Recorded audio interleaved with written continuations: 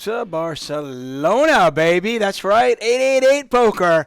We're in Barcelona, Spain, for our main event. It is day 2 action. I am David Tuckman, joined by the one and only Nick Wealthall. Hello. Nick. Hello, David.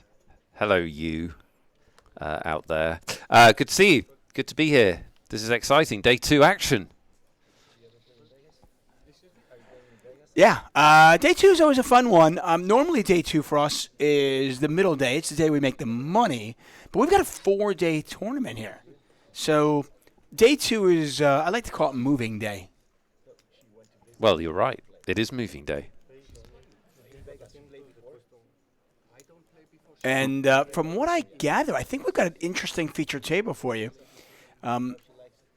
Unfortunately, Alexandra Botez did not fulfill my prediction of 90,000 chips. In fact, she busted late last night. But her father, apparently, has made it through to day 2. Oh, cool. And is going to be on our featured table. Nice. Look forward to seeing him. Yeah, exciting. Several 888 ambassadors in the field. Luthea, Ian Simpson, Vivi are all playing. And obviously lots of good local players as well. You can still late reg into this tournament, but we're getting towards the serious point of proceedings. Yeah, we had a turbo event this morning, actually. It was day 1D. Day 1D was turbo. And now all of the players have consolidated into what is day 2. Tomorrow, of course, day 3. And then Monday, the final table. If you're joining us because you like Nick Wealthall, well, we've got him all day. If you're joining us because you like giveaways, we've got those all day also. Yeah, lots of giveaways. We've got 10 prizes to give away. 8 $16 tournament tickets and 2 big boys, 2 $160 tournament tickets. And we've got a free roll later as well. So lots of prizes for you. All free. Don't worry about that. All free, yes, no doubt about that. The free roll's a while away, so we'll let you know about that. But we will be giving away these $16.50 tickets and $160 tickets at random times. So you never know, so you don't want to leave. But I have done some research. I've got 2 amazing questions for Nick as we play Love and Thanks later on. I'm excited. I'm excited. The people are excited. I know Lime Ricky is excited. It's the favourite part of her day and her job is sorting out the entries. That's what she told me. She said, I love the challenge, Nick, is what she said. Ooh, I've got excitement for you. What's that? Apparently, we did not give away enough tickets yesterday. Oh, I hate that. Yeah, we didn't give enough away. So we have to give away 11 tickets today. Okay, I can do that. Oh, jeez. Nice. The craziness. And we'll do one relatively early on, so you people who have obviously followed the channel, got your notifications turned on, and are the early birds, you get the benefit. Welcome if you're watching on BotezLive. If you're watching on the Botez stream, we're happy to have you. And Alexandra is still in Barcelona. I saw her this afternoon, but not playing in the main event. She busted last night, but her father is at this table, you're telling me. That's what I've been told. How will I recognize him? Well, I assume he'll look like a Botez. I don't. Well, yeah. I mean, he's not going to look like the famous ones. No, he won't look like a famous one, and I assume his last name will be Botez. Okay, that's what we'll look for. Yeah.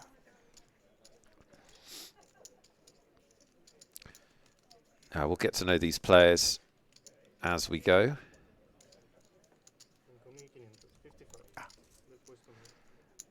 And the fun thing about day 2 is that you always have a variety of chip stacks. So day 1, everybody's deep pretty much. Day 2, as you can see on screen, we've got a 75 big blind stack against a 23 big blind stack. And the further you go in a poker tournament, the more the stack sizes are the critical factor in the decisions that you make. And the challenge is really to be able to adapt to the different stack sizes you're facing. So if you are joining us on the Botez stream, or if you're joining us on 888Poker, just to let you know that this is a main event tournament. So this is just a feature table. So this is not a made-for-TV poker product. The players aren't mic'd. We're kind of dropping in on their tournament. There's lots of other tournaments, tables out in the casino. We're just watching one for your pleasure. And those are our chip counts at it. Botez, I can see it straight away.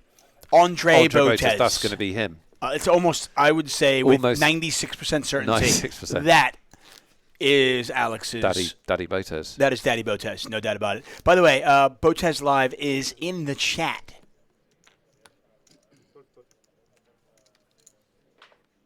What? So apparently, she's in. What are you saying? Well, it just said I rebought with 25 big blinds, and now I'm at like 60. Oh, and that's Alexandra? Or do you think that's a Botez bot that they've had AI design? I don't know. It's all very confusing. I don't know. I'm opening up the chats right now. I'm very excited about all of this, folks. Nick Wealthall, David Tuckman here for 888Poker. We are live in Barcelona. Thanks for joining us, everybody. Giveaways, free rolls, all sorts of goodness. I will tell you, the only unfortunate thing is we don't have a camera in here because Nick Wealthall is looking hot. Oh, we have a camera. Yeah, there you go. We're not using it. Just trust me. He looks good today. Thanks, David. The Spanish sun is good for your skin. So it's lovely today, and this is a great time of year if you want to visit the Mediterranean. Those of you that are in the Mediterranean already know this, but June is really a lovely time of year. It's towards the end of the month, like May, June. Perfect. Towards the end of June, it starts to get a little bit too hot if you're from England. But this time of year, end of May, beginning of June, lovely. I concur. So day 2 action, if you are just wondering some of the information, players started with 30,000 chips yesterday. The blinds are in the top right corner of your screen, 600, 1,200. They'll come up in a second or two. Bottom left corner of your screen is all the pertinent information about each player, what position they're in, how many chips they have, how many big blinds they have, which is, as Nick mentioned, that's the really important thing. How many big blinds somebody has. If you're new to poker, that's what's important. Somebody telling you they have 3 million chips is meaningless unless you know what the blinds are. So in this case, we know that Robert Andreas with 68 bigs versus how do you say that name? Paolo, okay. Paolo Boy with 43 big blinds, or 82,000 and 50,000 chips. Again, players start with 30,000 chips. Black chips are hundreds. Purples are 500. Yellows are 1,000. And the reds are 5K each.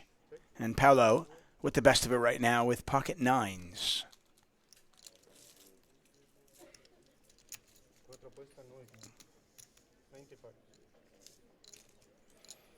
I feel like a new man, Nick. I was a little tired yesterday. I was a little grumpy. I felt like I was off. You were a little grumpy. I wasn't my normal. In fairness to you, you're flying from America, right? They drop ship you in. You get about one night's sleep, and then you have to do a stream. And there's some serious jet lag. Yeah, I pride myself on trying to be professional and have the energy. But yesterday I was dragging a little bit, and I was mad about it was like, like an athlete feeling bad about a performance. I'm not comparing what we do to athletes, but that's how I felt. But I got a full night's rest last. I woke up this morning, and I am ready to conquer the world. Good news is I don't need to conquer the world today. You just need to talk for money. I just need to talk. Yeah, that's it.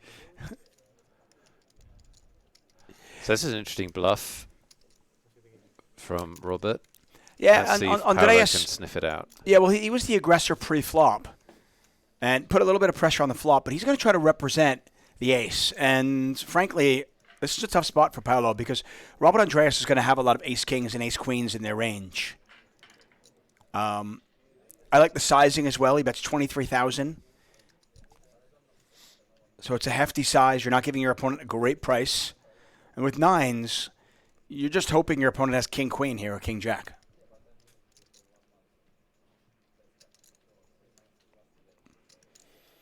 It also represents a large stack, a large percentage of Paolo's stack, by the way.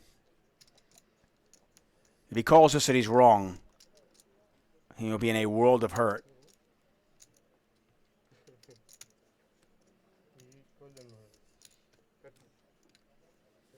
But he does make the call. What a great call with 2 black nines. Wow, good read. That's a hard call to make. Really hard. Like you said, because it's like such a significant bet in terms of his tournament.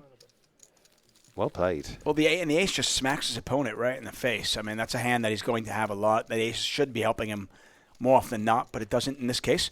Take a moment to say hi to some people in the chat. What's up, Lime Ricky? Good morning. Lime Ricky, of course, our amazing moderator over on 888Poker TV on Twitch. Hello, Dolly Dallas, Art Pro, Sloth Energy, Ricardo, Von Shelley, Dan Roussel. Thank you for being here. And, of course, those of you in BotezLive chat, Jin Sensei, Gobo, Bone Crusher, someone else in chat, Tier Sky, Anto Rockets, Inverse Entropy, Joey Infinity, Flake Dough, Power, Sultan. Thank you so much for being here. Just a reminder, I know Nick is going to say this about 14,000 times today. We welcome everybody. We're so happy that you're here supporting us and supporting the stream. But if you do want to win one of our 11 giveaways and you're eligible to actually play on 888Poker, head over to the 888Poker TV chat as well. You can keep them both open. And whenever we run a contest, make sure you put your answers in the 888Poker TV chat so that Lime Ricky can award these winners.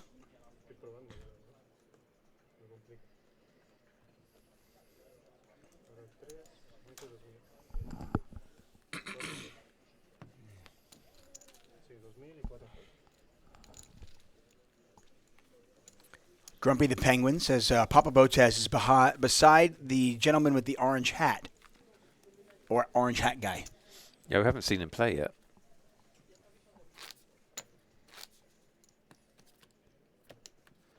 Botez stream demands Papa Botez action. It's a weird statement, but that's where we are. So, Alex, by the way, is playing, by the way. Apparently she rebought and ran 25 big blinds up to 60 big blinds. So she might actually be around 90,000 chips. Cool. I think she's at like 75,000 based off that. Good luck to her. Vapetura says, can I get a shout out too? I apologize, but this is a professional. We try to keep this is really professional. We don't do shout outs.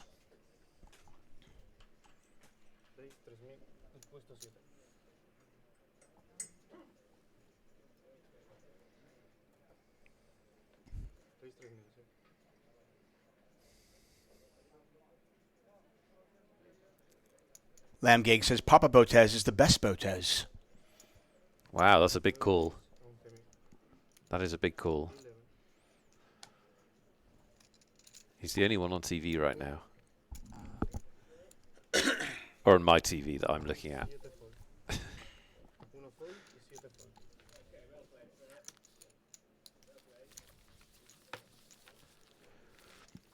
Exciting news, by the way. Which is? We might have guests today. We will have guests today, for sure. So it won't just be me and you. It won't just be me and you. We'll have some top-class poker players to do some analysis. That'll be happening. Damn Kid Daxon says, these commentators seem awfully modern. I always imagine them to be in another universe. No, we are, if anything, we scream modern. Yes, you're very contemporary. That's what I think when I see you. Contemporary. Right, so what the situation here is, dear viewer and David, is that I've had a big lunch. I've had a big lunch, and I've had a glass of wine, and so far this poker is not lighting a fire under me. I need more action. Yeah. Yeah. We had a big piece of chocolate. Players are still really deep. They are, but that's no excuse. They're supposed to be providing entertainment. Come on. Entertain me. Entertain me. Yeah, we had a big 888Poker lunch. And I don't know about you, but I don't need 6 courses for lunch. It was delicious. I feel very grateful to be part of it. But, yes, I'm full now. I mean... aren't we supposed to siesta? We should be currently asleep. Yeah. That's why the poker players are struggling to Probably. be in action here. Matteo Ferrata with just 6 high. Kind of wonder, are they ever going to put any money in the pot, or are they just going to hit a 6 and win it that way? Yeah, I don't understand not betting that turn with flush draw and a gut shot and blind versus blind and all that good stuff. Yeah, because it's unlikely for you to win the hand with 6 high. You're going to have to make something or bluff. And now, Clementa's actually going to bluff at it.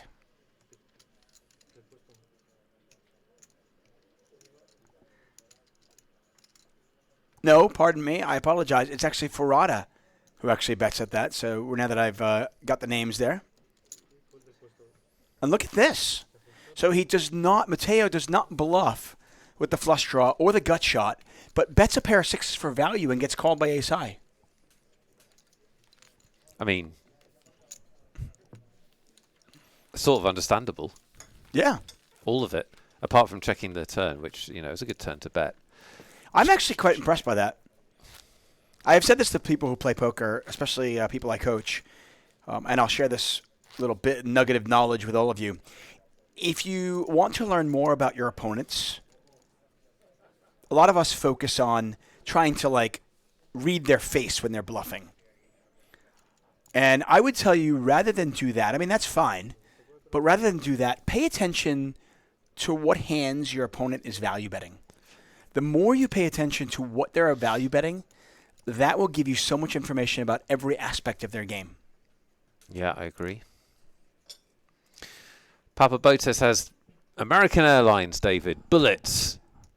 2 aces. Dolly Parton. Dead Man's Hand. Red Rover. No, it's not. It's not called any of those things. It's called American Airlines. I will tell you, Mr. Botez looks very, very young. So having 2 daughters in their 20s. He limped, and which is interesting. And now he's been raised. So let's see what he does. Setting the trap.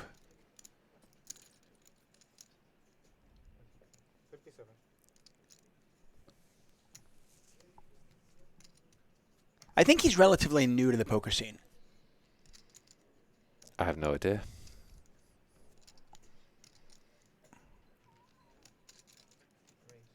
You can ask the Botez live stream.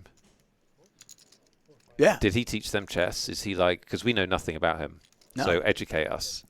Yeah, please. Let us know. What do you, in the chat, what do you know about Papa Botez? I know now that he limps with aces. That's what I've learned. Apparently he's a great chess player himself. I'm not shocked. He taught Alex how to play chess and poker. Nice. Okay. Well, I'll tell you one thing. He's a good teacher. That much we know. Yeah, for sure. I feel like he's like a games terminator. Do you know what I mean? I bet he's really, really good at lots of different games. I can see that. Well, he might get some action from Paolo. Paolo actually calls the limp 3-bet from him and hits top pair. Yeah, this is a dream flop for Andre. Pot's 15,000. He's going to put 1/3 in there. So I think you can bet a bit bigger there because the hands that you're really trying to get called by are mostly over pairs and sometimes some draws, like hands that would call a 3-bet. So I think he can bet a bit bigger on that flop, and here he can bomb away because you're just trying to get action from a very obvious range of hands. How scared are you that your opponent's got a 6 here? Well, you're just not scared, are you? What are you scared about? There are no 6s in his range. What does that mean? How do we know he has no 6s? 6s? Tell us. So because he re-raised pre-flop, and then his opponent both raised him and then called his raise. He has he doesn't have, let me put it this way, he very rarely has a garbage hand or has a weak hand.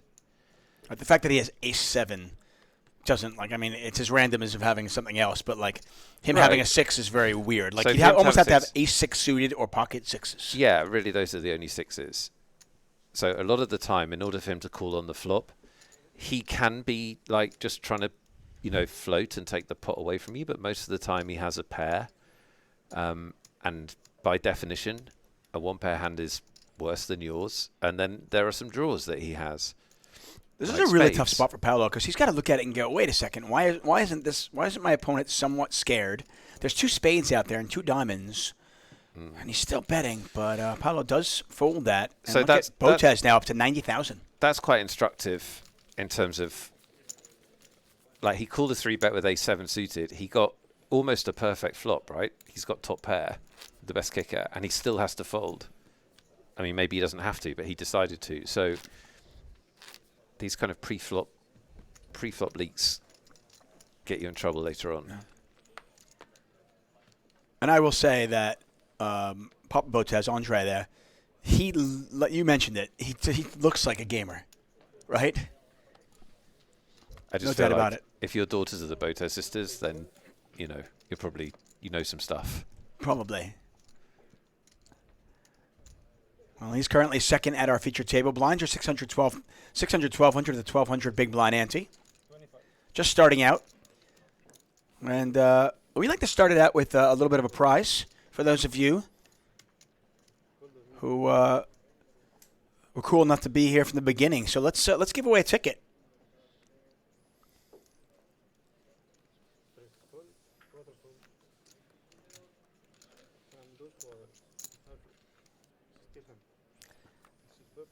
We're going to ask our amazing moderator, Lime Ricky, to set up a keyword.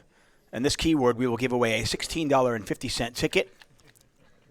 Again, if you want to be a part of this, you want to win, make sure you can actually play on 888Poker. If you win the ticket and you can't play on 888, it doesn't help. We do apologize for that. We wish everybody could play, obviously. Talk to your representatives, wherever you might be in the world. And also, you must join us on the 888Poker TV chat. It's quite simple. All you need to type in is the word. And we are ready. Okay, well, my wife's dad goes by Pop. Okay. But my dad goes by Papa. Okay. So since we've called Mr. Botez Papa Botez, we're going to go with Papa Papa as our keyword. Very good. Type Papa. P-A-P-A. That's it. Just type Papa, type it once, and you're in. You got an equal chance to win. We'll pick a name at random. Just type P-A-P-A in the 888Poker TV chat. It doesn't work on the BotezLive chat. Sorry, we're only running the software. We can only run the software at one chat, and we're hosting the show. So you've got to come over to 888Poker and put in Papa. You do have 3 minutes, by the way. So if you want to just head over there, just 888Poker TV. You can open another Twitch channel. Really quick. I believe in you. PAPA to be in with a chance of winning a $16.50 tournament entry, which you could turn into mucho doubloons. Yeah, it's free, so might as well give it a shot. But again, unfortunately, if you can't play on 888Poker, if you live in an area in the world that is restrictive and doesn't believe in online poker, then obviously we want the ticket to go to somebody who can use it.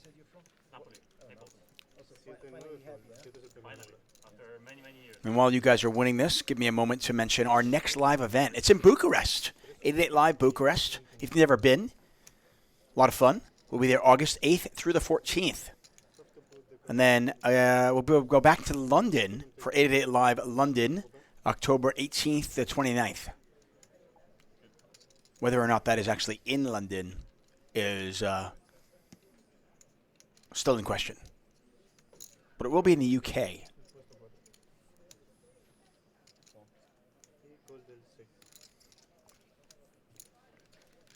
9L pointing out that the Botez family are Romanians. Good, yes. Like I said, if you've never been to Romania or Bucharest, it's a beautiful city. Luckily, I've been there a couple of times now, 3 times. The countryside is beautiful. You've got Dracula's castle, just a couple of hours outside Bucharest. The poker is always amazing. As we look at this king high flop, 2 clubs out there. Don't know what Ryan Mark has on the button. This is a pretty dry board. Yes, there's a flush draw, but it's not connected when we say that. No straight draws. Last chance for the contest. When Lime Ricky closes the contest in our chat, it's closed. Type PAPA in the 888Poker TV chat. If you're in the BotezLive chat, you need to open another chat window if you want to enter. We're going to give away our first ticket of the day. We've got lots of these to give away. So when you inevitably don't win this, don't worry. But there is going to be a winner. Somebody has to win, David. Who is it? Somebody has to win. It is Vanha Perkil has won the giveaway. Vanha, congratulations. Well done, Vanna. You are our winner. Condolences to everybody else. You messed it up. You did it wrong. Yeah. Clearly. We will just double check and make sure that Vanha is eligible. Otherwise, we'll run that again really, really quick. But congrats, first winner. We still have 10 more giveaways today, so don't worry. Don't fret. We still have 2 big ones, $160 tickets being given away at some point over the next 6 hours. Are you ready for a 6-hour stream? That sounds long. 6 hours? Yeah. Jesus. I only got about 17 minutes of material. I have to really stretch it out. Luckily, we're going to have guests. Yes. I've had a lot of people say they were interested in coming in, but they're actually playing day 2, so hopefully we don't have too many guests today. Mateo so picks hopefully up they'll aces. bust the event so they can come and talk to us. Is that what you're saying? Yeah.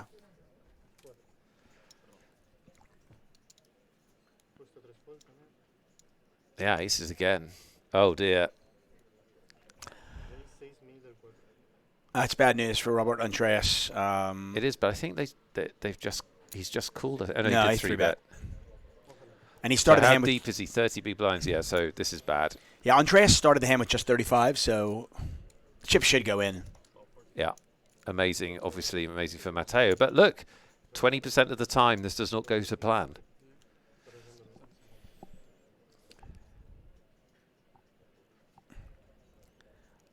And we've already seen Andreas bluff once. Usually when you bluff, you know that other players can. Mateo's a younger gentleman. Don't want to stereotype, but based off that, I just feel like if a 4-bet happens here, I just don't think Robert's going to go anywhere. Obviously. Yeah, he makes a small 4-bet. He could also shove. Action back over to Andreas. Shoving, I think, makes it look a little bit weaker. Sort of widens your range a little bit. This looks super strong to me. Because he's basically 4-bet to... I mean, obviously he's got queen, so he's almost certainly not folding. But if he had something like 10s, it might make the difference. One question I ask, when Mateo 4-bets to 17, or if he 4-bet all in, is there any difference? Is he ever 4-bet folding?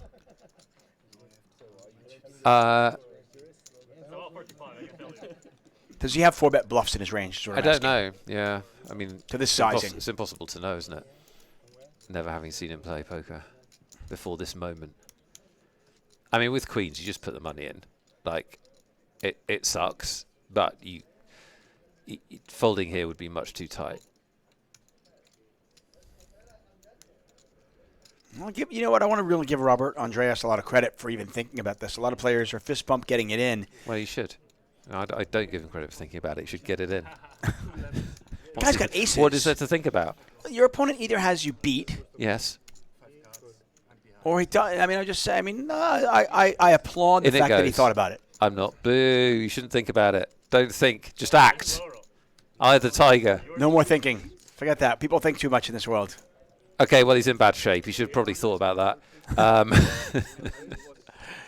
Yeah, he is a 4-1 dog, and if he does not get lucky and catch a lady here, I'll talk about this He'll be out. seriously after the hand as to why I don't think he should. He has a decision there at all. he But has anyway, one live suit, looking for a queen or diamonds. There's a queen! There's a queen! Look at that! Wow. Put it in, get lucky. Top set here for Robert Andreas. 20% of the time it works every time. This is bad news. Poor Matteo. Good Well, news for not yet Robert. though. How about a 10? He doesn't have. She doesn't have ace king. He has aces, right? Yeah, he has aces. Unless the graphic was wrong before. Did we see it tabled? Oh, he No, has it's ace-king. Oh, he has ace-king.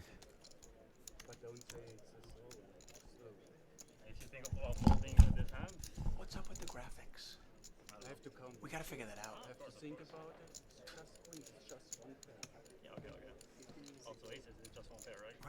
we gotta do a better job with the graphics. I mean, yesterday they were terrible. I mean, we sound like idiots. 1 minute. Not 2, 3. It has to be fixed. You want him to call. You still have to act after this. He wanted you to call as well. So he should take a bit of time. So just to clarify why I don't think it's a decision with the queens. Once you've put in 6,000, basically, if you're not sure about this, just spend a little bit of time with some simulators. And the problem with folding there of 30 big blinds or 35 big blinds or 40 big blinds is that you have to be right every time. Otherwise, it's a massive mistake. And it's almost impossible to be right every time. And by right, I mean that, you know, if you've got queens, they have to have kings or aces to make the fold justified. The fun thing about that, Nick, was obviously we didn't plan it, but there was a graphics mishap, and we thought it was aces. Yeah. And So it's actually for ace-king. everybody's watching at home, and for us, you're thinking results-oriented, maybe you can fold this. The fact of the matter is that player actually had ace-king. So it was really kind of a fun experiment, because how many of you watching that at home thought, oh, well, you should fold, he's got aces. When in fact the player played the same exact hand, the same way, but with ace-king. But with ace-king. So it was it was actually a really good experiment in why we shouldn't be folding that, or why we shouldn't be assuming that our opponent actually has aces there. Yeah, you're right. It was interesting. And one other thing to think about, which I just think players don't think about this enough, is that when you so in day 2 of the tournament, this is different to day 1. In day 2, you have to be very aware of your stack size and of your opponent's stack size. When you 3-bet or raise or even bet, you are opening the betting. If you 3-bet, you're reopening the betting because the action's going to go around to the original raiser. So before you 3-bet, try and think about what you're going to do if you get 4-bet or shoved on. Because you are basically opening up that possibility. I've always been amazed. If you have a hand where you don't want to be shoved on, then think about not 3-betting in the first place. Or shove. I've always been amazed by that when I see somebody. I've covered so many final tables, I know you have as well, where somebody 3-bets and they get jammed on. And they're like, oh, what do I do now? And I'd be like, well, didn't you think that was a possibility? Like, you 3-bet, your opponent's either going to call, fold, or shove. Like, I mean, imagine playing chess and not having like any idea what your opponent might do next. Right. Like, you'd never do that. No, you wouldn't. And this is one of the biggest things that when I've coached poker, I find like people when they're improving, they really need the most help with, which is just trying to get into their opponent's head in real time and get out their own head. And so when you've got 35 big blinds and you 3-bet an under the gun raiser, right? That's what he did. Or a +1 raiser, basically. You've got to think, I'm not even having a go at him, I'm just saying as a concept, you've got to think, what is my play if they come back over the top or if they put me all in? Because that possibility now exists, whereas if you flat called or you shoved all in, it doesn't exist. So you've got to try and think about that to make the best decision.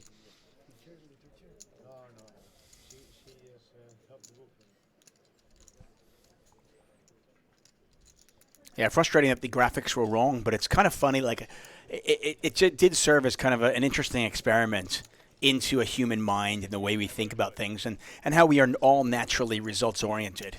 Thinking, well, maybe you should think about it because the other opponent has aces. And then once we found that he had ace-king, you're all thinking, oh, well, great call. Of course he's got a call. He's got ace-king.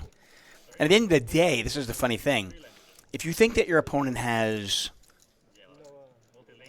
aces there sometimes, kings there sometimes, ace-king there sometimes, maybe jacks, and maybe a couple of bluffs. Well, there are 6 combinations of jacks, 6 combinations of kings and aces. That's 18 combinations. We've got 16 combinations of ace-king, right? Plus a couple of bluffs in there. We're actually doing pretty well against that range of hands, we like to say. They can, but they don't want. Yeah, exactly. And they expect you to speak their language. So another interesting situation with a 4-bet. In French. But at least they are not American. When people don't understand them, they just speak loudly. Inshallah, yeah. You don't understand. You don't understand. How about now? Papa Botez chatting, but he's not in this hand. Dorian next to him is in this hand on the button.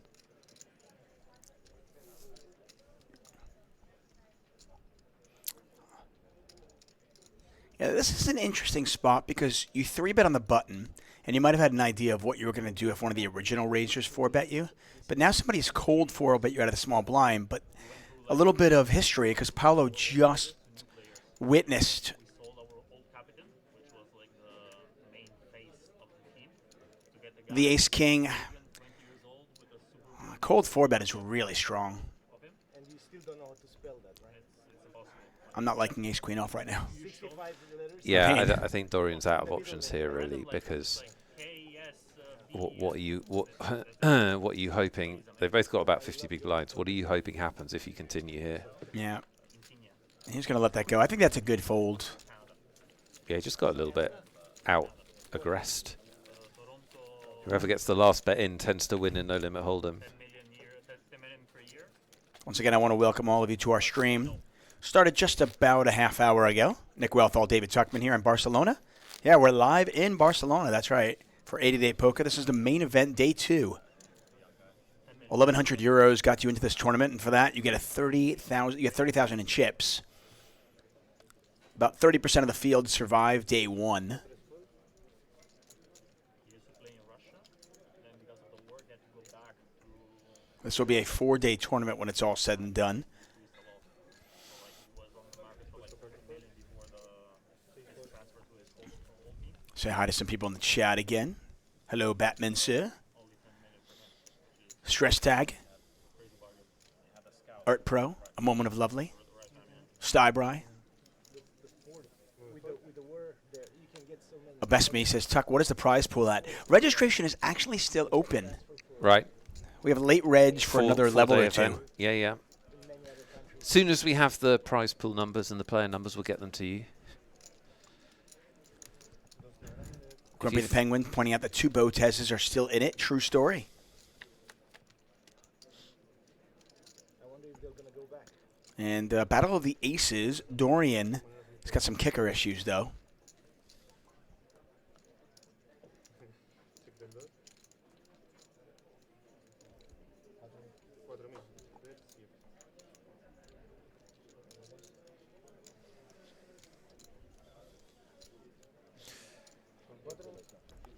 He's gonna get killers now.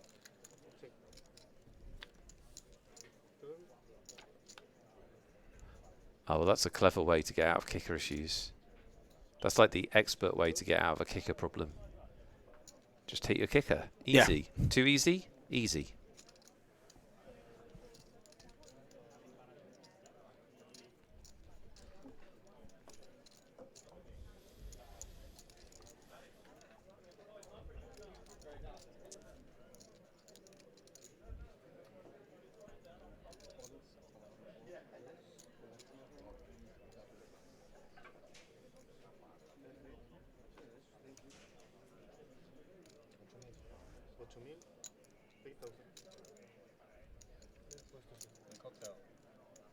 Are the German drinking anything else except German beer? This is tough for Manuel because he'll be thinking, how can I possibly be behind here?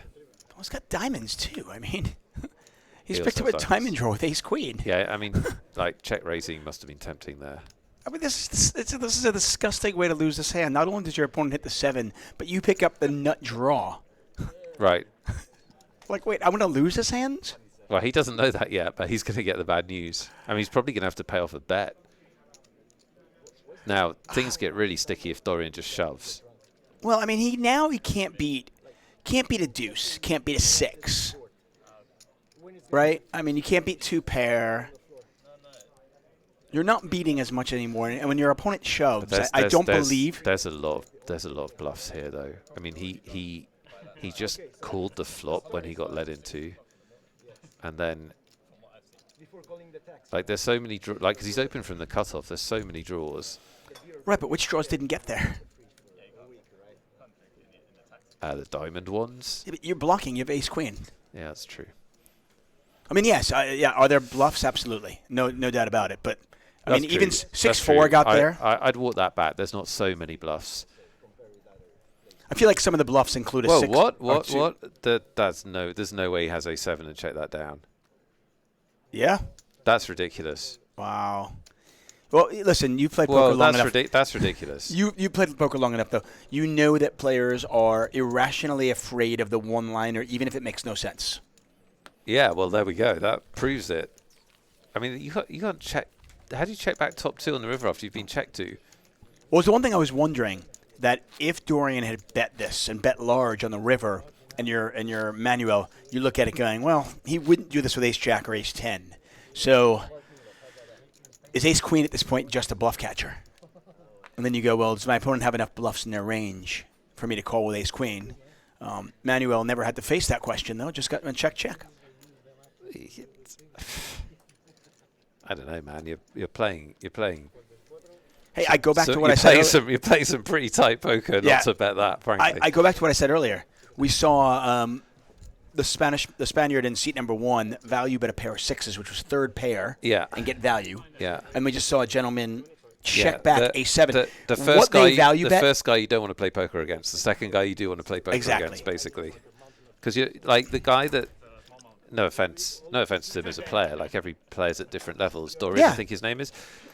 It's just very hard to make money at poker if you don't value bet when you make hands like that when the pot is already big, because that's where all your profit is in poker. All of your profit in poker. Listen to me now. All of your profit, not you. the people that are distracted. I'm listening too, though. It's good. It's good stuff. This is the only good thing I'm going to say today. All of your profit in poker comes from getting paid when people have a worse hand than you. 100%. You'll make some money in bluffs, you'll make some money without showdown, but most of your profit in your lifetime of poker is getting paid when you have a made hand. So if you miss bets like that, that's the worst thing you can do in poker. And you've heard me say this 1,000 times, but when people look at their games and think, I wish I won more, that's where they should be looking. The spots where I missed value bets, where I could have got paid, and the spots where I had the best hand and I didn't bet enough. So there you go. Many years ago, I used to write for a poker magazine called Inside Poker in the UK, and I wrote an article. And I actually it was early on in my poker career, and I felt really good about it because I got a nice note from Daniel Negreanu, who came back at me and said, "Hey, I agree with everything you wrote." And I was like, "Wow!" And I was such a big fan at that point. And something I talked about that. I said the same thing, where most of the money you make in poker is going to be from value betting. But the other added bonus of putting in value bets in situations like that, or even thinner value bets, is you become infinitely more difficult to play against. Think about how much easier it is to bluff when your opponent thinks that you could be value betting. Yep. Now, if you're not value betting ace-7 in that spot, when you bet the river, you basically either have a straight or nothing. And then your opponent can make it. It's a lot easier to kind of hero call you, and it's a lot tougher to bluff. Exactly. Anyway, let's move on. This hand often pops into my head. I mean, you've commentated with me for too long, so you've heard all my stories, but I'll never forget one of the years I played the main event, and this young Asian kid sat down next to me, and like the second hand he played, he value bet 4th pair into this guy. Joseph Chung? It wasn't him, but it was a pretty high stakes player. Anyway, I didn't know who it was, and he value bet 4th pair, and I went to him because I was trying to get to know him. I went, was that a blocker bet? Just like, I'm just trying to find out how he views the game. And he just looks me straight in the eye and goes, "It was value, man." Like that. I'm like, oh great. Okay. Mental note: avoid you. I'm screwed. Value betting 4th pair. This is not who I'm supposed to be playing against in the main event.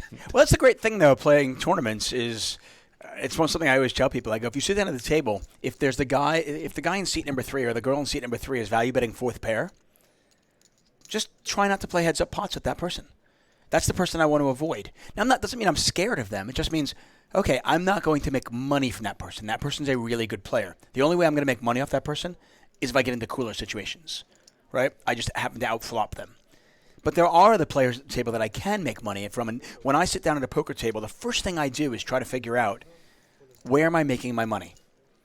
Oh, the lady in seat number 1, the guy in seat number 6. Okay, those are my spots. Yeah, and I will very it's- rarely it's 3-bet and isolate a very good player. And I sort of find that tournaments, it's harder to do that in tournaments. So on day 1, you can probably do that, but it gets a lot harder in tournaments to do that a lot quicker, which is one of the reasons I prefer cash. But different topic. Killer Smoke, there are giveaways today. There are lots of giveaways. We've done 1, but I think we've got 10 more, including 2 $160 giveaways, which is huge. And we've got a free roll later. There's loads of prizes. Yeah, our free roll, by the way, begins at 5 o'clock GMT time, which is 7 p.m. local time. So still about an hour and 48 minutes away, or hour and 44 minutes away, I should say. Am I that period? We'll give the password for that in just a moment or two. Golden chain and no hair. What's wrong with you, man? 25.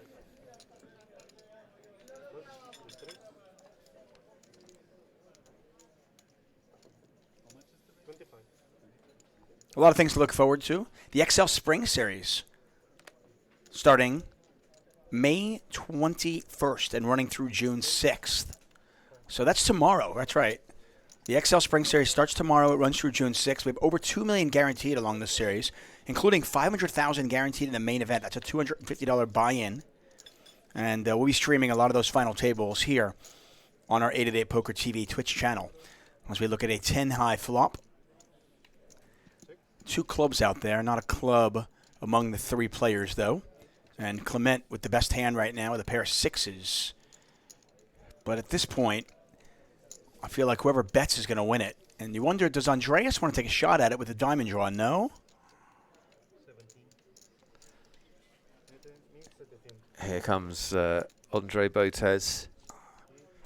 I might check raise this if I'm Andreas.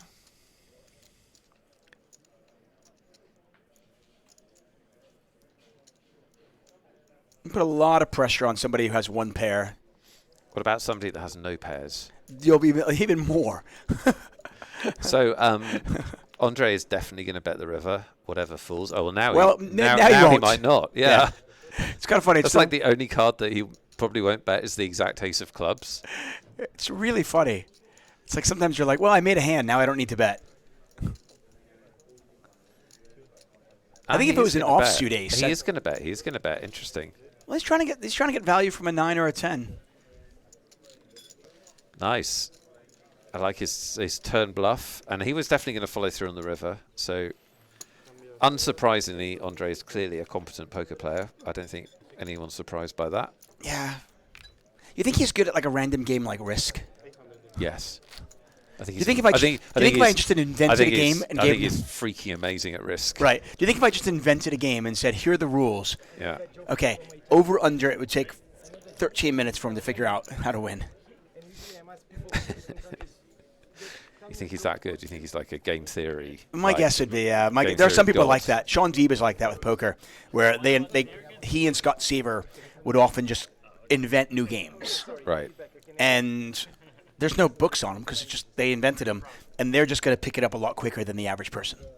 I'll tell you the joke about the Romanians. And I would imagine that.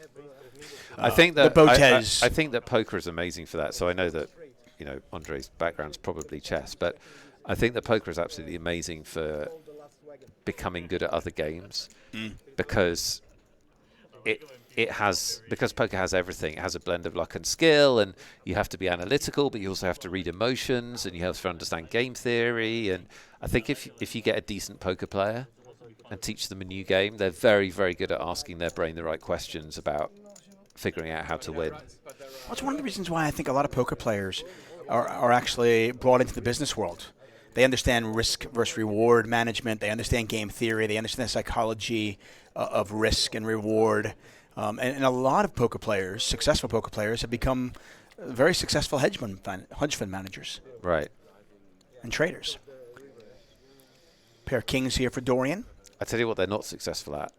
Having a job and getting there on time. Yeah, that They're not successful at Like, that. okay, so I love all of your the way your mind works. I think what you have really will work well in our business, but you've got to be here at 8 in the morning. Could you just do some work? Can you just be here? Yeah. That's what I was trying to say. It's a huge community, Italian community in Toronto, so I can't figure out why they got your captain. I think it's just because Ace King for 3 says, bro, either those cards are sticky or that dealer can't deal. The cards are sticky. Sometimes that happens, especially with the RFID cards. It's embarrassing, but we've been having some technical problems with the cards. It's pretty cutting-edge stuff, playing cards. They're just a few hundred years into their development, and we haven't ironed out all the kinks, unfortunately. Yeah.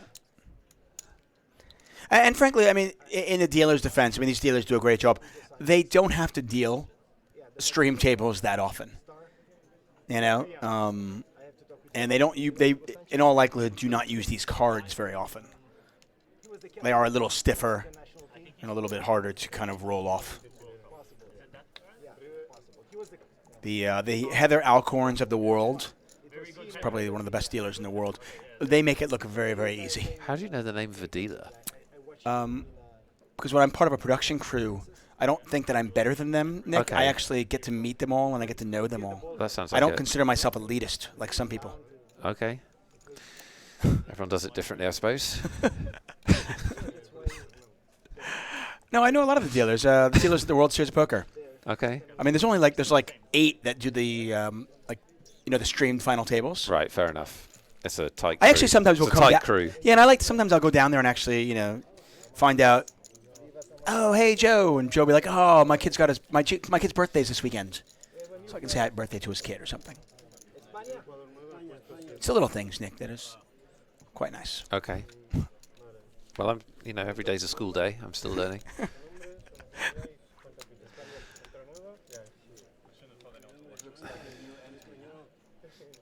What's happening now? David, what's happening? This is just nothing. This is just a... I don't know. It's like contemporary art, in fairness. This would be when normally I would have a producer in our ear telling us what's happening. Oh, look, here's the casino. Shot at the outside tables. Yeah, so as Nick mentioned, this is not the only table. You see the levels just changed, by the way. So 55 minutes left in this level. Levels are 60 minutes long, playing 8-16. And there's the bar. There is the bar. We have numerous tables going on. Yeah, that's not the main room. That's the room where the feature table is. So they've just turned one of the cameras around. The main casino room is just out those doors to the right. Clearly, this was a situation where something's happening at our table, and the production company said, hey, cameraman, turn around. Yeah, I believe a fist fight is happening between 2 of the dealers who are blaming each other for the sticky cards. That could be the This case. is pretty ugly, so we don't want to show you that. Gentleman sitting. You can see Nick Eastwood there. See Nick Eastwood at the bar talking to a Don? Oh, well, it's gone now. You missed it. Chip counts.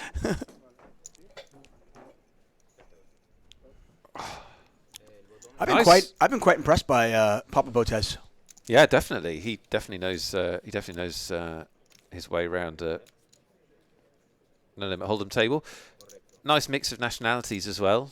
Usually these events in Madrid and Barcelona are dominated by Spanish players, as you'd expect, but we've got British players, What do we Italian have? players, Italian, German British. players, and Andre is a Romanian.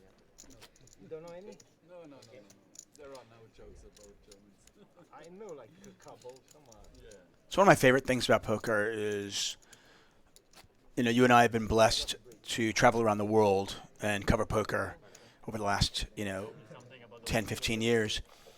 And seeing how this game truly is a world game. People from all different walks of life, people from all different countries play this wonderful game. And I'm never tired of seeing a feature table or a final table that has 6, 7, 8 different countries represented at it. Yeah,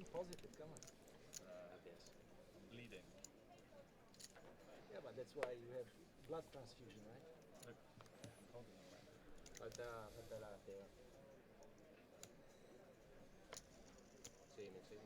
Speaking of Nick Eastwood, by the way, A link for his channel is over on our 888Poker TV chat. You can check it out. Does a really good job. Easty is really entertaining. He's a good guy. He'll be covering Magic Monday on June 6th. Nick Wealthall is once again on holiday.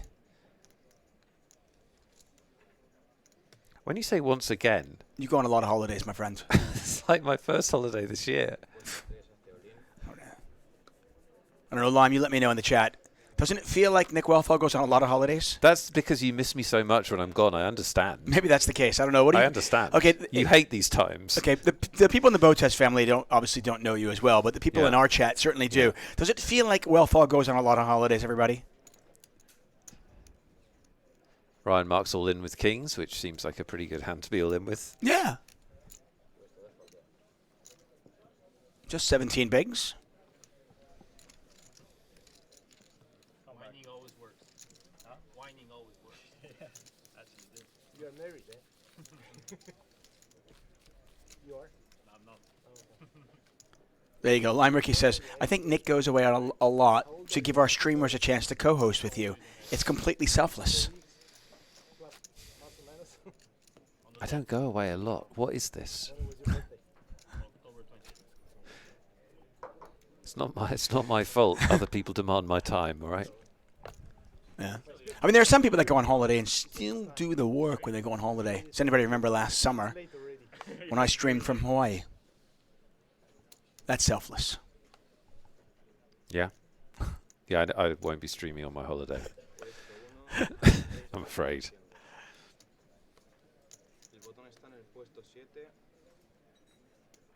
Andre 1991 thinks you go on holiday for 100 plus days a year.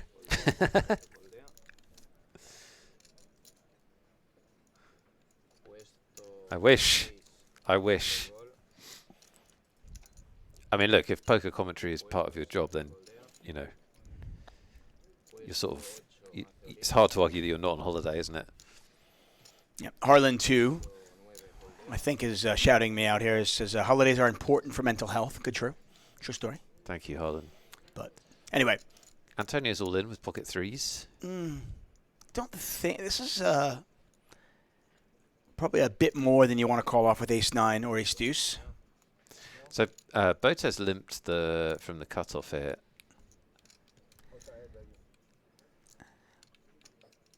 I mean, this is one of those situations where you really got to factor all the hands your opponent might do this with, and sometimes you're beating a king-queen, king-jack.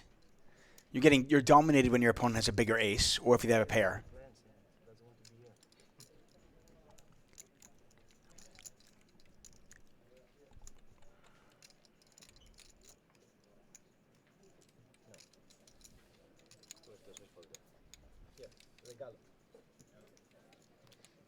Bon dia.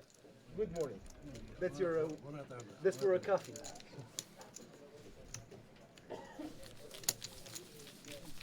I thought that if the bank cannot do it, who am I? They're a good hand, but not good enough. Mucho respeto.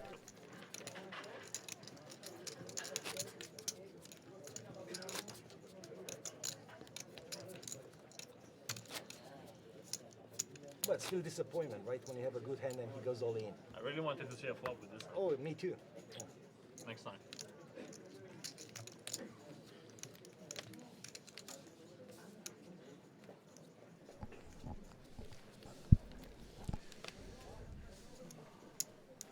So what's the giveaway schedule here, David? I haven't really put any thought into it. Put no thought into it. Just story of my life. I just figured we're going to be on the air for about 6.5 hours. We'll do one whenever we want. Nice. And then at the end, we'll do a flurry to make sure we get them all in. Nice. And then when we forget, we'll just do extra tomorrow. Yeah, it's 16. How does that work?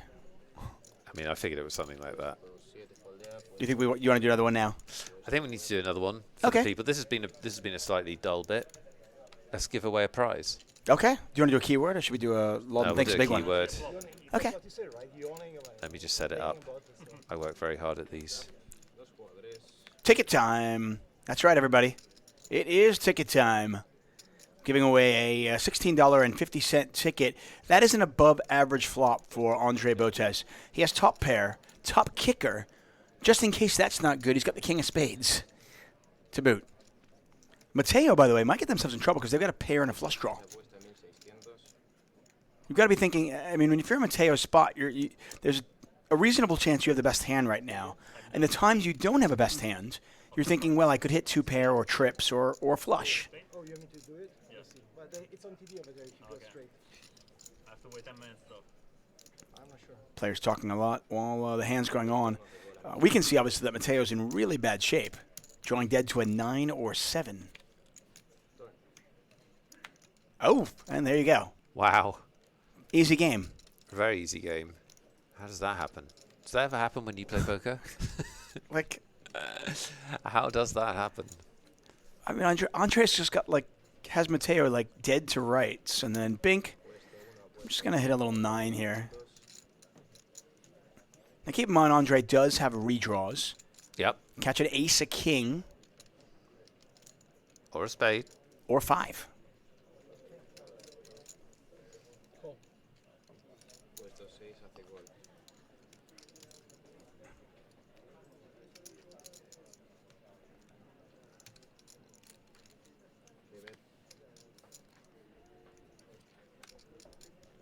It is a blank.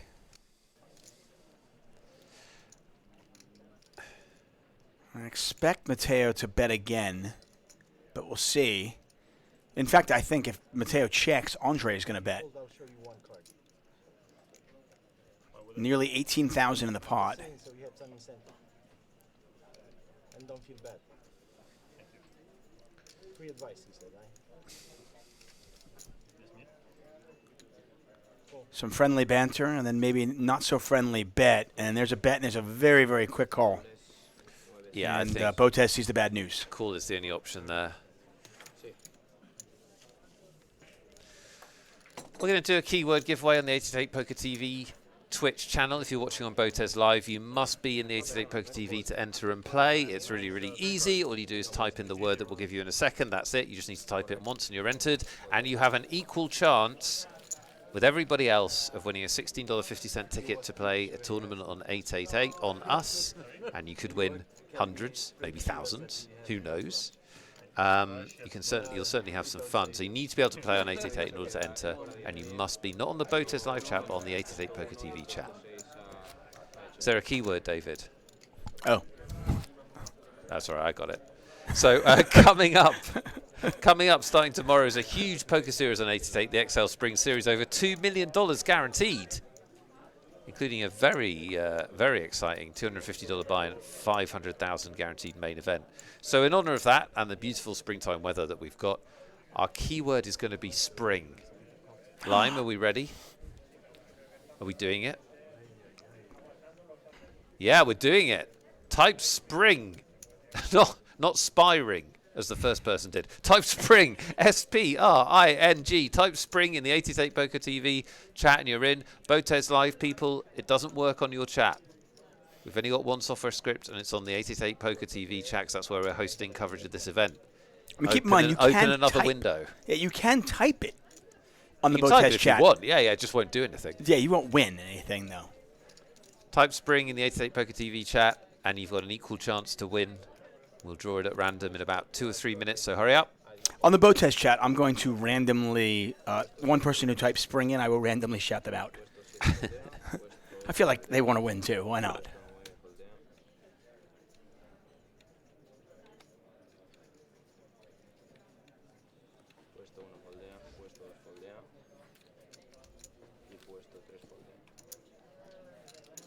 Spring. Get your springs in. Change your life. Win a $16.50 satellite ticket onto 888Poker.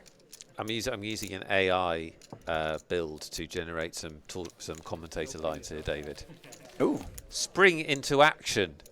That's and type nice. spring in the chat. Yeah. Really good. Let your competitive instincts bloom, it says here. That's really good. Yeah. Wow. It's amazing. Is this ChatGPT? We're going to be redundant. Yeah, it's fantastic, isn't it? This is so... Oh, the future is wonderful. Isn't it amazing? Will we be made redundant? We've been redundant for years. Just tell anybody. This will Don't tell them. This will probably just make it official.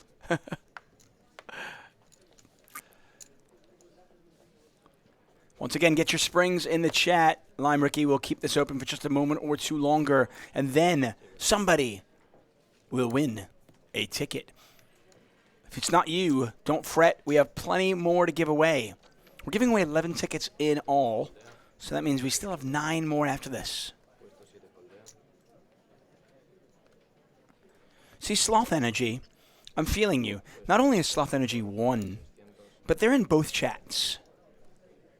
They're doing it the right way. I'm also all about Sloth Energy.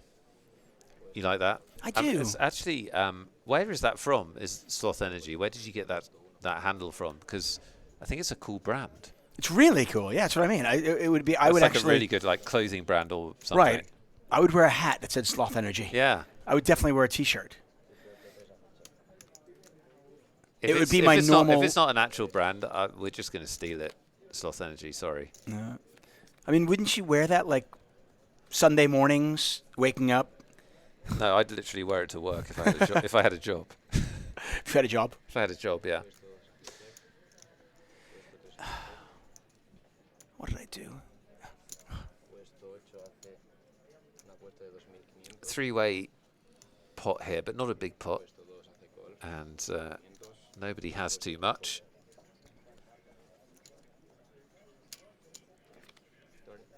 So if you haven't already, make sure you enter our contest. You just need to type Spring, S-P-R-I-N-G, into the 888Poker TV chat, and you're entered in a keyword draw to win a $16.50 ticket.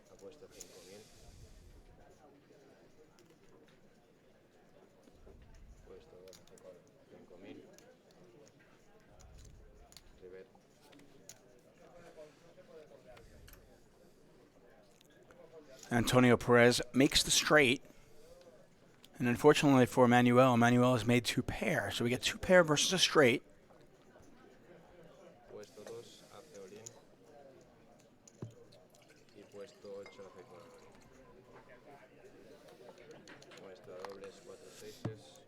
Yeah, and Manuel is out. So apparently, according to Sloth Energy, says Andrea Botez was playing chess slowly one day, and she said she was bringing real Sloth Energy to the stream. Oh, really? But that should be 100% a brand. You're right. Let's do it. Let's do it. Let's make our fortune. Done. I'm gonna. And get sued by. I've got a. Get sued by the Botez sisters. We're ready, David. We're running this. Are we? Somebody's going to win. Do it. Who's gonna win? Maybe you. It's not you. Who is it? Gambling Gaz. Gambling Oh. Gaz. Come on down. You have won the giveaway. Nice work. If you're not Gambling Gaz and you didn't win, don't worry. There will be several more chances to win. Plus, we've got 2 $160 prizes coming later, which is pretty cool. Thanks for playing, everybody. Gambling Gaz, you are the winner. Now, gambling. This is not Gambling Gaz, but I did promise a shout out to somebody over on the Botez chat for typing in spring, and that was It's Raining Snails. So they typed in spring. Yes, Nothing happened. they heard me say their name. Mm-hmm. Congratulations, It's Raining Snails. Fred Olympic says rigged lol. Yeah, it was rigged.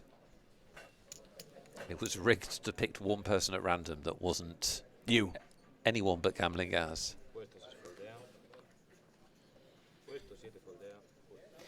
4 days of streaming while Nick and I are in Barcelona. This is day number 2. And if the next 2 days are anything like this, you are in for a treat.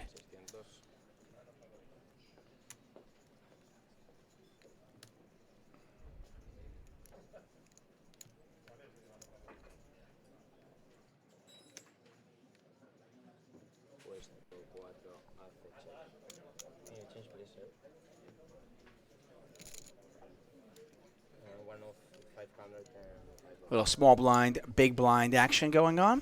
We have a, I don't want to say sloth energy at our table, but we definitely have some passive players at our table. Not a ton of chips being thrown around. We're pretty far away from the money. And you kind of sense that these players not all that excited about going nuts.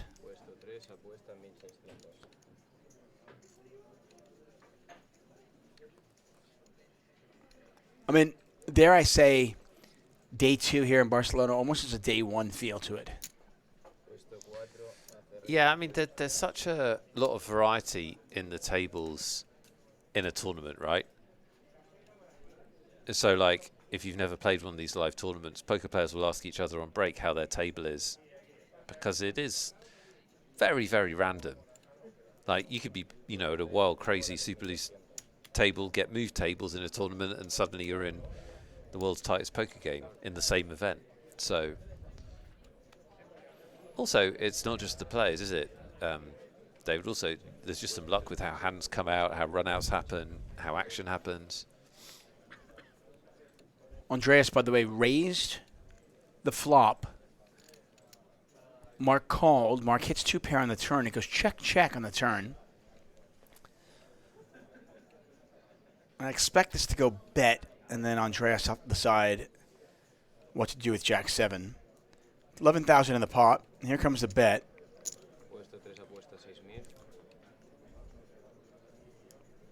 Ryan Mark bet 6,000, and a very quick call from Andreas. Kind of surprised at this quick call. I mean, Andreas raised the flop and got called. Then it goes check, check, and then Ryan Mark bets. Yeah, he got a bit stubborn there, didn't Yeah, right. What does Ryan Mark have? He called your raise. He's just like, Like, it turns out he had 2 pair, but he's going to have a queen there so often. The XL Spring Series. Running now. I don't think it starts till tomorrow, but yeah. Yeah, I know, but the thing says running Ru- now. running so. now-ish. They should have put ish. Running now-ish. Satellite's running now. Running soonest. Now, if not sooner.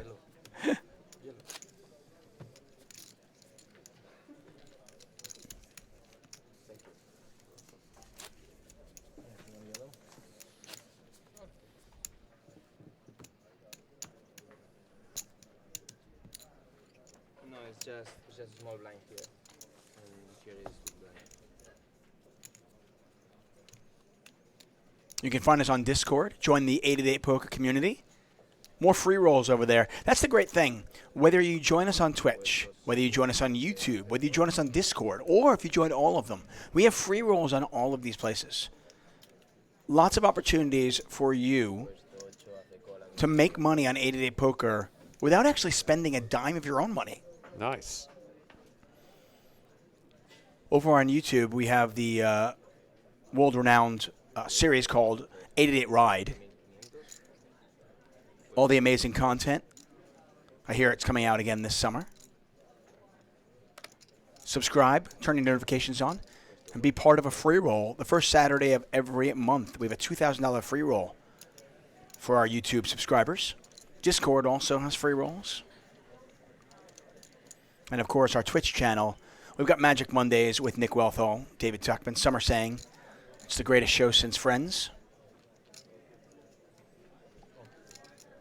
It's our signature show. That seems accurate. I mean, I haven't really watched TV since Friends, but I can't imagine there's been much in the interval.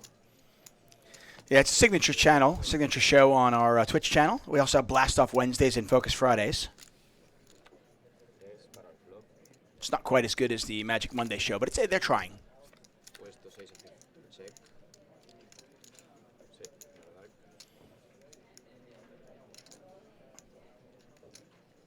Bunch of nothing here. We got a 16,000 chip pot, though. And a lot of chips went in there, considering nobody's got that big a hand. And it is Mateo who's going to take a crack at it. Kind of like it. A lot of turn cards give him equity. He does have the 10 of clubs in his hands. And he also understands that his opponents are unlikely to have much on a queen, deuce, deuce board. So simple bet from the chip leader at our featured table takes it down.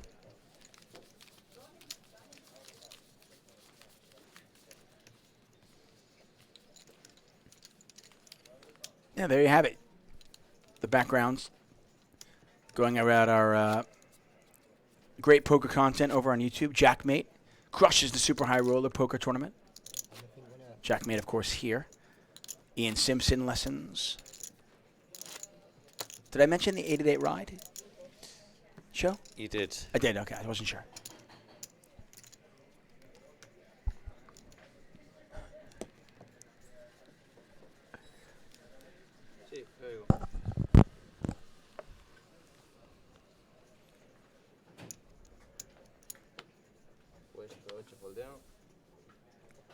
Chat's kind of quiet today. Where are you, chat? Okay, so I'll just ask some fun questions. I'm curious, where is everybody who's watching us right now? Are you in Europe? You in the States? You in Canada? Hawaii? Australia? Where is everybody? Pel 1 is home. We got Montreal. We got North Korea. We got France, Antarctica. I think some of you are lying. Estonia, Ireland, Brazil, Germany, Norway, Romania, Sweden, Vancouver. Love Vancouver. Do it for the BotezLive chat. Croatia, Pittsburgh, more Estonia. We got Taiwan, Denmark, India, London, Munich. Manila in the Philippines. Glace Juicer is hello from England. Armenia. Edmonton. Oh, Simtex, my condolences for your hockey team. Lev says, why skip Armenia? I didn't. I said Armenia. Thank you. I'm trying to read them all. Yeah. Turkey, Calgary. What else? We got Vegas in the house. Good morning, Vegas. It is early there. Yeah, really. Very early for a Saturday. Congratulations to you, your Vegas Golden Knights, up 1-0 in their NHL playoff series. You watched the game last night? If you can get up, no one cares. If you can get up early in Vegas, it is a great place to be early in the morning. I very rarely have had breakfast in Vegas, but breakfast in Vegas is cool. Okay, of all the times that you were up early in the morning in Vegas, Yeah. what percentage of those times was because you woke up early, and what percentage of those times was because you played poker through the night, or you did something through the night, Jeez, and you just happened to stay up? Yeah, woke up early would be like 15%. Yeah.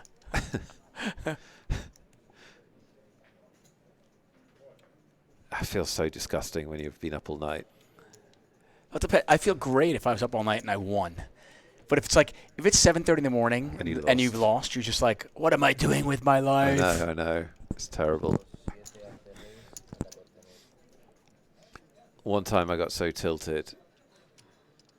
And I'm very lucky. I don't tilt very much at poker, but I got very, very tilted playing cash in the Bellagio. And I forced myself to walk back at 9:30 in the morning to my apartment, and it was about a 40-minute walk, and it was really hot, and I knew it was going to be horrible, and I forced myself out of punishing myself. I was like, you have got to learn not to tilt. Oh my God! Here are the bad consequences when you tilt, Nick. It was just you punished yourself. Yeah, that's fantastic. That's how the brain works. You've got to equate like pain to bad behavior, so you don't do it again. So not only are you walking 40 minutes, and it's like you've been inside, so you've got the glaring sun on your body, but it's also starting to get really hot. It's probably already like 96 degrees. Yeah, it's horrible. I was in jeans. It was horrible. Yeah, for those of you in Europe, it's already probably 36. That's probably about right. It was horrible. But I learned my lesson. Oh, God.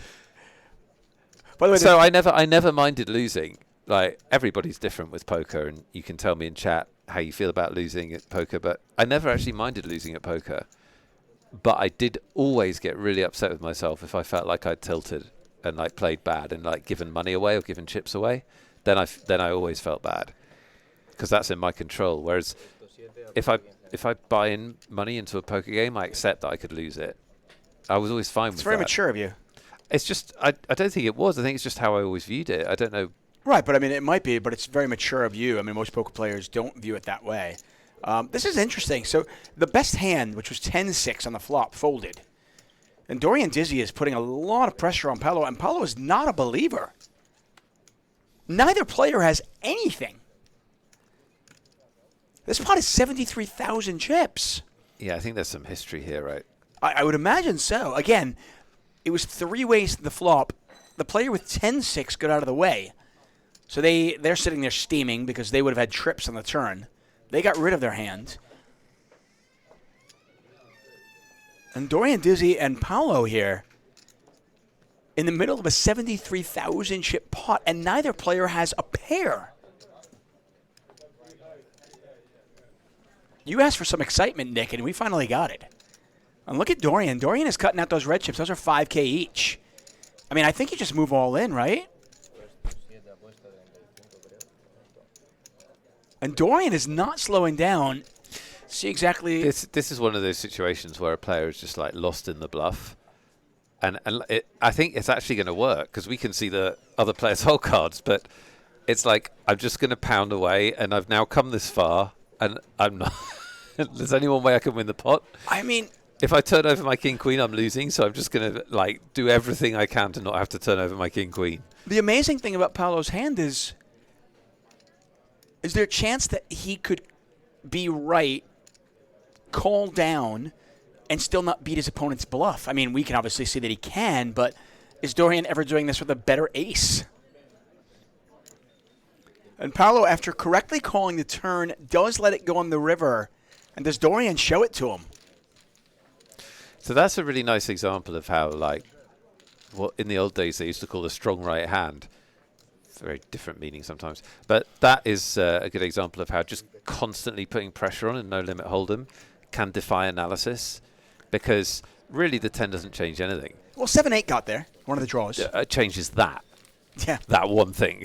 Well, I mean, you're just thinking, okay, if my opponent doesn't have a 9 or doesn't have a 6, what draws could they have? 7-5, 7-8. One of the draws got there. Yeah. In theory. Yeah. I mean, yeah. Wasn't he not the pre-flop raiser? I mean, I just think it's one of those situations where it's just a very hard bet to call. Like, he probably now is thinking, I sort of feel like he didn't have it. What's the play? If you think your opponent doesn't have it on the turn and you only have ace-5, would you rather raise as opposed to call? Because it's like, you've only got ace-5.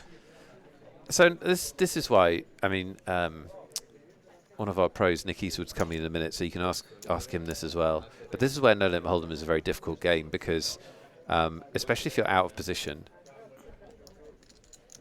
it's very difficult to do anything in some spots like that.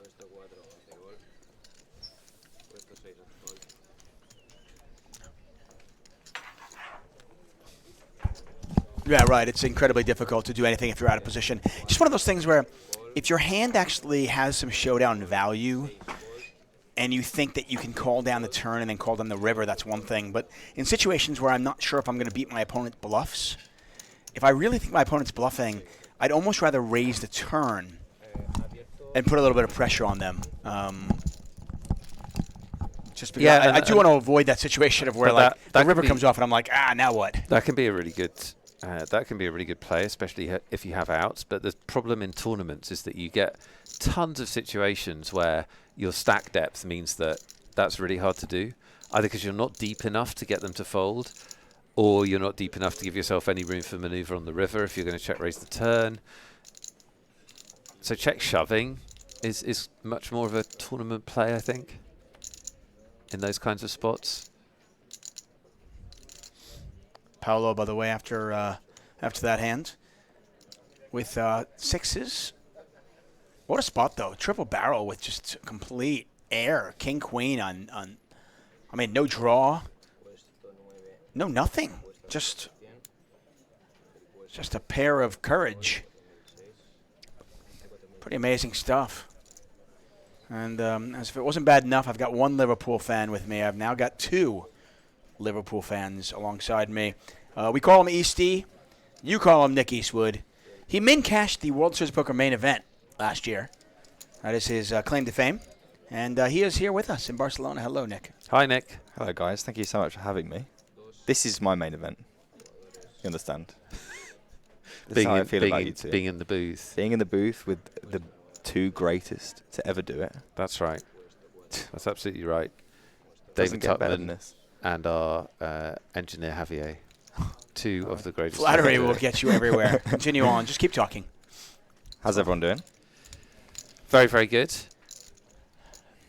Yeah, I mean, in fairness, it has been we've been here for about an hour and 20 minutes. It's been somewhat of a dry, slower start. Okay. But you walked in and saw fireworks. So Yeah, exactly.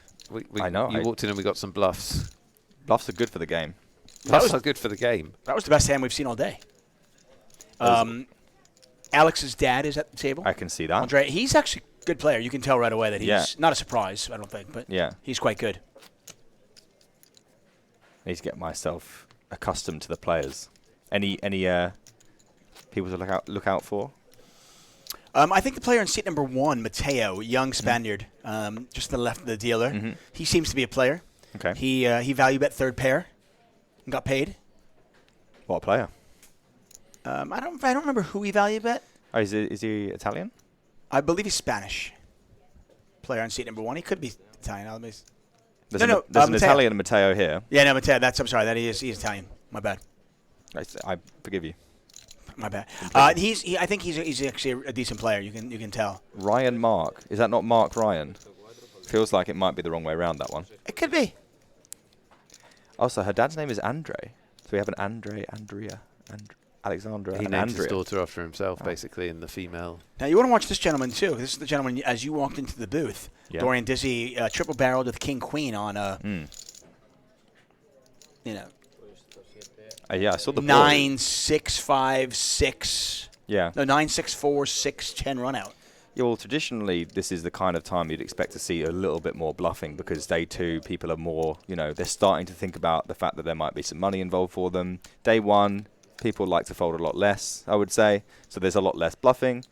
But, yeah, I definitely think this is a time to start thinking about applying some pressure, which Dorian seems to have a good idea of, at least.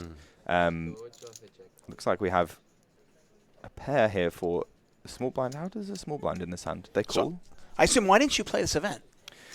I knew this was going to come. I say all the nice things about you. I did play this event. I played it twice, in fact. And unfortunately, sometimes, as you all well know from your various excursions in the game, sometimes it doesn't go your way. Sometimes the lettuce eats the rabbits. Exactly. I am slightly confused how 8-7 offsuit is in the small blind here. Unless there's a dead... Oh, there might be a dead big blind. Is that an empty seat? Therefore, Yeah. Okay, that makes a lot of sense. Could be. And this is a great board for Antonio, and he is going to win on the turn. There are some players who just like to play a lot of hands. There's nothing wrong with that. Well, I would have expected this to obviously be a fold, but when there's a dead big blind there, then obviously you become the big blind, and there's a lot of money out there, so it becomes... Oh, no, there is a player sitting there. That's a player. How does a person? So he Is called, that the magician guy? So he from called yesterday? 8-7 in the small one. This is all good. That Is that the magician? No. I mean, he might be a magician, but we don't know. Whoa, he's gone again. Oh, no, he's over the other side. It's very confusing. See, I told you I need to catch up with accustomed to the players, whether they're there or not. Right. Who's doing what. By the way, if you want to follow Easty, you can follow him on Twitch. He streams. How many days a week do you stream? It depends, but 3 or 4 at least. He's really entertaining. Oh, thank you, man. We play poker. We don't play it exceptionally well. We play it to a somewhat of a degree of standard, and then we get very upset when we lose. So You get very angry, don't you? well, I don't like to. You remember when we had that question about How many swears have you done after a hand? Yeah, And it was like infinite almost. Yeah, I could barely. I could have gone higher with that one, but Have you ever broken anything? no, not from poker. From FIFA back in the day.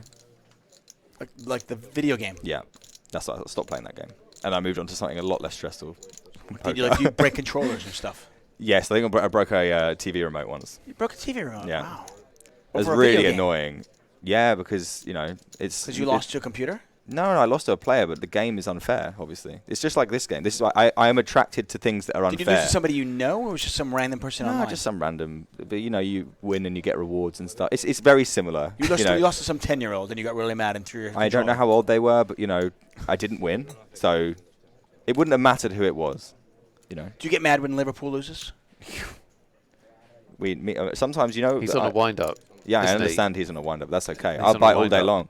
But sometimes that I'll go and watch a game in London in some back-end bar in West London, and I walk in and there's Nick Welthall with a glass of whatever he's fancying that day, and we just share the game together. That's It's right. a wonderful, wonderful time in my life. That's a beautiful romantic story. That's really sweet. Although It's to happened be 3 honest, times now. Yeah, but it hasn't gone well, has it, results-wise? Not We tend to, particularly. like when we're both there, it hasn't worked. Last time we were extremely excited and then decided And then it not. went to absolute Yeah. shit.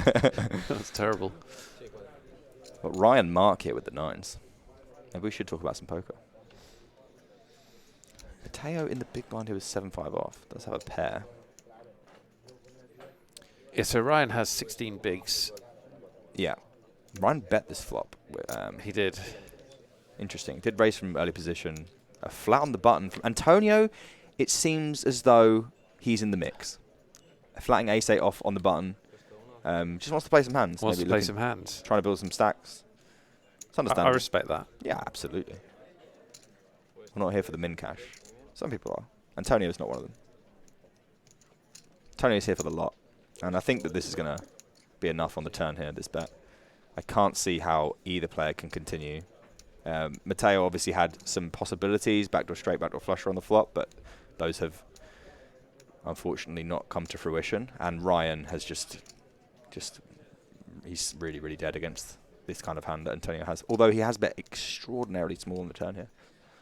It's like a 1/4 pot or even less from Antonio. But I think it's going to be enough. Yeah, and it is. And Ryan obviously has to be quite protective of his stack in the spot. He has 16 big blinds, and you can't just go calling the turn here with pocket nines. It's not really anything you can do on the river out position, so makes a lot of sense to be folding. And another one for Antonio. I'm starting to warm to Antonio. He's got game. It didn't take long. He has got game. Then remember, there was last year there was a player that I really warmed to as well. Do you remember what his name was? It was Souza, was it?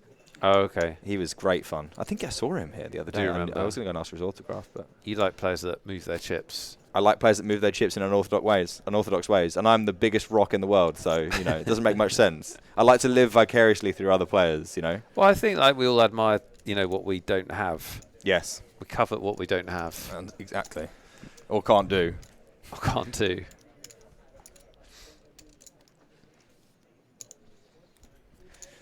If you just joined us, this is the main event of 888 Live's Barcelona stop. Day 2. We're going to be broadcasting today, tomorrow, and Monday, all the way through to crowning a champion on Monday. Hope to have your company for as much of that as possible. To make that even more enticing, we're giving away plenty of tournament tickets and prizes, including a couple of $160 tickets today. Ooh. Yeah, $160. Is that as many as 160? That's a big prize. I mean, it's not small. It's not small.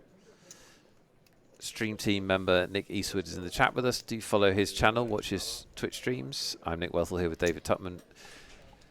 Great to see you all on BotezLive. Welcome, welcome. Hello, BotezLive. If you want to watch some more poker, then follow us on 888Poker TV. I would like to see Mr. Botez in the mix. 10-4 off here for Matteo. Yeah, he's not messing around. No, it's 16 big blinds effective, and yeah, he's obviously just shoving any two. And you can see how effective this is because Mark's going to have to fold things that dominate Matteo's hand, which is why he's using this. And he'll limp with some like stronger hands that dominate some of Mark's check back range and things like this. Yeah, more important than poker strategy. What's your view on somebody who has two first names? Because I don't trust them. Well, like Adam Scott, Mark Ryan, or Ryan Mark. I mean, I just don't trust them. It must be Mark Ryan. The biggest problem you have is that sometimes your name goes back to front. If you had a more common surname, right, you wouldn't be back to front, would it? You wouldn't make the mistake.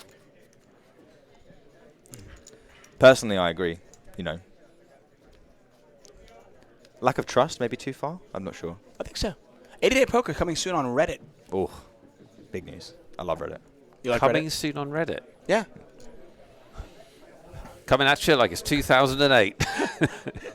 Reddit's hot. We've got our Reddit ID up, guys. Dorian in the background there wearing the Adidas hat. The big bluff of the day so far here at our featured table. I'm jesting, but I'm just like, I love some Reddit. I'm amazed we haven't been all over it. We've had Discord for ages. Yeah. Discord channel's well worth your time. You can interact with the one members thing of that's the fun though community. is there are so many ways to communicate these days. It's really hard to keep up. Like you've got like Telegram and Discord and WhatsApp and YouTube and Facebook and Reddit, and I cannot possibly keep up. I need one that can just manage all of them. Is there an app out there that manages it all for me? I'm not sure, but we do have an all-in player. And it's Ryan Mark. Andre, I think... Oh, God. You know what? How much is this? No. This will be folded. Yeah. Nobody's calling. No. He's He's already in the camera. Couldn't even see how quickly Andre folded, which makes sense. No, it's been frustrating. Botez actually came out of the gate really, really hot. He came in with about 70,000 chips. Won a couple of really nice pots. Was up over about 90,000, 95. but had ace-king against 9-7 and just had his opponent in dominating shape, and his opponent hits on the turn. And Botez was in a situation where he could not possibly fold and lost about a 30,000 chip pot. Still with 40 big blinds, though. There's plenty to play with. Yeah.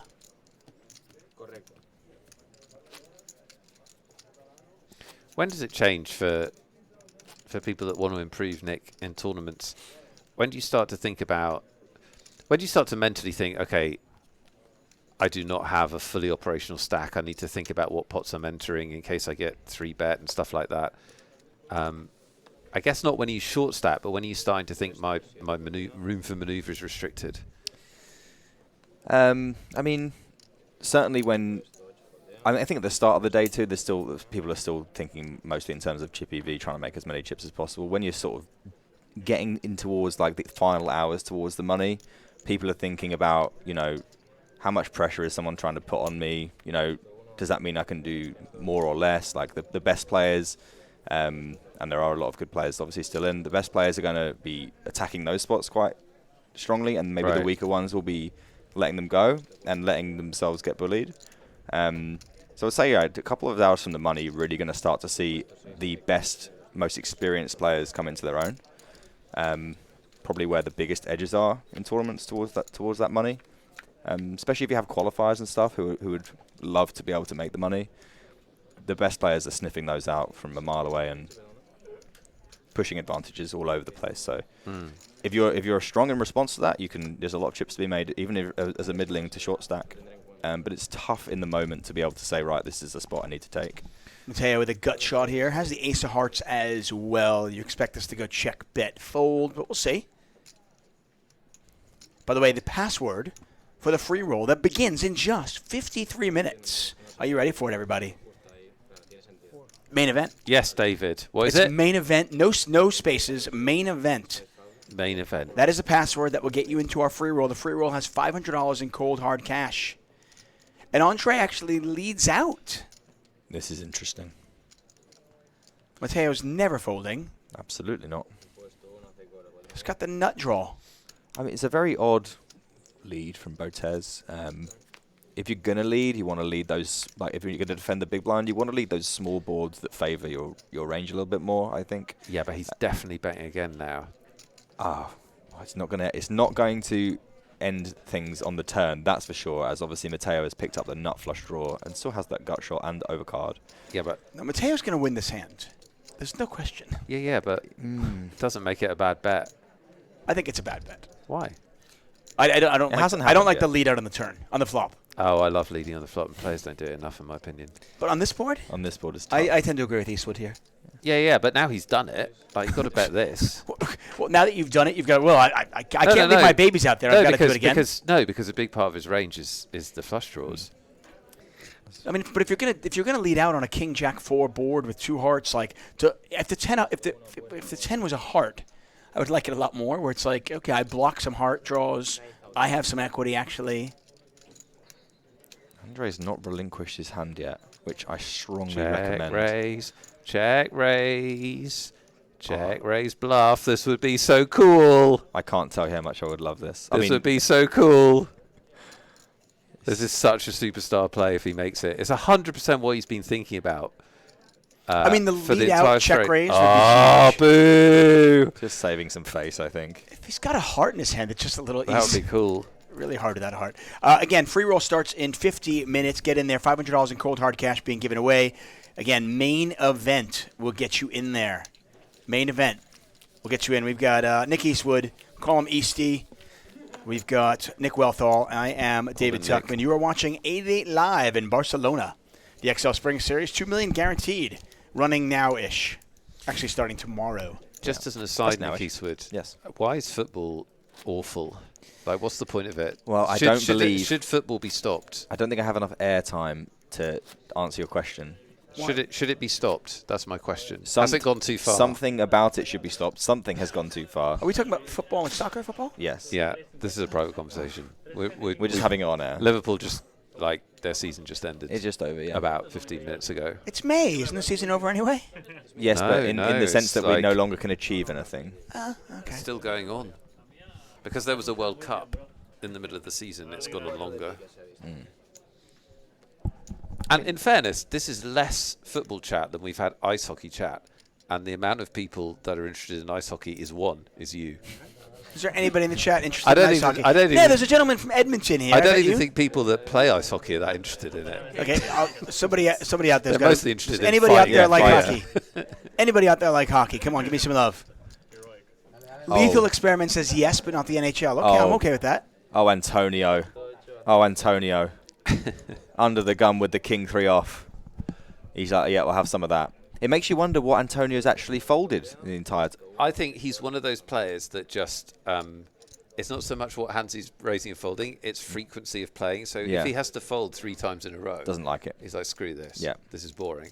Been here for 15 minutes. I'm playing the next hand. Yeah. I genuinely, I think that's what it is. No, I think I'm playing the next definitely hand. reasonable. I mean, in fairness, it's boring to fold. Yeah, it is. And you can't win by folding. Who wants to enter? Nobody comes to play poker to go, I'm just going to sit there and fold. No, I want to play poker. But also, scientifically, it is actually impossible to win by folding. That's actually impossible. So, think about that. I mean, when you make the final table, you can win more money by folding. But they're not at the final table We're not yet. playing to place, are we? No. Well. Oh, wow. Robert's taking a spot here with the 8-7 suited, which is going to save Antonio some money with his king 3 off. But Matteo is probably not going to fold this hand, and he's in really good shape, obviously covering the suits of Robert Andreas here. So let's see what... I imagine he'll take a flop, for sure. But the only problem is that Robert doesn't have a lot of chips behind, and it's quite a large percentage of his stacks. I'm very surprised to see this, actually. I was going to say, I mean, Queen Jack suited, it's such a pretty hand, but to your point, I mean, Andreas only has 43,000 behind. Shoving. And he's going to let it go. That makes sense. Is better if you want to make that play. I was thinking, actually, should we, since we have Nick in the booth, should we give away a $160 ticket and play Nick Thinks, but it's Nick Eastwood? How are you going to get this show from here to 11 o'clock tonight? I still have one more $160 ticket to give away. You've got to fluff a little bit more. I'm not sure that I'm important enough. You're very important. For $160. So I should hold off. I should use Easty. You can do whatever you like. I honestly think you should do whatever you like. Do whatever you like. I'm going to do whatever I like. Easty, I'm going to ask you. We are going to play sometime in the next 10 minutes. We are going to play Lawden Thinks. It'll be Nick Thinks, Nick Eastwood Thinks. And the winner of that, whoever can climb inside Easty's head, will get a $160 tournament ticket, folks. So that'll be in about 5-10 minutes. By the way, lots of people in the chat love hockey. I love all you people. Thank you very much. Again, the rules are very simple. You can only answer once. To win the ticket, you have to be able to play on 888Poker. Does that make sense? You have to be able to play. You also need to be on 888Poker TV's chat. Okay? Yeah, I also have to be able to play on on the .com network of 888Poker. Right, you've got to be able to play on the site, yeah. You've got to be able to use the ticket. Otherwise, I don't know what you want to do with it. Well, I don't know. I mean, it's not worth anything. You can't use it, so... Exactly. But it's the prestige. We're going to break in 5 minutes. Nick, can you come back after break? I'm going to be playing the Highlander Mystery Bounty. But I'll probably not do very well. But you'll have like 10 minutes, but when's that? Will you come back? What time does that start? 7. That starts at 7. Oh, well, that's... What's plenty of time. We go on break in 5. Okay. Then we come back at like... We're going to come back at like 6:35 here, local time. So when we come back, we'll award a $160 ticket. Sure. That's awesome. Okay, good timing. I'll go and register my Mystery Bounty. Yeah. It's a very strange format, though, and I'm looking forward to it a lot. What do you have to do? Do you knock somebody out? Do you have to do a dance? No, but it's similar. Ooh. So you play on every level, the shortest stack just gets eliminated without actually anything happening. Oh, top set. Oh, it's like the weakest link thing? Yeah. Or like Survivor? Exactly. Survivor, yeah. They play the Survivor music as well in the background when you get busted. Top set here for Sergi Morales. So apparently I breaks actually in 10 minutes, but still, same. We're going to have a little bit of time when you come back. We'll play Lawden Thinks then. We are going to. Probably I'd ask the question now, and then that gives Lime a lot of time to sort out the winners, right? I don't mind. But then we close it and then award it at the end. I could do that. Whatever. Yeah, let's do that. Lime, you ready for that? Lime is permanently ready. She's in a permanent state of readiness. Permanent state of readiness. Hair trigger. Okay, I'm going to ask you a question. I don't know if you are aware of the This is a very Americanized question, but Oh dear. Are you going to discuss the question with me, or are you just going to go for it? I'm just going to go for it. Right. No, look how confident he is that he's got a good question. Even though he So, never have has you a heard good of question. have you ever heard of Sports Illustrated, the magazine? I've heard of Sports Illustrated that made the game Football Manager. Okay, well, the Sports Illustrated, the swimsuit edition. Oh, okay, yes. Wait. So, Lime wants us to explain the rules. Okay, She's go had explain a the lot rules. of trouble in chat. Explain the rules. Go ahead, Nick. Let's explain the rules. This is for $160. $160. So the rules are, David's going to ask Nick Eastwood a question. You're trying to guess what Nick Eastwood will reply. So it's not the actual Google answer, if there is one. It's what is in Nick Eastwood's head. What do you think he knows? So you're basically guessing, let's be honest. One guess per person. One guess per person. If you guess multiple times or spam the chat, you'll be disqualified. Lime Ricky's decision is final. When she closes the contest, it's over. If we've got two people the same distance away from an answer, whoever got their answer in first will be the winner. We're playing for one big prize, so it counts. If you're in the BotezLive stream and you'd like to play for $160, you need to get yourself to the 888Poker TV stream, because that is where we will be receiving our entrances. Go ahead, David. Okay, so the Sports Illustrated swimsuit edition comes out once a year. They've got models in there wearing swimsuits. They have athletes wearing swimsuits, so forth and so on. The recent Sports Illustrated swimsuit edition has Martha Stewart on the cover. Martha Stewart is 81 years old. She is on the cover of Sports Illustrated. That is inappropriate. It's amazing. Nonetheless, though, I digress. In the history of Sports Illustrated swimsuit editions, how many models have appeared in swimsuits in their history? You're not going to tell me how often this is released? No. That's what people have to figure out, how much you know about this. Okay. How much you know. Now, don't say the answer. You can write it down for us. We will let Lime Ricky know. Whoever's closest to that wins. How many does Nick Eastwood think? How many models in the history of the Sports Illustrated swimsuit edition have appeared there? 81 years old. Why has that happened? Was it a clerical error? Interesting. Let's just write your answer down here. Do it as quick as you can, so Lime Ricky doesn't hate us. I like to think these things through. Yeah, no. Of course you think. Yeah, it you through. can think it through. Think it faster, though. You got like 7-8 minutes. Right. I'm going to use this line of thinking. Just don't use your sloth energy. I'm going to do that. That's fine. I'm going to do... Oh, you guys can talk about poker if you like. No, we will. I mean, as much as we normally do. So not at all. Andrea is going to play this hand. You're welcome. Look at that analysis. Yeah, you're welcome. He did. I nailed it. You're not the best in the game. For no reason. Oh. Now, does Antonio 3-bet or just flat here? He likes to play. We know that. No, it's a really nice 3-bet spot. He does 3-bet. No, just a call. Oh, he called. I thought he had chips under his yellow chips, but they were obviously not red chips.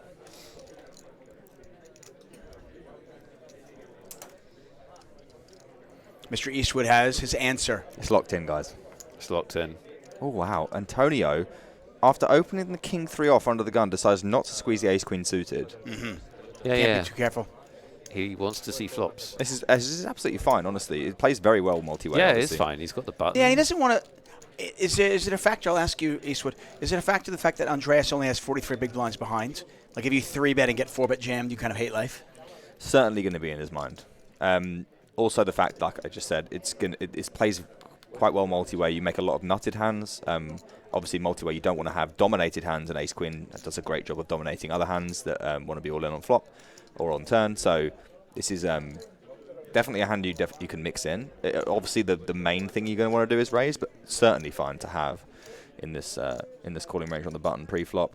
And he does flop. Like I said, you want to have dominating hands. If there was any other flush draws out, this time there isn't, but you would dominate all of those, obviously, with ace-queen.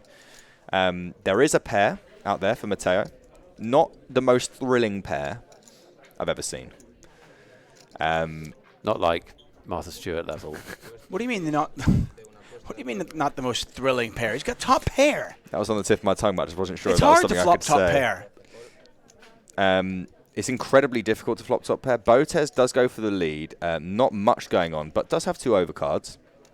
Only one of them, as we know, is live. And again, that ace-queen domination coming into play. If there's a queen on the turn, Mr. Botez is going to have an extremely difficult time folding, and the ace queen will be doing very well. We are going to see Andrea Botez definitely likes to try and pick up orphan pots, so like he's like stabbed at quite a lot of multi-way pots today.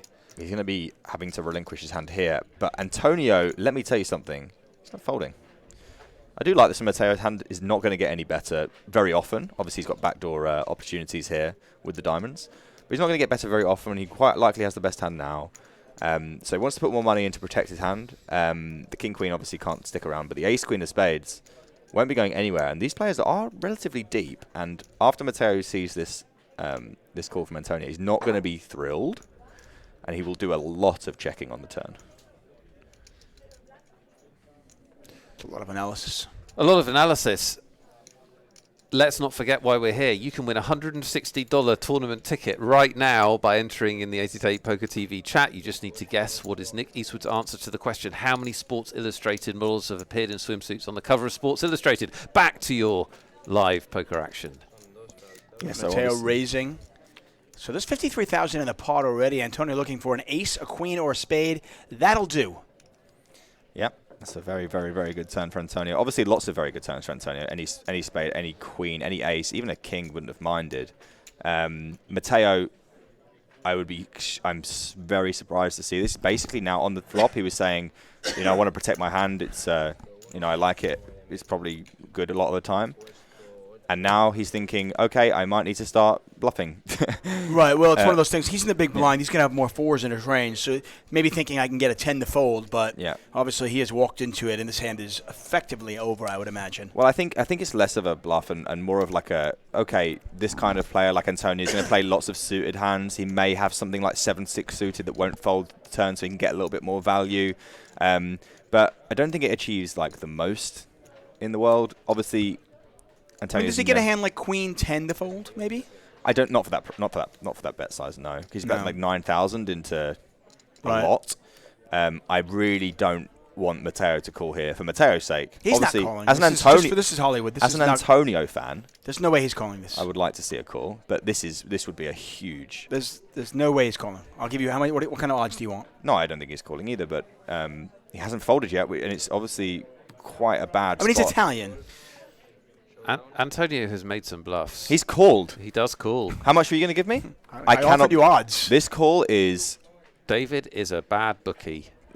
I'm terrible, but nobody took me up on it. I'm shocked that he called this. I'm absolutely just blown away shocked that he called this. This call, he needs a 10. Has to be a 10. Otherwise, he's going to double Antonio up. That's not a 10. He's made 3 pairs. And he's very frustrated with himself, and I think, he's just that's just a monumental disastrous walk away loss here. for him. I'm not sure if this is the break or whether he's walking away upset with himself, but what's happened here is that Matteo has decided it's a classic situation of Matteo has decided.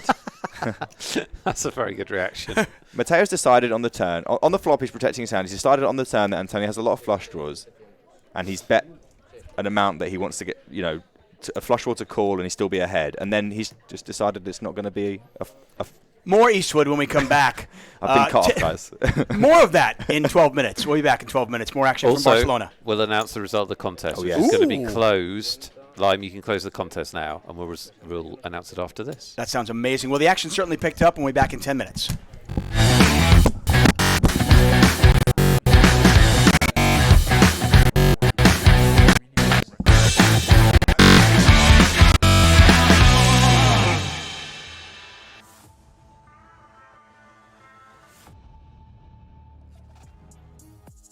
I started watching poker on TV, and that caught my attention.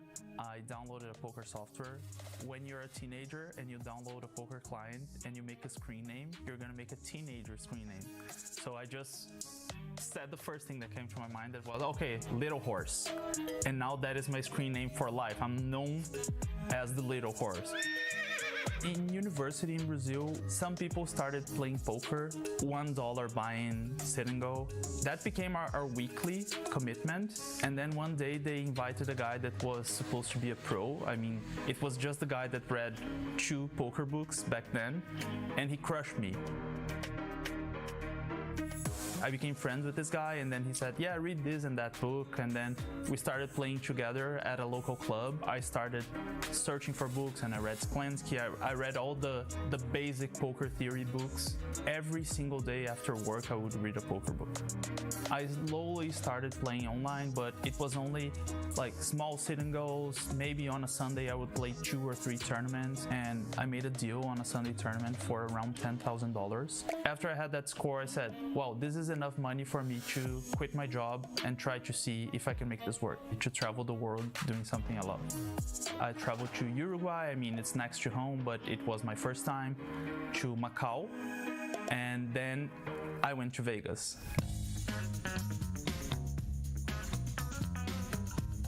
Vegas, baby. It was in 2018. I really wasn't ready for what the city had to offer. I would play a tournament, bust, and rush to the next casino to play another tournament. If I busted, I would go to a third casino, and I stayed there for 40 days and I played 50 tournaments. I went to play the marathon. This is a very slow tournament, very long blind levels. I busted 3 hours in. Maybe today I'm just gonna go home and relax and not play another tournament. And then I found a Brazilian guy. He's a recreational player, but he's quite good. And he said, there is a big tournament going on in the Venetian. I played this tournament and I ended up on 6th place. And it was, yeah, my biggest score in Vegas up to this point. I'm excited about returning to Vegas and playing in the main. Winning the main event would be epic, right? I mean, you're immortalized in the walls of the World Series, which is amazing. I learned at a young age that expectation is the mother of disappointment. Of course, when you go deep in big tournaments, you're gonna build expectations, right? But I try to not get super excited and try to just like make the best decisions that I can. I have expectations to play my best. If I play my best and don't have a result, it's okay. But if I don't do my best, that's not going to be okay. I've always dreamed of being a poker ambassador for PokerSite. When I started playing, I would watch every single ambassador I could find. I would search for their content on the internet, strategy articles, videos, everything. And I said, okay, one day I want to be this guy. And this is happening right now. I'm an 888 sponsored team pro, and that is just amazing. I'm very close to the Brazilian poker community. I'm on Twitch all the time. People talk to me. They're open with me because of the way that I express myself as well. Like, I always talk about the mental game and how I feel in spots and how I prepare for things. So it's kind of new to me, this partnership with 888Poker. I'm expecting to get a lot of feedback from the viewers on things that we can grow, learn, and improve. I think that we can make great things together.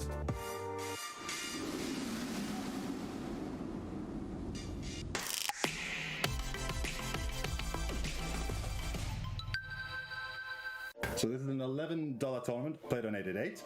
We did part 1 of this review like a couple of months ago. So we're going to pick up from where we left off. Hey, awkward stack sizes. I'm just looking around the table thinking about what I would do. Interesting little hand. Sid, what are your immediate thoughts on this hand? Yeah, so really nice hand. A couple of things that we can do. I think we're early enough, and there's 3 really enticing re-jam stacks behind. We can call or 3-bet. The stacks behind us are a little bit bigger, so I think we've got room to 3-bet to 5 and call a jam. We want to be able to 3-bet and fold to people behind when we are bluffing. Otherwise, our ranges are kind of out of whack. If it was a situation where we're never 3-bet folding, we'd probably better off jamming. We can trap this or we can raise this. I think I'd lean towards a trap. It depends how close we are to the money and things like that. Looking at Villain 17, they have the chip lead, so they've got all the reasons to try and put pressure on us, and they may not see our call as strong. They might just see it as medium sort of strength, which is fair because we will have medium strength hands that will call and then fold. Things like ace jack suited, things like pocket eights, stuff like that. So we want to protect that part of our range. So if we flat and villain 17 calls as well, and then we hit a not particularly favourable flop, how do you tend to play these big hands when you're out of position? well, we'll be sandwiched, right? I have a leading range, is what I would say. We know that when we press the call button here, we have pretty strong hands. We have pocket eights. We have ace jack, suited, offsuit. We have ace queen, suited and offsuit. We have slow plays like pocket aces, like pocket kings. So when we press the call button, whether our opponents know it or not, we have a strong range. So when we get to the flop, a lot of flops will have an equity advantage.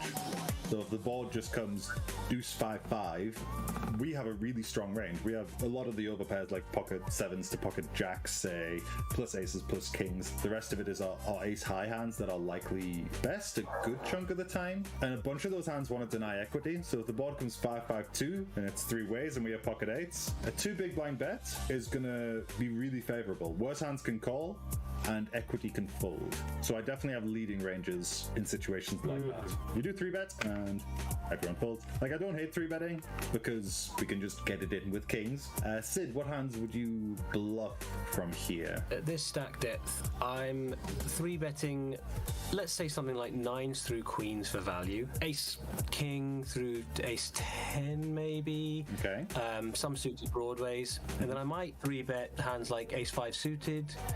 Suited kings are nice 3-bets as well. There's one of these very cool things about tournament poker where stack depth and positions can just change things so drastically. If we button against a cutoff open, you can do a lot more wide 3-betting with hands like king 6 off or random ace x hands, just because you're in position and you're using blockers really nicely. Interesting little discussion from what seems like a reasonably innocuous hand. Yeah, definitely, because I think sometimes you can learn some very straightforward things like kings are good and raise them, and then then never go back to the more intricate stuff around it. For sure, for sure. The range is what's important. Queenies again. Ooh, and Villain 12 uses another... They've changed their sizing. Last time they went 5 bigs. We're in position against Villain 12. This is only their second 3-bet. They've been on our radar all tournament. They've been popping up with all kinds of plays. But if I'm not mistaken, this is only their second 3-bet. You go for a sneaky black hole. What do you think of this, Sid? I think out of position, I'm just 4-bet shoving, but in position, I think there's room to try and play it post-flop and see if we can get a bit more out of them. There's lots of stuff that they 3-bet folds that I'd quite like to have another street against. Fair, yes. I think in practice, I'll probably do both. I'll jam and I'll slow play. So yeah, I definitely don't hate flat calling. What's your inkling on this board? I'm happy to get it all in. Yeah, I've lost my nerve now. I've seen SPR less than 2. I've seen all the cards I want to say. The times I do flat call, yeah, I'm gonna 2-bet jam here. They can still call with ace x, and they can call with any pocket pair that's 3-bet that's worse than our queens. Ooh, they do call. Okay, so like for the past hour, I've been talking about how just because players are playing lots of hands doesn't mean they have a lot of 3-bets, and then I just get made a fool of by 7-4. Listen, I stand by what I was saying. It's just now we have direct evidence that they're a lunatic. So now we just have to double click on them and make a note, and then we know for next time. And we hold. Amazing. Maybe Sid in game had evidence that Villain 12 3-bets a lot. That makes flat calling even better because our queens are less vulnerable. Because if they have this many 3-bets in their range, we are less scared with our queens, right? They're a lot more comfortable. Yeah. That was magic. What a hooligan. Villain 13 has done plenty of limps. I immediately want to go for value here. The question is sizing. This is the smallest I would go. I probably value bet flop. I probably block bet quarter or a third pot for value because they can continue with spades, they can continue with clubs, they can continue with something they shouldn't continue with. So yeah, I think we're stronger to value bet. What do you mean? Yeah. Jam. They've done this a few times. The thing is, we haven't seen their hand. Well, I obviously want to look them up at some point, but they usually just it's usually just someone who's excited but nervous about following cards. It's often just 10 here, or pocket 9s here, or pocket 8s here that are just like, I have the best hand, I win, and I don't want to see any more cards. That's my take. Ace queen. We raise. Aha, Villain 13 calls. Given the tendency to absolutely blast post-flop, I'm keeping that in mind before we even see a flop. Check. No, Sid. He's been wild. Let him blast. Normally, I'd totally agree with you and go for a bet, but just because we've seen this player absolutely light it up for seemingly no good reason, I would trap this one. Yeah. You pick a big sizing. Right. I don't hate it. I certainly don't hate it. Even if the solvers don't use big sizings here, like, I don't hate it as an exploit. I'm trying to engineer a 2-street shove here, but I've done it wrong. I can go pot, I think. So I've slightly undercooked it, I think. I'd probably be more inclined to go 3 streets to get this in, though. My default is like just having my usual small bet or big bet on flops, and then I can usually eyeball it to work out the geometric sizing on turns and rivers. So Sid, thank you so much for joining us again. It's been really informative. This has been a tricky one to analyze. There's been multi-way spots, there's been hooligans, and all sorts to analyze. Yeah, it's so much fun for me to do this, and I really enjoyed it. Thank you so much.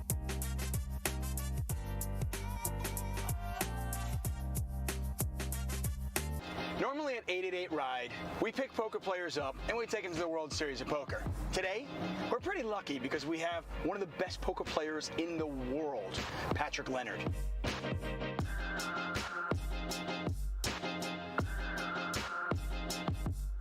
Unfortunately, Pads was knocked out of the main event. So to blow off steam and to help him out, we're going to take him somewhere else. Patrick, where can we take you to, my friend? We're going to play some soccer at the World Cup of Soccer, which is, we do this every year. Basically, about 200 poker players from about 20 different countries all come together and fight for glory on the soccer field. I love it. It's interesting, actually, because I've seen there's a huge parallel between, being competitive on in the athletic, stadium, so to speak, and poker players as well. Yeah, for sure. I think it's just natural. I think in poker you have to be very competitive to be successful. You have to see everyone as kind of a challenger, everyone as someone's spot you want to take.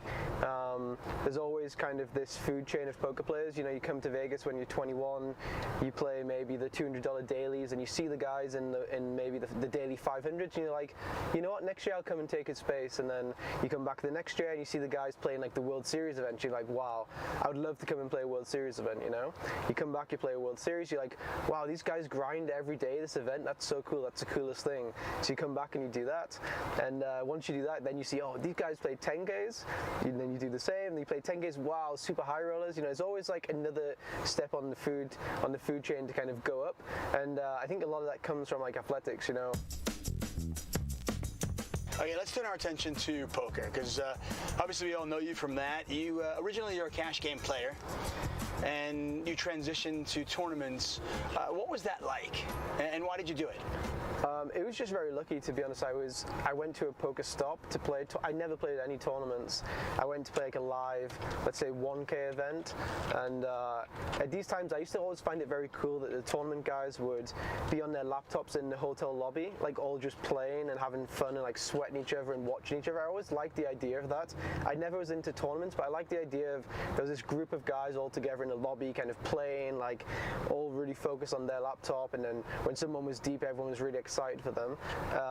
So I got my laptop out, I played, and I won, I think, 4 tournaments that day. That day? Yeah, just like really lucky. I was very bad. I had no idea. I was going to say, yeah, you any idea what you're doing? No, not really. Not really. I was just winging it, but I was getting very lucky. The main event. Yeah. Okay. For a lot of people out there, they look at it and they go, well, you can't get eliminated in day one. You've got 60,000 chips. You've got so many chips, right? I mean, day one, only like 25% of the field gets eliminated in day one. Yeah. Yet, you never think that a great poker player gets eliminated, and we see it each and every year. Sure. I know Daniel Negreanu was eliminated on day one. I know Phil Ivey was eliminated on day one. And surprisingly, you were. How does that happen? I think first of all, you should be all in a lot on day one as like bluffing. Like a lot of people, like you said, people don't want to bust on day one, so you should be putting people to the test a lot. You can't. A lot of people say you can't win the tournament on day one, but you can get, gather a lot of chips. You can get a big stack ready for day 2, ready for day 3.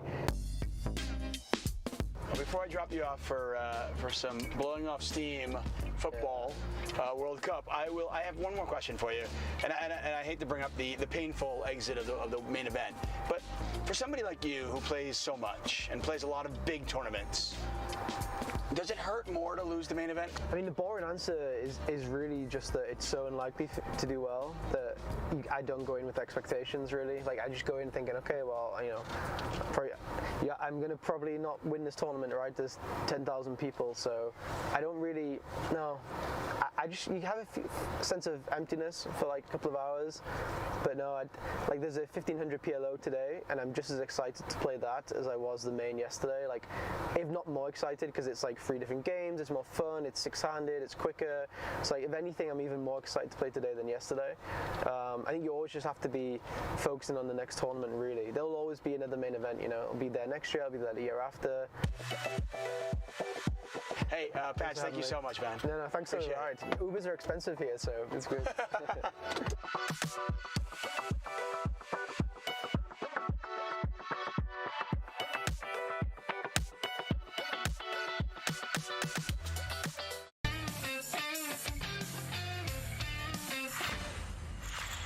Hi there, I'm Alexandre Mantovani, also known as Cavalito, and I'm a poker pro, streamer, and 888Poker ambassador. I have been playing poker for 12 years, and I have been a full-time poker professional for the last 6.5 years. I mostly play no-limit hold'em MTTs. Bounty tournaments can be a lot of fun, but don't make the mistake of playing them like any other tournament. Here are 5 tips to make the most of bounty events. Bounties change the pot odds of all in hands. In a bounty tournament, when you buy in, half of the money goes to the regular prize pool and half of the money goes to the bounty prize pool. That bounty half only comes into play when someone shoves. So imagine that whenever someone is all in, that's virtually adding chips to the pot and increasing the pot odds. It makes it more attractive for anyone who covers them to call. This should change both how wide you call and when and where you shove all in. Don't tighten up when you're short in a bounty event. When you're a shorter stack, people are gonna come after you to get your bounty, and that makes most people play a much tighter strategy overall. People are going to be coming after us with weaker hands trying to get lucky. The best way to play against weaker ranges is widening our value range. So, if in a certain situation the weakest hand you normally go all in with is ace-jack, consider adding ace-10 and maybe even ace-9 to your range. If the worst pair you'd shove with in a given situation is 7s, consider adding 6s, and so on. Playing a bounty event as a big stack. When we are the big stack in a bounty event and cover everyone at the table, we should be playing a more aggressive strategy. We should always try to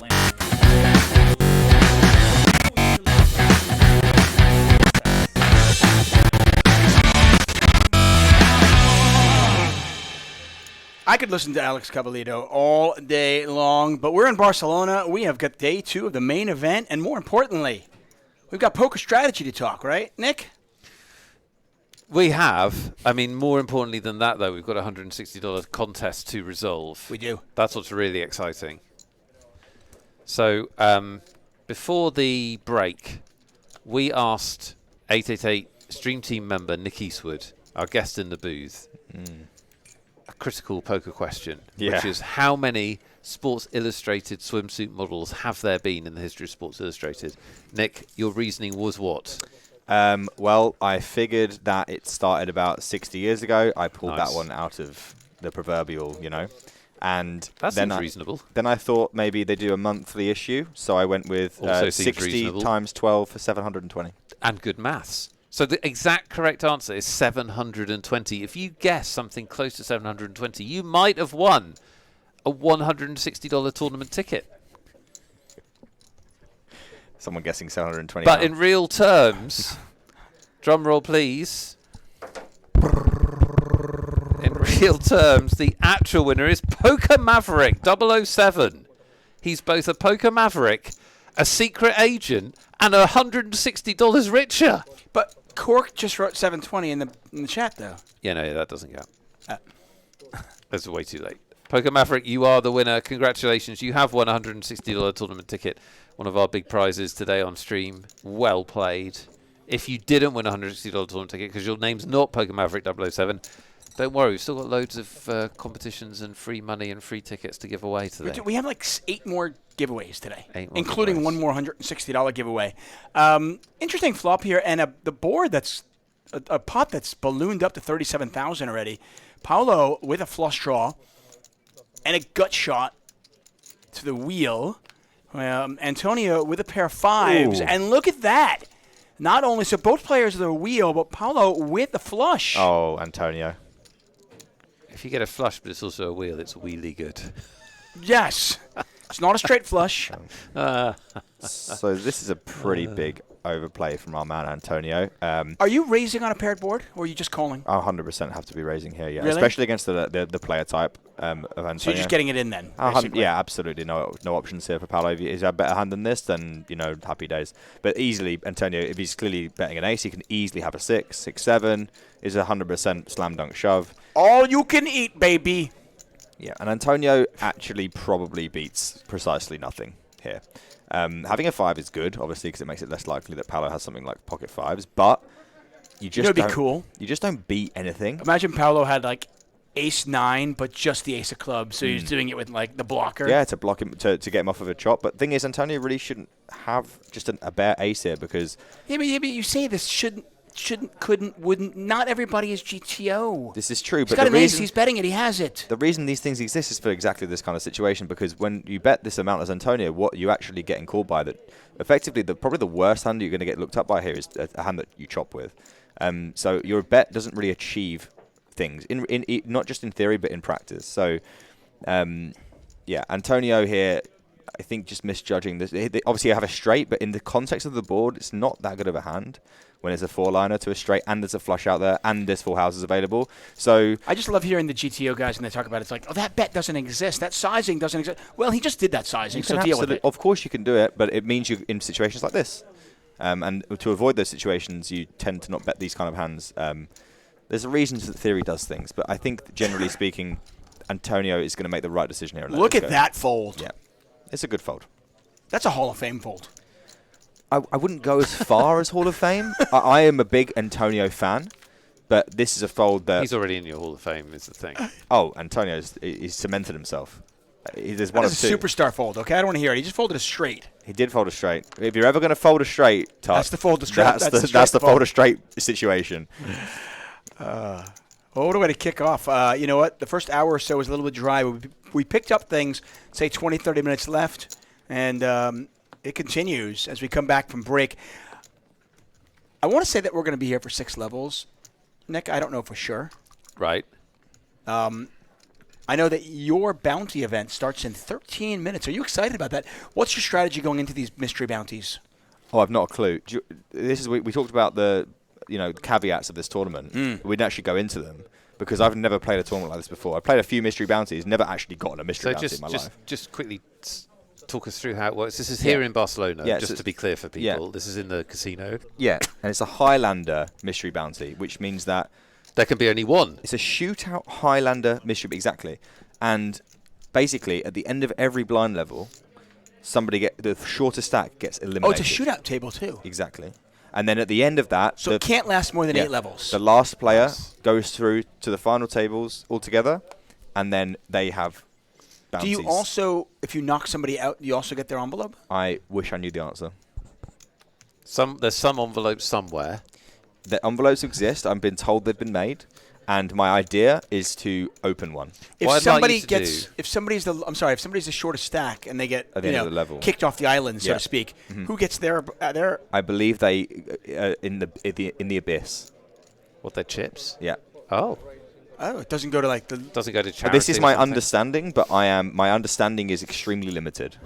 The number one rule, by the way. The main thing you want to make sure you do is say there can be only one as much as possible. So at the start, your table won't really understand it. Then they'll find it funny. And then somewhere about halfway through, they're going to find it amazingly annoying. And that's when you really want to start doing it more. I mean, I am all about being as annoying as possible. Yeah. Listen, for those of you out there who are thinking they want to play poker and play it seriously, the number one rule I always say, if you can't annoy your opponents, it's make sure you know the rules of any game you play. So it's really important as we talk to Nick Eastwood here. That's the most impressive thing is he would never play an event where he didn't know the rules and really understand them. Right, Nick? Oh, absolutely. And that's why I'm so well versed in this tournament I'm about to enter. By the way, we're not that deep anymore. This is a 4-day event. We're early on in day 2. Well, I would say, yes, we're not that deep on this particular table, but if you go around the room, there's some big big stacks in 300, 400k region. That makes sense. Which I've just seen. So it's just probably the fact that this table doesn't have many chips on it. I mean, this for a day 2, for early on in day 2 of a 4-day event, this is downright short. This is a short table, and that allows for a little bit more, all-in play. Yep. Especially in the Matteo and below.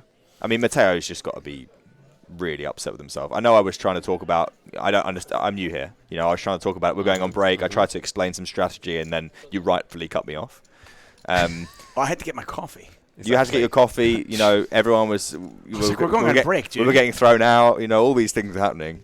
But I mean, you can go through that hand again. I mean, I honestly, the fact that I was like, "There's no way he's making this call." Yes. Really explains, at least in my opinion. Yeah. And my opinion is worth whatever you want to pay for it. But that is, I mean, I think Matteo's a really good poker player. I mean, we saw him bet earlier on. That was, I think, an emotional call where he had invested so much and just decided this guy's bluffing. Always easy. We can see the cards. But hang on. I understand what you're saying. I'm not nitpicking what you're saying, but I think it's an important point that being a good poker player, a big percentage of that, especially in live tournaments, which are slower and which are one table, is emotional control. So, you can't have the skills and the knowledge, but then talk yourself into making a call just because you want it to be true, which is basically what he did. Yeah, completely. To play devil's advocate, I will say this, and I started to say it as we went on break. If you think your opponent's got a flush draw, and then the ace comes off. Top 2 here, by the way, for Antonio. Not much going on for the other 2 players. But if you think your opponent has a flush draw, and then the ace comes off, them shoving when the ace comes off doesn't make a ton of sense, because in theory, you would think, well, them shoving the ace is going to get me to fold all my 10s, and I'm never going to fold a 4, so why would somebody shove an ace? So that might have got him to thinking, well, he doesn't have an ace here, and he's only got the flush draw, and he's trying to rep it. Playing devil's advocate, maybe that's why the call. Maybe it's not as bad a call as we think. You can also. It's also very easy for him to have a 4. He's been playing a lot of hands. There's a lot. But he doesn't have a 4. No, he didn't have a 4. But this is the problem with the hand in general. Sorry. You're far more important than me. No, but all I was going to say was what you said before the break. I think nailed it, which was he's basically only being a flush draw. And he's decided he has a flush draw. Yes. And that's why he's called. There's nothing else that really makes any sense to justify the call. So he sort of let the tail wag the dog, really, which is he's gone, how can I call here? Yeah. His line of reasoning on the flop was to raise to get value from players like Antonio's flush draws. On the turn, he was like, okay, I can still bet and get value from flush draws. And then it was almost like, oh, well, this wasn't supposed to happen. How can they shove this card? I had a plan. And this is what they were supposed to have in this plan. And they still have it. And I still, you know what? They just have that, and it's going to be fine. And the last bit being critical. It's going to be fine. I'm going to call. It's going to be fine. This is going to work. This is going to work. Matteo just decided that his opponent had a flush draw, and obviously it is possible that his opponent has flush draws, but that's not all of the hands that Antonio can have. And even against his flush draws, by the way, he's not doing that great in terms of equity. Yeah. Some of them have 2 overcards as well. So he's doing pretty well against, because there's only 1 card to come. But keep in mind, by the way, his opponent also has a 4 sometimes. Yeah, exactly, and he can be completely dead to a 10 most of the time. Some of the time, at least. Something like Queen Jack of Spades can hit Queen King Jack Spade. I don't think there are some stronger 10s in that guy's range, just because he's so well, the stronger 10s wouldn't have mattered because there's an ace. He's so wide open. Oh, there was an ace. Yeah, okay, that's fair enough. And then these flush draws that he has decided that he has, they also have to shove the turn instantly. These aren't things that are incredibly likely.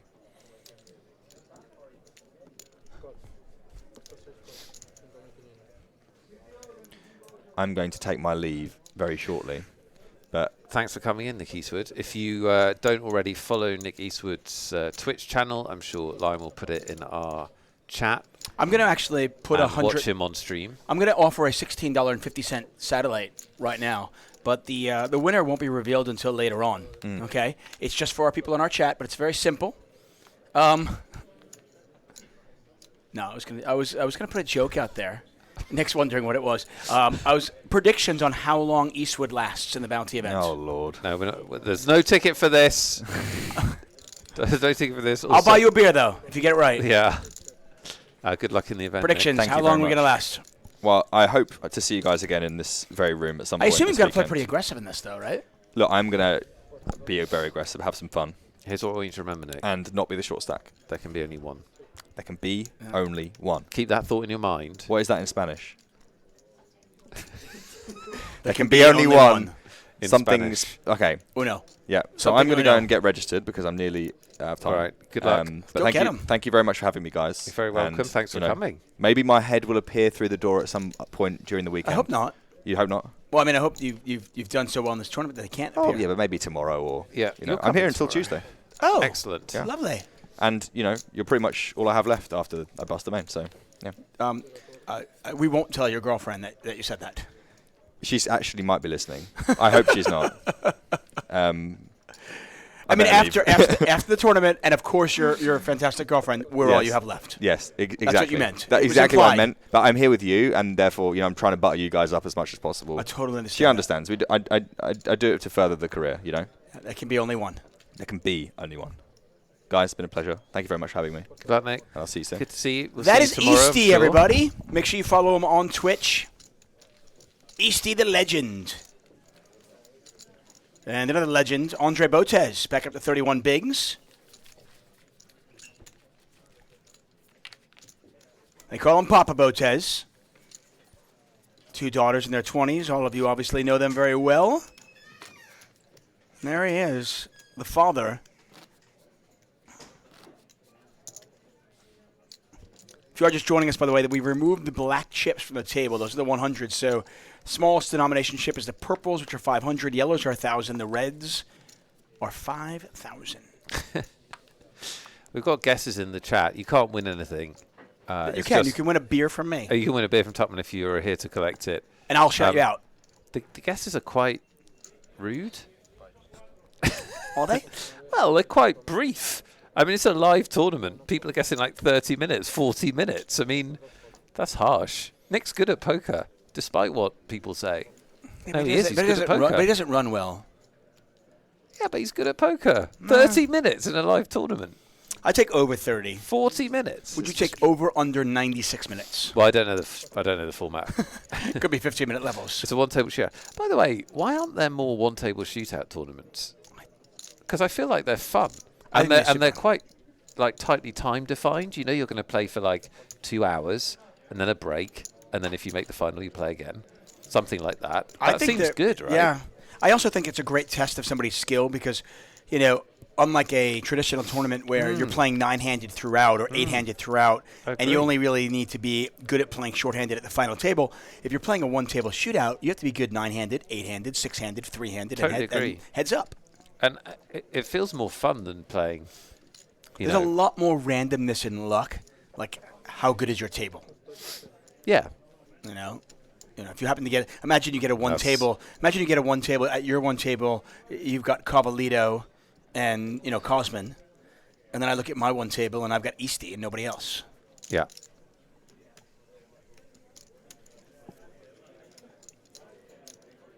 Not much going on for anybody. It looks like Paolo has the best hand here, the pair of 8s. 2 clubs out there. Antonio does have the ace of clubs. See how aggressively he wants to play that. I want to welcome all of you. We're in Barcelona, 888 Live. Our 3rd stop this year. We have been in Madrid. We have been in London.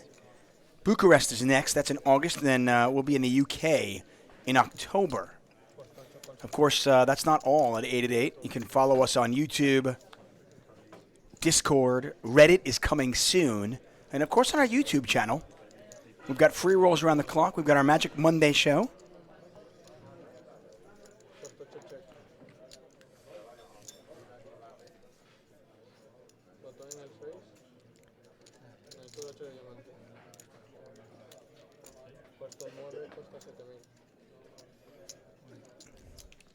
And Coot17 says 225 minutes.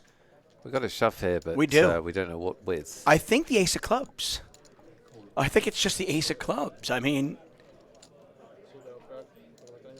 is there a call? There is a call. Wait a second. What is going on? It's a call. 8-7 out there. So it's 8-7 versus ace-4 with the ace of clubs and the 4 of spades. That I can see. I want to see the board, though. Make sure everything's correct. It looks like Antonio was bluffing. And by the way, if maybe this gentleman's reputation precedes him, which is maybe why the call with 10-3 was made. Oh, look at this. This is a monster pot. This is a 261,000 chip pot. Yeah, Antonio. He's drawing dead. Yeah, Antonio's just bluffed pawns too many. He's dead. He's done. He is done. By the way, I take it back. Maybe the 10-3 call wasn't so bad. Yeah. My apologies. I thought maybe he bluffed on another club and tried to represent. But no, he was just trying to rep an 8. And unfortunately for him, Paolo had that 8. Yeah, it's hard with these big bluffs when you're in poker, isn't it? Because when your opponent has it, what you're trying to rep? Yeah, but also like analysing whether it's a good bluff or not, because obviously he had an 8. If he doesn't have an 8, it's really hard to call. Like, most of the time he doesn't have an 8. These bluffs that blow up always look so bad. Yeah, but it's just a question of... I'm a big fan of picking your spots, and I think if you're going to bluff in a spot like that, like let's say the club had come off, and he bluffed with it and it didn't work, then it makes sense because he does block the nuts. He has the ace of clubs in his hand. But he's repping an 8. He played that exactly as he would have had. Right, but he has nothing. Okay, so let's say his other card was a 7 or a 9. Then he's got things that would theoretically block your opponent from having an 8, like the 8-7, the 9-8s. He's got ace-4. Like, I didn't say it was good. I just said. Yeah, but that doesn't mean... So everything that you've just said is fine from an analysis point of view, but that doesn't mean that he's getting it called very often. Oh. Like he's putting a lot of pressure on there against... He's not playing no disrespect, but he's not playing like a top-flight pro who can do that kind of analysis. So if he doesn't have the 8, he probably wins. Yeah. I mean, listen, you're 100% right. So that's the one. I just think it's hard to analyse those hands because obviously it's a bad bluff and it didn't work. But at the same time, it will work an awful lot of the time. That's the takeaway. And I think people don't realize. It's one of the reasons why aggression is so important in poker. Right. Bad bluffs work probably 95% of the time. If they're like big enough and if they put enough, by big I just mean if they put enough pressure on. Yeah, bad bluffs work all the time, just simply because your opponent doesn't have a big enough hand to call with. Right. That's it. Exactly. But, if you're bluffing there with ace-4, you're probably over-bluffing, I would suggest. I mean, I think, we've watched the player in question for a few hours now, and he definitely is over-bluffing. That's definitely true. He's too loose. And that sort of thing is going to happen to him. But... it's always just one of those things, isn't it, where I just think No Limit Hold'em's a fascinating game to analyse for that reason. Because that bluff does work in this tournament against most of the field, most of the time, when they don't have an 8. Yeah. And your opponent's not going to have an 8 very often. It's hard to have an 8. Right, really on the board. Like if he has pocket, I don't know, 7s or something there, where it probably is a call if you do the analysis... right, of how rarely the guy has an 8 and how bluffy he is generally, it's still an incredibly hard call to make for an average poker player. Right, it's a situation when you're trying to analyze a bluff. I think it's very important to try to figure out, what's the story this person is trying to tell me. Why would they do what they're doing? What are they trying to accomplish? But then it's a 2-step process, is my point. So you have to do that, which, Shout out to Alex, by the way, who is watching from her table. She's complaining the internet is bad and confirmed the internet is bad here. Good luck to you, Alex. Let us know how you're getting on in the chat. We can read it. How are you getting on, Alex? Your dad, by the way, is playing great.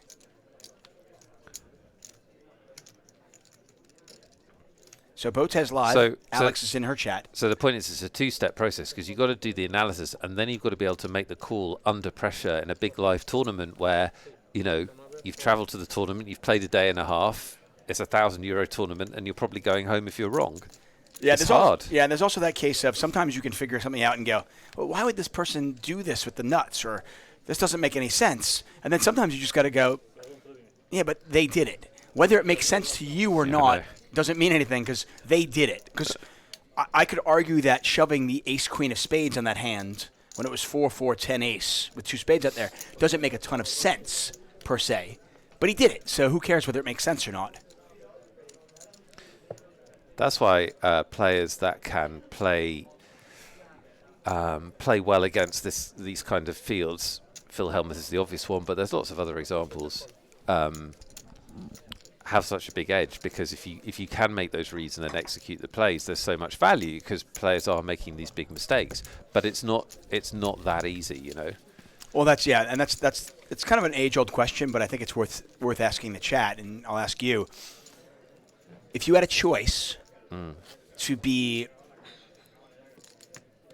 a really good player against the best players in the world, or an amazing player against, like, recreationals. Yeah.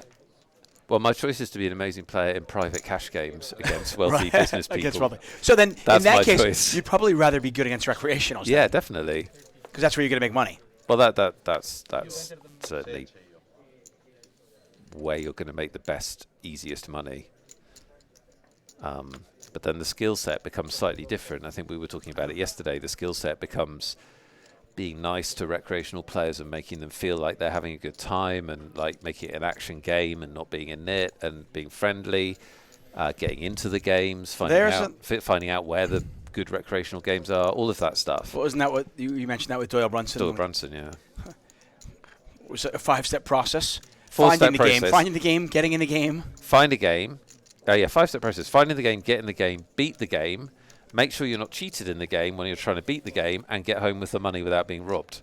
Like that was what poker used to be back in the day. Yeah, it's not quite that, but there is still, if in the private game section, it is a matter of finding the game, getting in the game, and then being invited again. Right. I know a lot of professionals. Yeah, very good point. I have a lot of friends. friends. Just crush a game, and yeah. You can't do that. I have a lot of friends who play in these private games where there is an art to winning and then giving the recreationals enough action where they can get some of their money back. Right. Because if you always win, think about it. Why would they invite you if you're always beating them? Well, they won't. Right. There's a few exceptions. So, like, there've been, like, games where, you know, business people or people with a lot of money get a kick out of having, say, I don't know, Phil Ivey in the game, right? 100%. Just a status thing. But in general, you want to be gambling enough and to be seen to be gambling enough, so that you get invited back. Honestly, Phil Hellmuth has made a living off of that. Yeah. Where he gets invited to these games because people want to play with Phil Hellmuth. But he doesn't give action. Right. In fact, Alex Botez can speak on that. Not only does he not give action, but he scolds people for making plays that he thinks are amateurish. Yeah, well, that is not good. Not good from all kinds of points of view. You know what's good? How about when you hit your gut shot when you've got 10-7 from Matteo? Matteo, by the way, has to be sick because not only did he lose a monster pot before the break, but he watched all those chips go to the player on his right. So he knows he's not going to get them back from him. Robert, by the way, has picked up a gut shot himself. Can look for a 10. Got 25,000 in the pot. And Matteo with a 94% chance of winning this one. Once again, I want to welcome all of you. We are in Barcelona, 888 Live. We've had some great influencers here.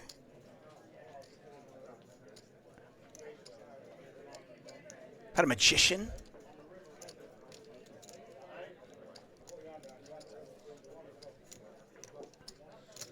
Of course, Alexandra Botez.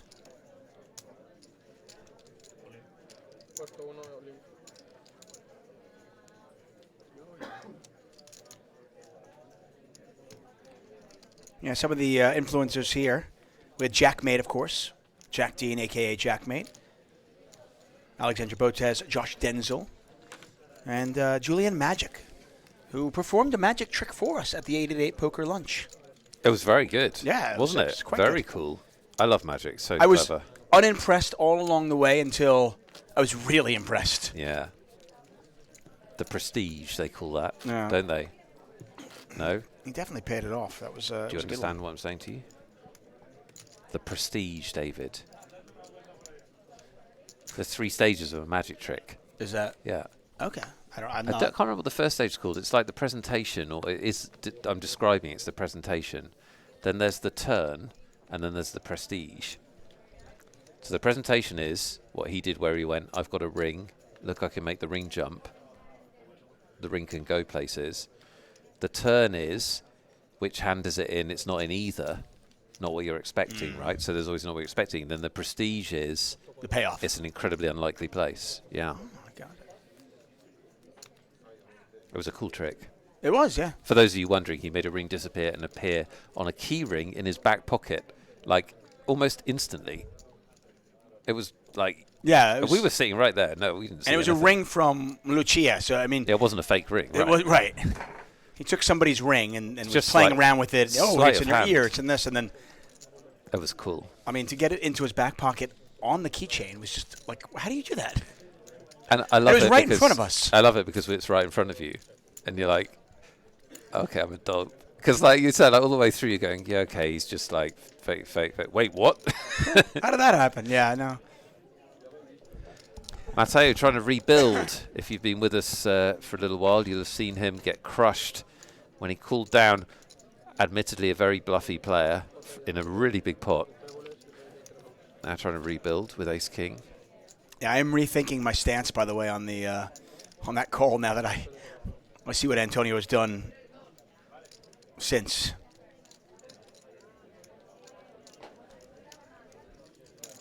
I am Ezra says, serious question, next 888 major tournament in Bucharest. Are we going to that? I don't know. I assume your question is for Alex. Maybe the question is for us. Nick and I have both been to Bucharest. We're covering it. I'm not sure if we're Going or not. Yeah. We might be commentating it from home. Is it possible we're doing it remotely? Is it? I don't know. Oh. You'll be able to watch, let's put it this way, you're going to be able to watch Bucharest live action here on 888Poker TV. Let's put it like that.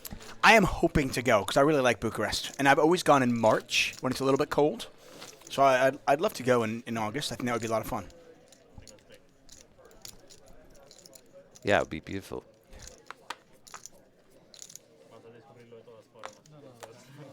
Welcome to everyone on BotezLive. Welcome to everyone on 888Poker TV. You are watching the main event here in Barcelona. That man in shot right there is Andre Botez, father of Alexandra and Andrea. But you probably already knew that.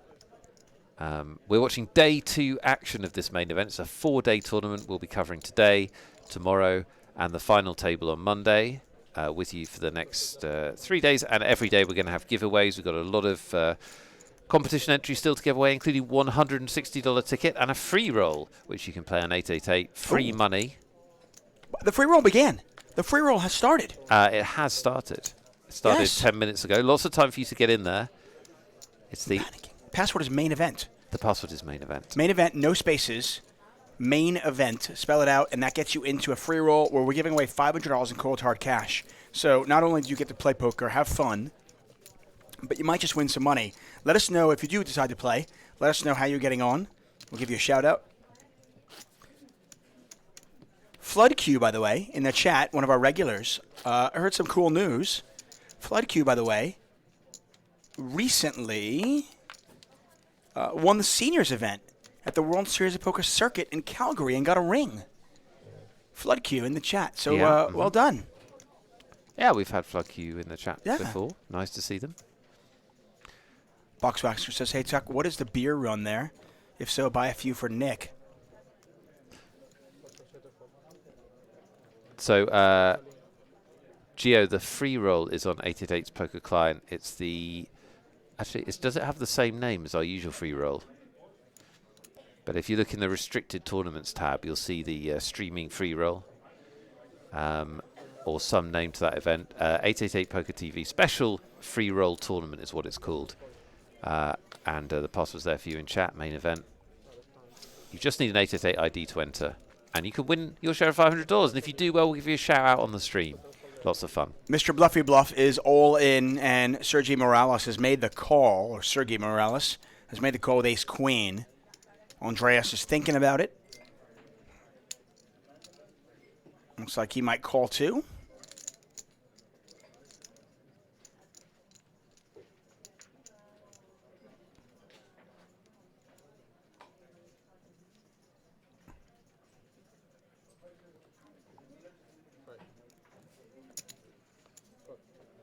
And Robert Andreas is called as well. So let's just see this one 3 ways. Pot has 46,800. Antonio Perez is all in. And Sergio Morales is all in as well. Robert Andreas has them both covered. We've got ace-queen, ace-7, ace-4. I know Morales has got ace-queen. Robert Andreas is ace-4 of diamonds. He has both of the players covered. Antonio Perez with ace-7.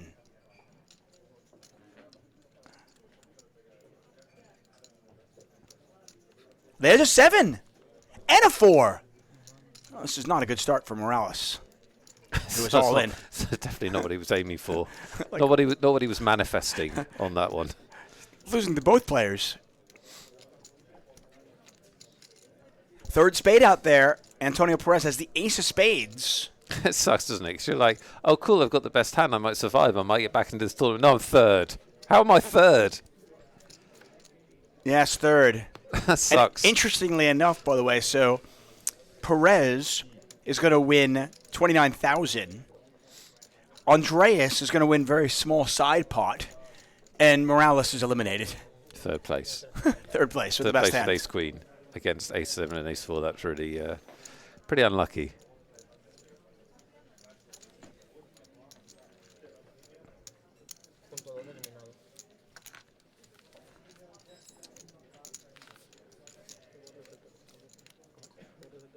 That's poker.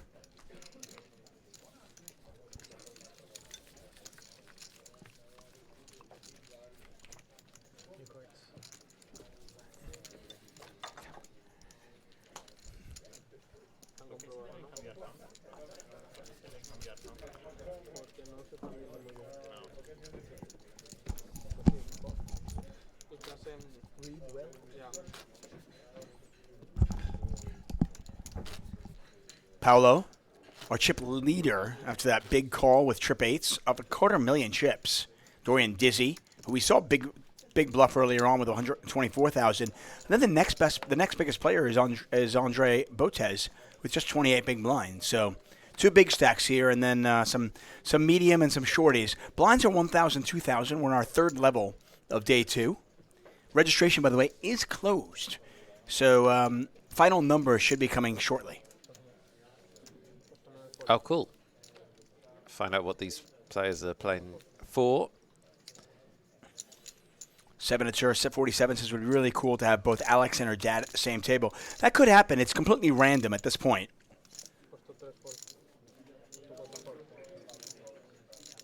But if they both survive long enough, it's likely to happen.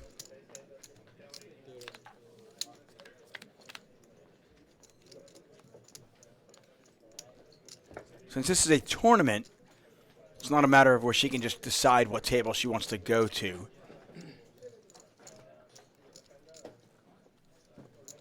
Table assignments are all random. And then when players have to move, they'll take a player out of the big blind and then move them to the table that needs a player.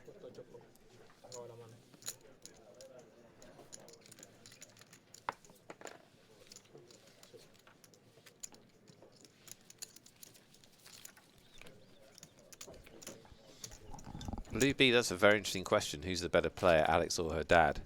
Botez chat, who's the better poker player? Actually, all our chat. Who do we think? We've watched Alexandra on the stream yesterday and Andre on the stream today. Who do you guys think is better of the two? I have my opinion. Alexandra or Pappy? Andrea is the hipster shout, but I mean, we haven't actually seen her play poker, so. I think they're both quite good. The interesting thing is that I think Alexandra has... I think she is uniquely... I think she understands how she is perceived by her opponents. And I think it's an incorrect assumption and perception. And I think she exploits it very well. Yeah, maybe so. I mean, I will tell you right now that if I ever play with her, I'm not folding. I know what she's up to. I know she likes to bluff. She likes to push your opponents around. Yeah, I mean, I've watched her play enough that I think people give her a little bit too much credit for having it. Right. And she knows that, so she uses that. Yeah. Top right corner of your screen, you can see the final numbers. 369 players, unique entries in this tournament. 118 remain. So prize pool nearly, probably somewhere in the neighborhood of 400,000. Nice. That is awesome. Yeah, fantastic. Shattering our guarantee.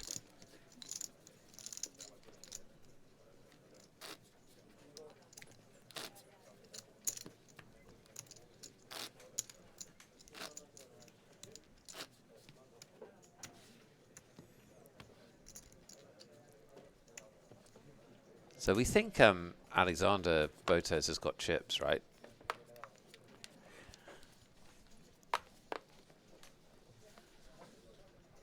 I believe so. I mean, I think the updates might be somewhat delayed, so it's always hard to keep in track.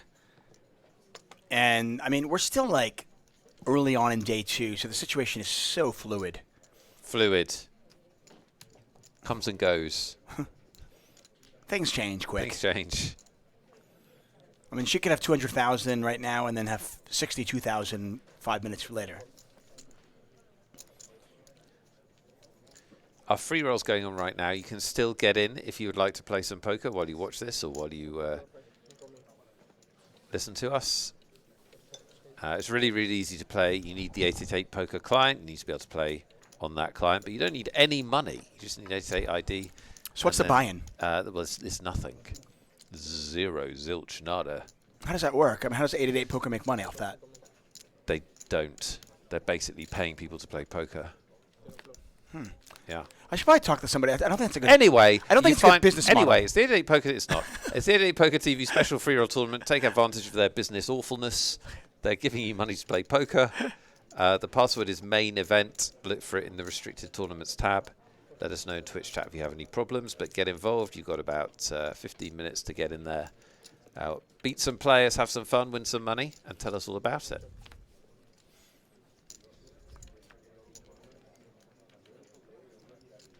If you win a hand with 10 deuce, send it to me via Twitter. I'm at Tuck on Sports. I'll give you a shout out. Make sure you take a screenshot so I can see it. So if you win a hand with 10 deuce, take a screenshot, send it to me. I'll give you a shout out. R.I.P. Doyle. Of course, the godfather of poker, Doyle Brunson, passed away a few days ago. 89 years old. 10-time bracelet winner. Certainly would have won far more if that's what he wanted to do early on in his career. He was too busy winning literally millions of dollars. All the money. Back in the 1970s and 80s. You and I asked you that question. There was a Lot of Things question last week. How many sessions in a row he won. I think he mentioned it in the Super System. He might have mentioned it somewhere else. But pretty crazy that when he returned from being sick, he was so focused that he won like 56 no-limit hold'em sessions in a row. Seems pretty good. That's playing at the stakes he played at. That's just insane. Yeah. 56 in a row. A lot of money.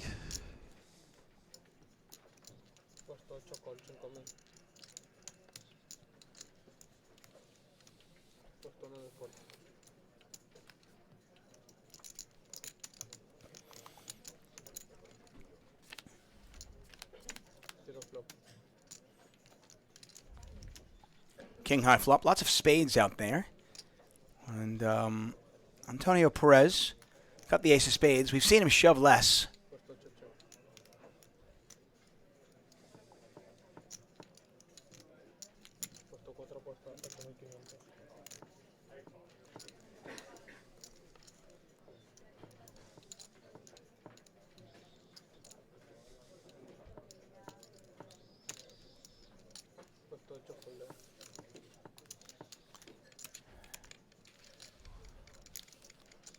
Antonio Perez is just like this ticking time bomb. You just never know when he's going to explode, and you go for it.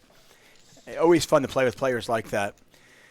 Yeah, he can't be out of the action for too long. No. He gets frustrated if he's not playing hands. And he's one of those players where it is currently about 7:20 p.m. here in Spain, and I don't think it's far-fetched to think that by 8 o'clock he could have over 250,000 chips or be at the bar. I agree. That's definitely right. Definitely right. He's here to be in action.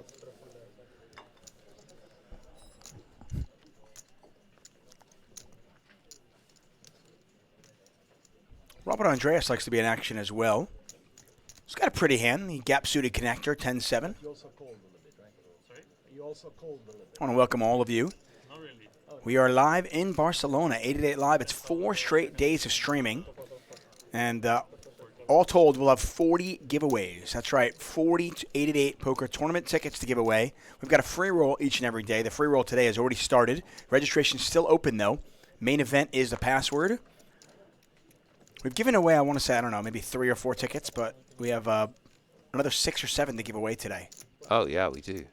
Loads to give away, including a $160 prize. But got the free roll going on now. You've got about 10 minutes left to enter the free roll. Look for the special 888Poker TV special free roll tournament. And the password is main event. Get involved. Antonio Perez is all in. Dorian Dizzy thinking what he wants to do with Queen 10 suited.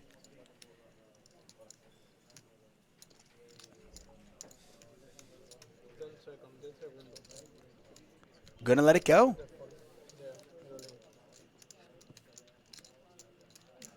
Yeah, 17 bigs is the shove from Antonio, so just that little bit too big to call light or lightish.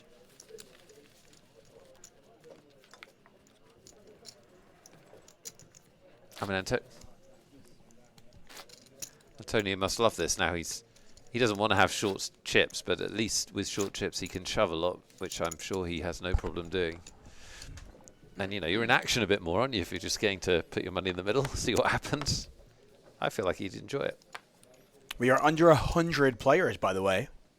Still a while away from the money, but I'm now convinced that we might make the money today. Yeah, it's going fast.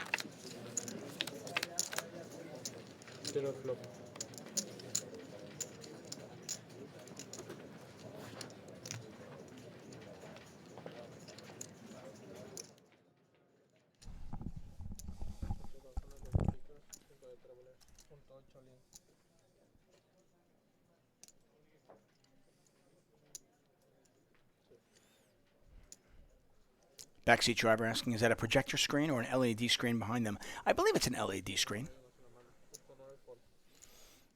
Do not think it's a projector.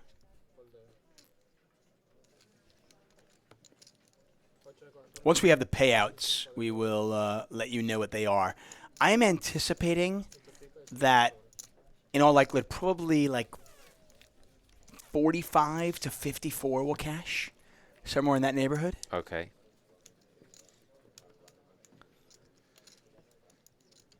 Yeah, usually it's like 12%, right? Well, yes, usually, but tournament director can decide what they want to do. We'll get those details soon. We must have those details.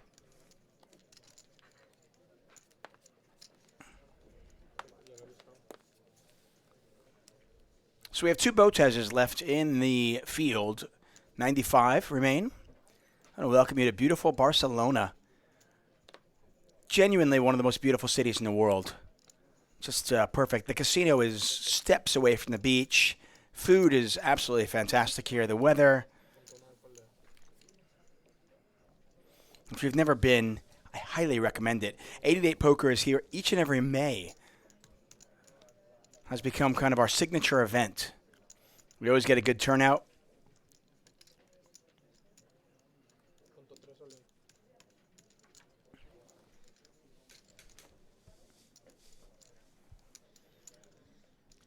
Ryan Mark's all in. He's been with us for some time, but been pretty short stacked most of the time. Sitting patiently, waiting to try and double up.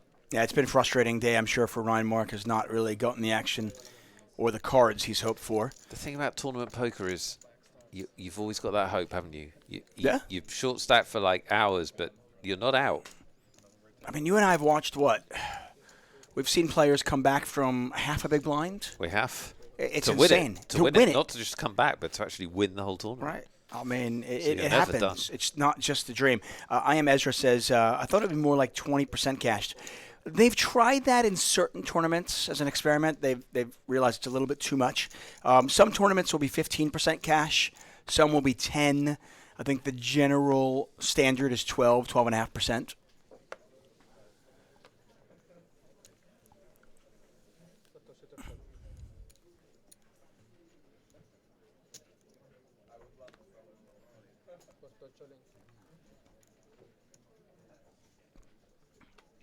Registration for the free roll is closing shortly. So if you want to play the free roll, and why wouldn't you, get in there now. The password for it is main event. We're giving away $500 in cold hard cash. When I say we, not Nick and I, we don't have that kind of money. But 888Poker is doing it. Yeah, they're just giving away money, which is tremendously friendly. Antonio's all in, and he's been called. Has he been called? No, I don't think so. Oh, no, he's posting for the next hand. Right. It looked like it. No, he threw his cards in and then posted. Yeah. Threw us a little bit of a curveball there.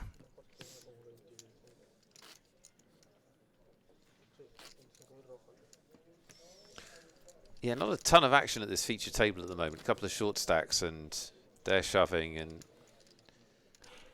yeah, I'll say for our stream, yeah, Antonio losing that monster pot was probably the worst thing for entertainment purposes for us. Right. Paolo is really happy, though. Yeah, of course. Yeah, definitely not the worst thing for Paolo, but yeah, if Antonio Perez had 200,000 chips, I venture we would be seeing a lot more bluffing and action at this table. But he's working his way back, though. Give him credit. He's back up to 53,000. 26 bigs.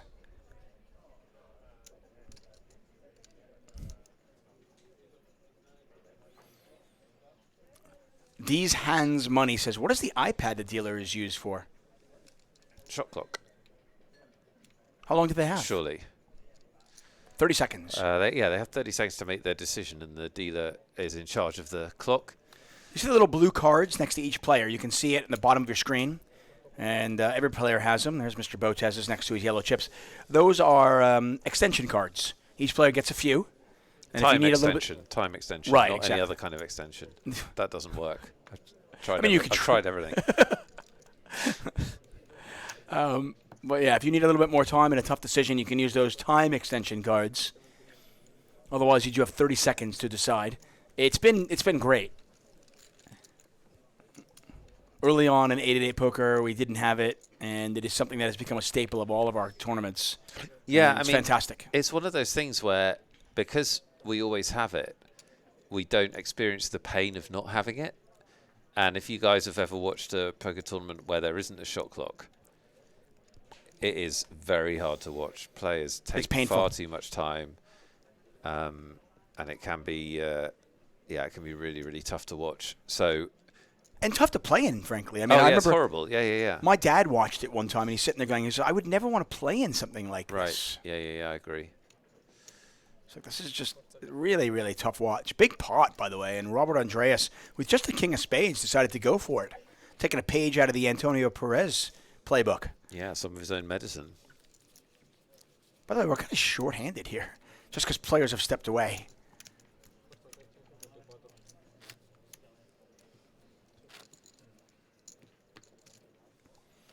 Yeah, the nice thing about it as well, some people will make the argument, they go, well, 30 seconds is even too long to act. By having the shot clock, we have noticed that most people don't use it all. Yeah, that's right. The game gets more of a rhythm. Just players are used to just playing. Right. Most decisions are made in 8 to 15 seconds, which is really quite nice.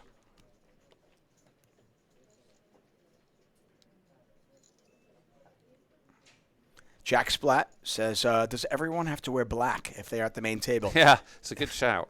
I was wondering that. No, So- I some would colour, welcome some lads. color. Some colour, come on. Express yourselves.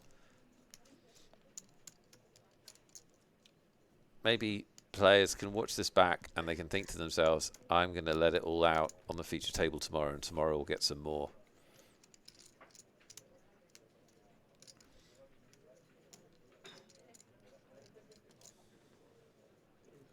Thank you, Dees. These hands are money.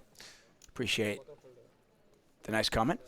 Get a raise from Paolo, our chip leader at the feature table, courtesy of that huge of snapping off that huge bluff when he had trip 8s against that man right there.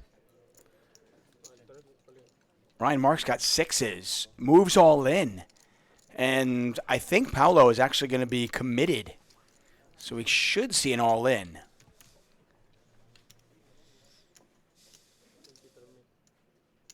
I mean, it's 18,000 to call, but there's 33,000 in the pot. You're nearly getting 2 to 1. Yeah. I don't think you can fold ace-4 here, suited. Yeah, I don't think so. I mean, unless your opponent has aces, you're going to have at least like 25, 30% equity.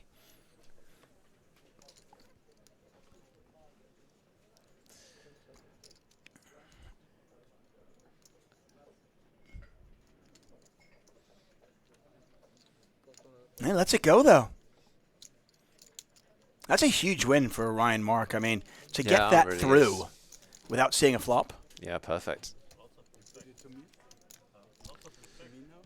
If you'd like to play some poker on us, registration is about to close in the free roll. Last chance for the free roll. 888Poker TV special free roll on the 888 poker client on the application. And the password is main event. There's $500 in there for you to try and win.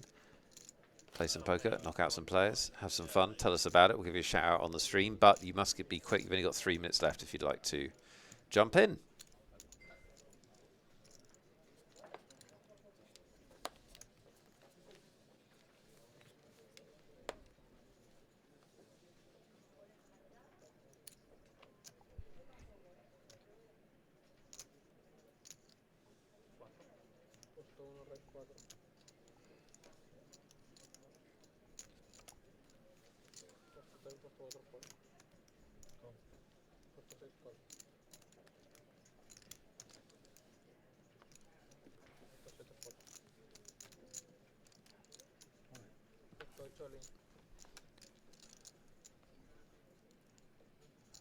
We've got some hands here. Antonio's all in with the 10s.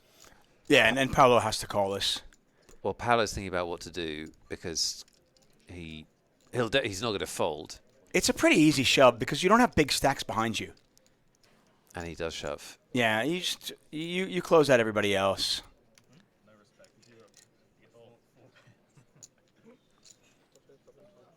I mean, Paolo's actually pretty unlucky that he's in a flip situation and he's going to be a dog. But against Antonio's range here, I mean, Antonio's going to have like ace-queen, king-queen sometimes, ace-jack. Just happens to be 10s versus ace-king. And I think Andre's not really thinking about it, but... No, I don't think so. He's going to use one of those time extensions. He has 25 big blinds, but I don't know what the justification would be for calling here. So like calling Antonio makes sense, but overcalling Paolo? Yeah. As we all found out yesterday, an old lady in the Mirage, Beth, told me many, many years ago, you got to have a super strong hand to overcall. And ace-10 offsuit is not a super strong hand. No. And he eventually comes to that same conclusion. He lets it go. He's going to be very happy when he sees what he was up against. He was drawing nearly dead. Yep. I mean, ace-10 versus aces-10 versus 10s and ace-king. So from a stream entertainment point of view, we're rooting for the 10s. Yeah, I think so. Because Antonio has given us a lot of nothing against Paolo. But an Antonio double up is good for entertainment. I think the entire table is rooting for Antonio as well. Right. And unfortunately, there's the ace. And we know there's only 1 10 left in the deck. Oh, dear. Tough to find. Yep. Running clubs will not help Antonio either. Only a 10 will save Antonio Perez from the exit. And the exit beckons as Antonio Perez has to say goodbye to his chips, says goodbye to his time extensions as well. And Paolo Boy can do no wrong. He's up to 280,000 chips, and Antonio Perez is gone in 94th place. Or thereabouts. Can I hit you with something? I mean, this is really bad. Just don't hit me. It's really bad that Antonio's out. Yes, it's really bad. Because he was very bluffy, very aggressive, and very fun. So thank you for giving me some entertainment, Antonio. So I'm going to try and pick everyone up. Oh, yeah. Pick me up. What about if we give away 2 tickets? 2? 2 $16.50 tickets to play poker on 888 on us in one hit. What if we do that?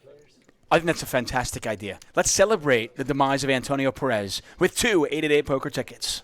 Exactly. As we raise a glass. So if you're on the Botez live stream and you'd like to play for a ticket, you need to get the 888Poker TV stream up and enter our chat. Because the software is running on our chat. We're going to do a keyword where all you have to do is type in the keyword and then you'll enter. That's literally it. And then the software will draw a winner at random. If you haven't played one of these before, we're going to give away 2 tickets. What is the keyword, David Tutman, that they need to type in? Well, we always talk about the food that you and I enjoy when we're here in Barcelona. And it's actually a type of food. Because I cannot get enough of tapas. Tapas is your keyword. Are we doing it, Lime? Is it happening? It's happening. It's happening. Type tapas. T-A-P-A-S. Type it. Type it now. Type it in the 888Poker TV chat for your chance to win a $60.50 ticket and change your life. Marginally, slightly, but change your life. Now, your life might not change at all, but it might. 2 people must win. They must win. Type tapas and enter. It doesn't work in the BotezLive chat. BotezLive people. It doesn't work in your chat. The software script is running in the 888Poker TV chat. Open up a second browser window. You've got 2 minutes. Hurry. Run.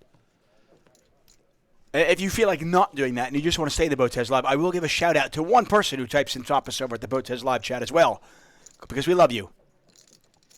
Hell on Toast, they're $16.50 tickets. Sorry to disappoint. Not $60 tickets. But $16.50 is a tournament where you can win hundreds, maybe even 4 figures if you pick a big one. I mean, we're giving away like 30, over 30 of those. Yeah. During this streaming this week, we are giving away also $860 tickets this week. Fun. So it's all for free. It's all free. It's all inclusive. Right. I mean, it comes with the price. As I said, one lucky person in the BotezLive chat will get a shout out from me. I like to include them. It's not much, is it? It's a token response at best. I can't do much. I would do more. I can't, though. I'm assuming the people that are not entering the contest are not eligible to play on 888Poker. And that sucks, and I hate that. Because I live in California, I can't play on it, and I wish I could. I understand you're paying 1 more minute, says Lime Ricky. So 1 more minute. If you're late to picking this up, if you're on BotezLive chat, you cannot enter unless you fire up a second window and enter the 888Poker TV chat where we're hosting this competition. Once you're there, you just type tapas in chat. That's all you need to do. You're automatically entered. It's a random draw. 2 people are going to win a $16.50 tournament entrance on us. You must be able to play on 888Poker in order to enter.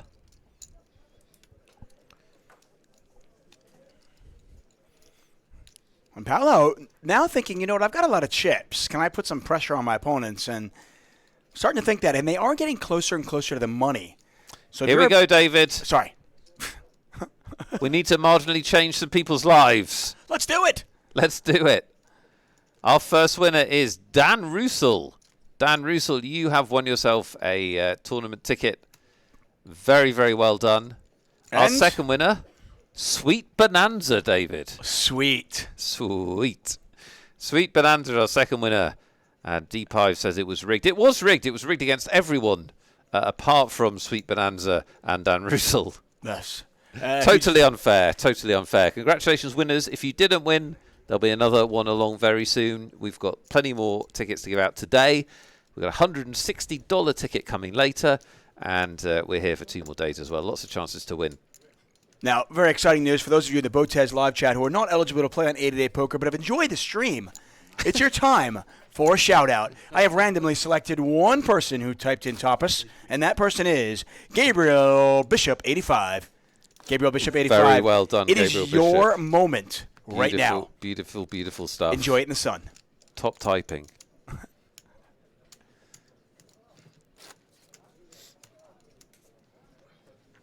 I know we let several of you down with that randomly generated prize assignment. What can I say? Life is cruel. You know what? You've got to learn at some point in your life that it's rigged. It doesn't always work out. And if you don't know by now, well, that's what we're here for. Rough stuff. Gerber Baby says, I thought we had a real connection voice in the sky.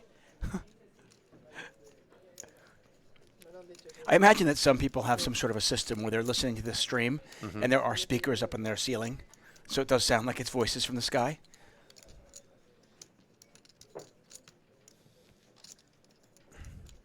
Nick Wealthall, David Chuck, when we are live, we are actually in Barcelona. A lot of times we do our shows from the comfort of our home, or possibly Malta, our second home. But when we do these 888 live events, we like to come together mere inches away. And it's a lot of fun. Small blind, big blind action here. I don't think you want to call off with Queen 9. Ryan Mark is trying to decide. It's not like crazy. If you think Mateo is shoving pretty light, and he certainly could be. I think it's close. I mean, I don't have my push-shove charts in front of me. But I think you could even make the argument like Queen 10 suited is a call. Queen 9 off, though. I think I'm probably mucking that for 11 bigs. Yeah, it's tough, isn't it? I mean, you beat some hands like 9-8 suited, 10-9 suited, but... Right. I don't love it.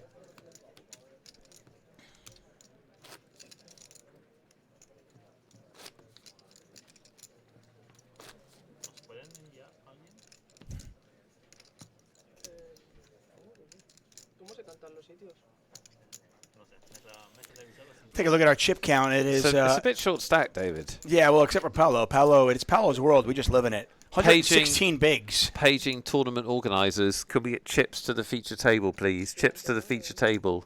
Yeah, I suspect that maybe at the after the next break we'll get a different table. Okay. Who knows? Maybe if Alex is still on the table, we'll get her table. We can go from Botez to Botez. Botez upgrades. Whoa. Shots fired. Poor Andre sitting there going, wait, it's not an upgrade. Well, no, I mean, Andre's really cool, but I mean... he's the daddy, like, he's the originator, right? But, in fairness, he's not the star. Yeah, no, he's... He would accept that, I think. I think so. He's played very solid poker.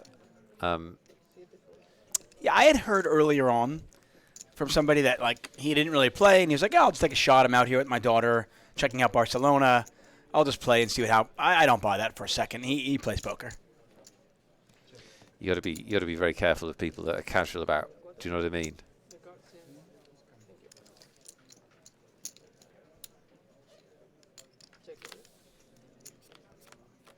And in the poker world, I think you've really got to be careful of people who say, I do okay. Would you agree? Yeah. Look at this. Robert Andreas with the best hand in poker, 7 deuce, wow. now a full house. The big blind special to the max. This is like the ultimate big blind special. You get 7 deuce offsuit and you turn it into a full house.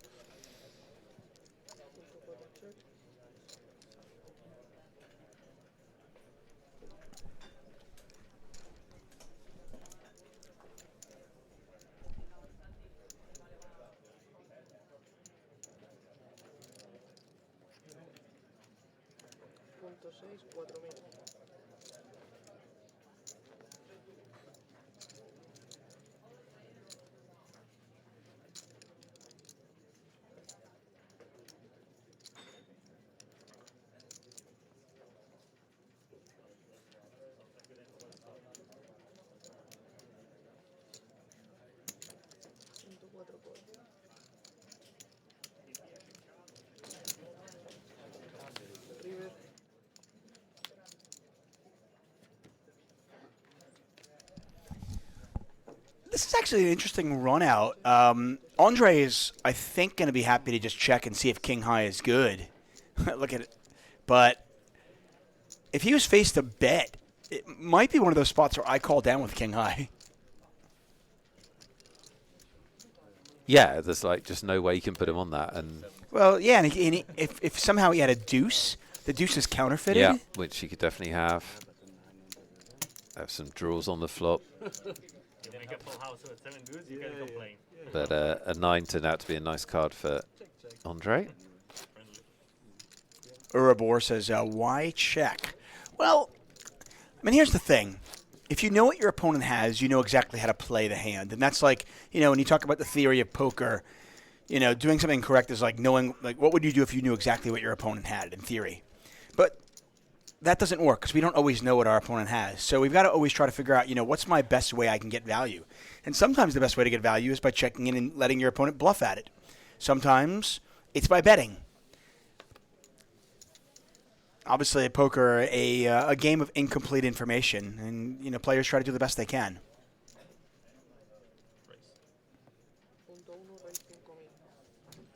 Throbble Lawyer says, like to give them enough rope to hang themselves.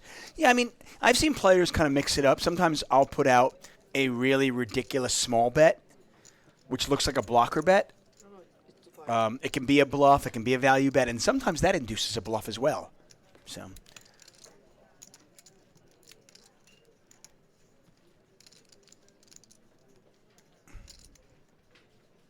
Paolo has definitely stepped up here now that he's got a lot of chips. Ryan Mark, by the way, is not in the hand anymore, but Mr. Thomas, Mr. Robert Andreas, by the way, is with ace-king. And I suspect we will not see a flop.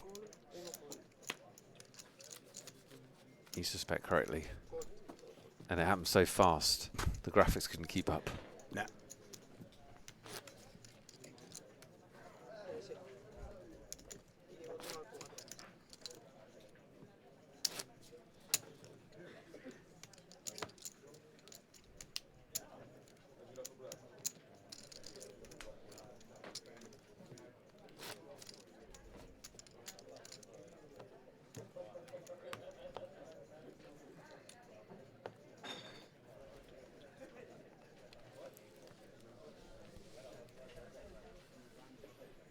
What adjustments are you making playing six-handed right now?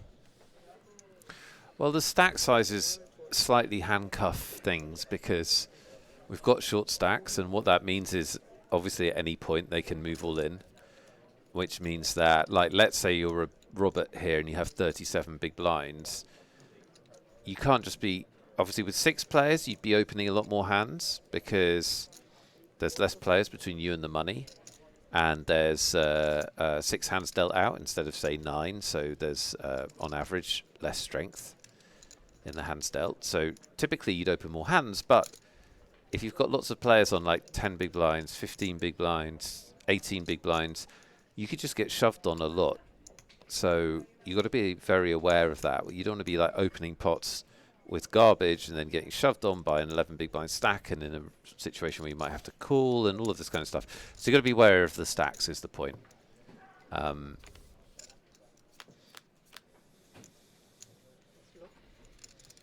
Andre decided to just make a min raise out of the small blind here with 12 big blinds, and I think shoving was probably better.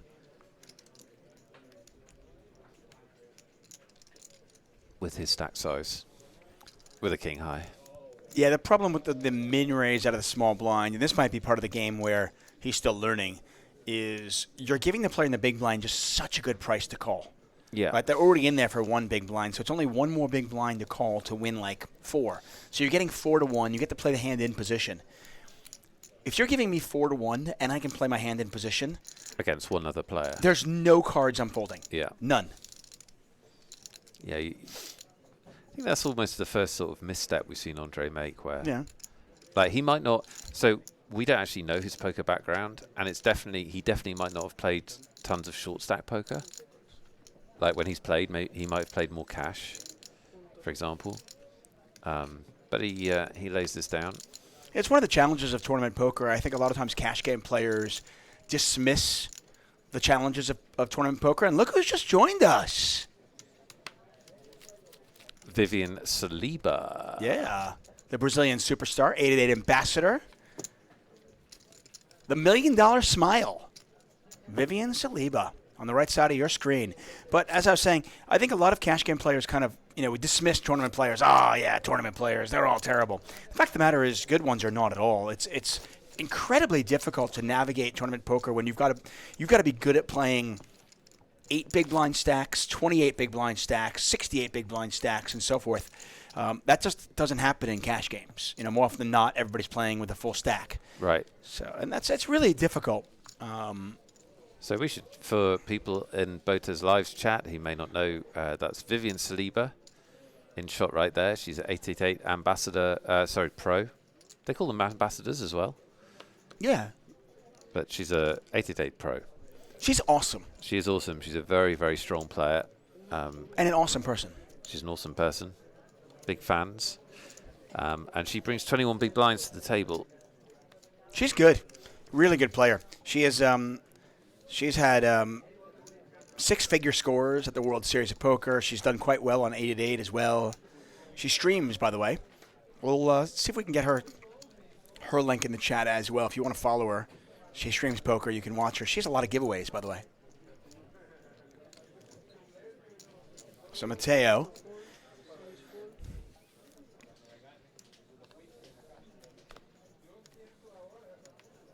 Raising under the gun +1. Viv, by the way, I think she was playing at a table with Caballito and the other Botez. Oh, wow. Yeah. Star-studded table. Mateo trying to work his way back from that huge hand when he called off with 10-3.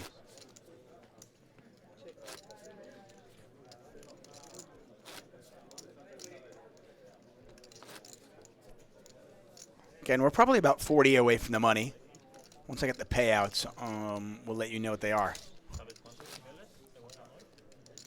811 right here.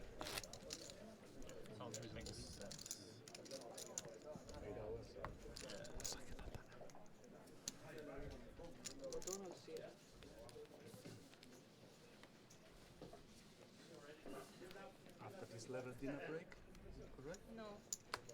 2 more. Mateo had a huge stack at one point.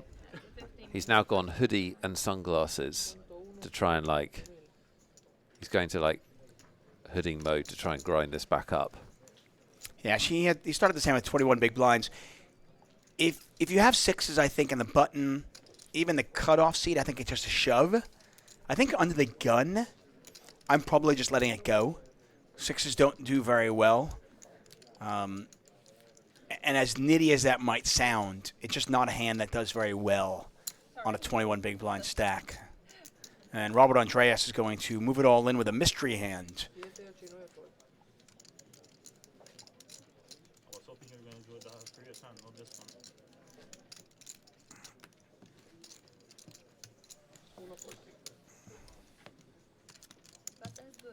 And we'll never know what he has.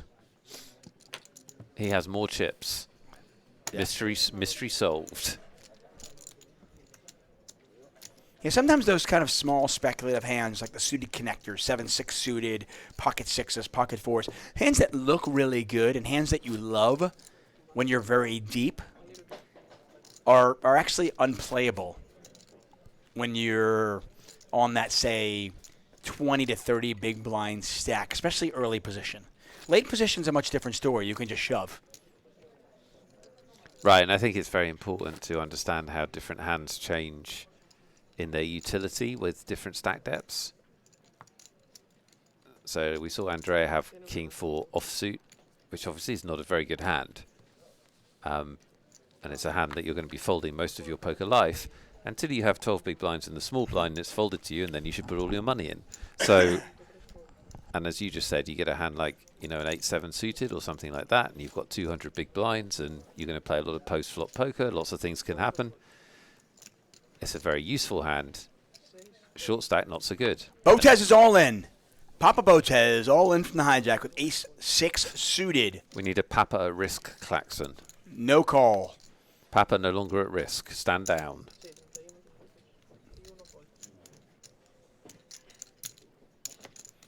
The Romanian, Andre Botez.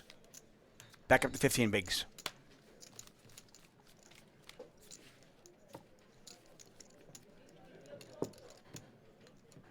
Apparently, we're going to get the payouts at the next break, which is in 40 minutes. So it is 8 p.m. here, 8:40 p.m. local time. 6:40 GMT.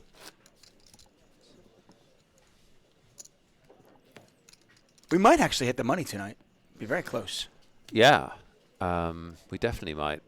It just decides how many levels they decide to play, because sometimes when you play live events, you know, it depends on the schedule. You can be like really jammed up for time. They have to go really late at night. Here, the organisers have got some flexibility because we have 4 days for this event. And that's quite nice. It is really nice. So they're going to be able to handle this however they like. We've covered events in the past where they've tried to jam it into like 3 days, and you know we're here at 7 in the morning, right, on the last day, yeah, and the players are exhausted and they're playing for tons of money. This is quite nice. Like I think we don't need to have really late nights the next night, or even on the finals. Paolo picks up jacks on the button. Nobody's going to give him credit for a big hand in the button. And if somebody wakes up with something in the blind, this could be trouble. Mateo has a shoving stack. I don't know what he has, but if he's got like an ace or something, he might go with it. He decides not to. Don't know what he had. Ryan Mark's got king-8 suited. He could shove this. For sure. I mean, the chip leader opening on the button. And Ryan's going to, or Mark, I don't know. Gonna just, well, Paolo didn't raise? No, Paolo, I was going to say, I thought Paolo just limped. What? Which is bizarre. Yeah, it is weird. You're the chip leader. Why would you? Don't know. Mixing it up a little bit. Oh, and look at this. Goes check, check. And Ryan's hit his king. Jacks are incredibly hard to play. But I can't think this is the best way to do it. They always go wrong. Ryan can definitely bet here, and we can see the whole cards, and I think he'll probably get called because jacks are so under-repped. He hasn't put a chip in the pot. Oh, I mean, Paolo might bet for value. He does. Well, nobody's putting any chips in the pot. He's thinking, I got the best hand. And you imagine Mark will call this.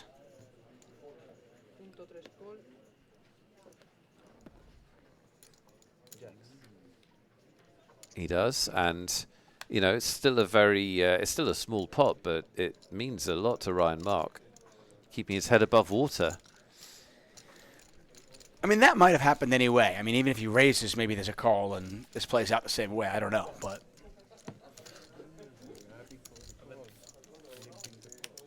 I have bad memories of being limped on the button. So I was very scared. There's Vivian Saliba. I believe does she live in Austria now? She does. Yeah. With her boyfriend and her adorable little dog. Napoleon. Napoleon's a dog, not her boyfriend. You could have said Napoleon's the love of her life, not her boyfriend. I leave the comedy to you. Thanks.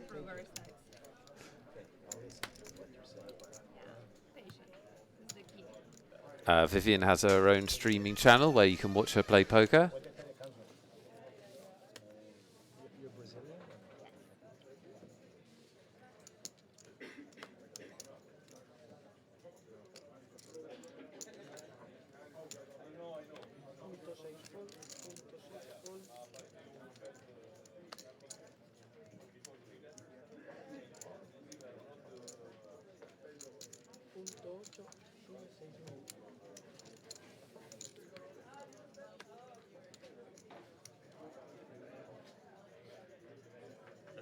5K?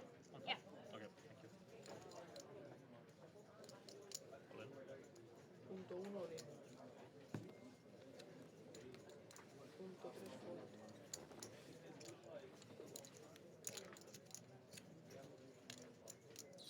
Well, little short break there, but we had some administrative issues going on. We've got Ian Simpson in the booth. We've got Vivian Saliba, who is just raised. Mateo is all in. Robert Andreas is thinking about what to do with King Jack. But the real question is, what does Viv do when it gets back to her? Viv's putting his money in. Hi, everybody. Good to It's see Ian you Simpson, all. guys. Hi. Good luck, Vivi. Hold. Viv makes the call. She knows what she's doing. Ace Queen versus Ace 5. The Italian versus the Brazilian. It's like, this has played out a million times on the football field on the pitch. Definitely It's going to play out here again. The Brazilians beat the Italians one time. Just queen. Queen in the window. No drama. How about just like deuce, deuce, 6? Just queen, queen, queen. No drama. That's nice. That's fine. That's fine. Backdoor hearts to worry about. How about a heart for a sweat? We want the sweat. We want a sweat. 6 of hearts? 6 of hearts. Let's go full sweat. 6 of hearts, baby. Mateo drawing pretty thin, as you can see in the top right corner of your screen. That is not the 6 of hearts. Deuce of diamonds, and now Mateo needs a 5. That is That's not a 5. hold for the Viv star. And that's a big pop, by the way. So Mateo Ferrata, who was on fire early on, calls off earlier, loses about 80% of his chips, loses the rest of them there to Vivian Saliba, who is now up to a solid 38 bigs. Lovely. Nice one, Vivi. Look at you. You bring instant luck. I mean, To fellow 888 ambassador, by I'm the on way. that rail, of course. Ian Simpson, of course, a ambassador who also streams. I do indeed. I do indeed. Thanks for the shout out there, Limey. I appreciate it. How are you? I see welcome. I see hell on toast. I see Paul Andre. This is not a time for you to just have conversations with Limerick. This is What a are you professional. talking about? It's Limey. Ian, of course this is it's a time to have a conversation with Limey. Am I getting kicked out now? Mute him. No, No, I'm kidding. I'm kidding. This is a professional show. It's not your stream. What? This is that we're trying to keep a nice decorum. Okay, let's talk about the hands. Okay? Like you're here for analysis. Okay. Not for conversations. I'm sorry. Can I swear? Lime, don't encourage it. How's the stream going? The stream is amazing. Yeah? Glad to hear it. Hi, Nettie. Ian, why aren't you playing? Do you want to answer this one, buddy? You'll enjoy answering this one. I don't know. I mean, why aren't you playing? They're on break. No, I wish. I Oh. bet all my betting discs And- with a worse hand than the other person. Oh, and they wouldn't let you stay? They wouldn't let me stay. That's so when rude. you lose all your betting discs after late reg, that's it. Done. They kick you out. Must be hard. I mean, imagine being a child. You come home crying because your friend said, I don't want to play with you anymore. That's basically what happens when you get kicked out of a tournament. Oh my gosh, I never thought of it like that. So sad. Yeah, they do have another tournament. Did you get on it in the good? side. No. No. No. Okay. I did on some of my bullets. I've done did I do 5 bullets in this damn thing? 5 I think I bullets did in the main 5. event? No, 4. 4. So this is an 4. So this is an €1,100 main event, but for Ian bullets. Simpson, he's made it a €4,000 main event. I have, but that's okay. I cashed the high roller, so it's not such a bad losing trip. It's fine. You basically broke even then, right? More or less. And you know what? The big shot's tomorrow. I'm just going to win that again. Brags. Get that in there. You're really good at the side events. You crush. I'm good at all events, buddy. I crush everything. You're really good at the side events. There's a 5 in the window. We don't know what Andreas has, but we know that Botez has a 5. So that is, by the way, that is Papa Botez. That's Papa Botez. Papa Botez. Miss Botez took one of my stacks. That is Papa Botez. Botez. Amazing. Oh, good. You gave your stack to Alex. Half of one, yes. That's great. Yeah. Good news. Yeah, Okay. it stays in the family. Listen, well, the chat doesn't care about you. Don't take it the wrong way, but we have BotezLive chat here. At least 3 of them care about me. I see No, Paul there's no- Turner. I see Paul Turner there. He cares about me. Now, there's a few people in our chat that really do care about you. Yeah. But there's a vast majority of. I'll just ask the chat. Are you glad that Ian Simpson gave all of his chips to Alex? Awkward silences. They don't know how to answer. No, wait. No, see. There's a yes. There's a yep. There's a yep. Wow. I know, Lime. I know. This is what I have to live with. They're all very happy. Your chips have gone to good use.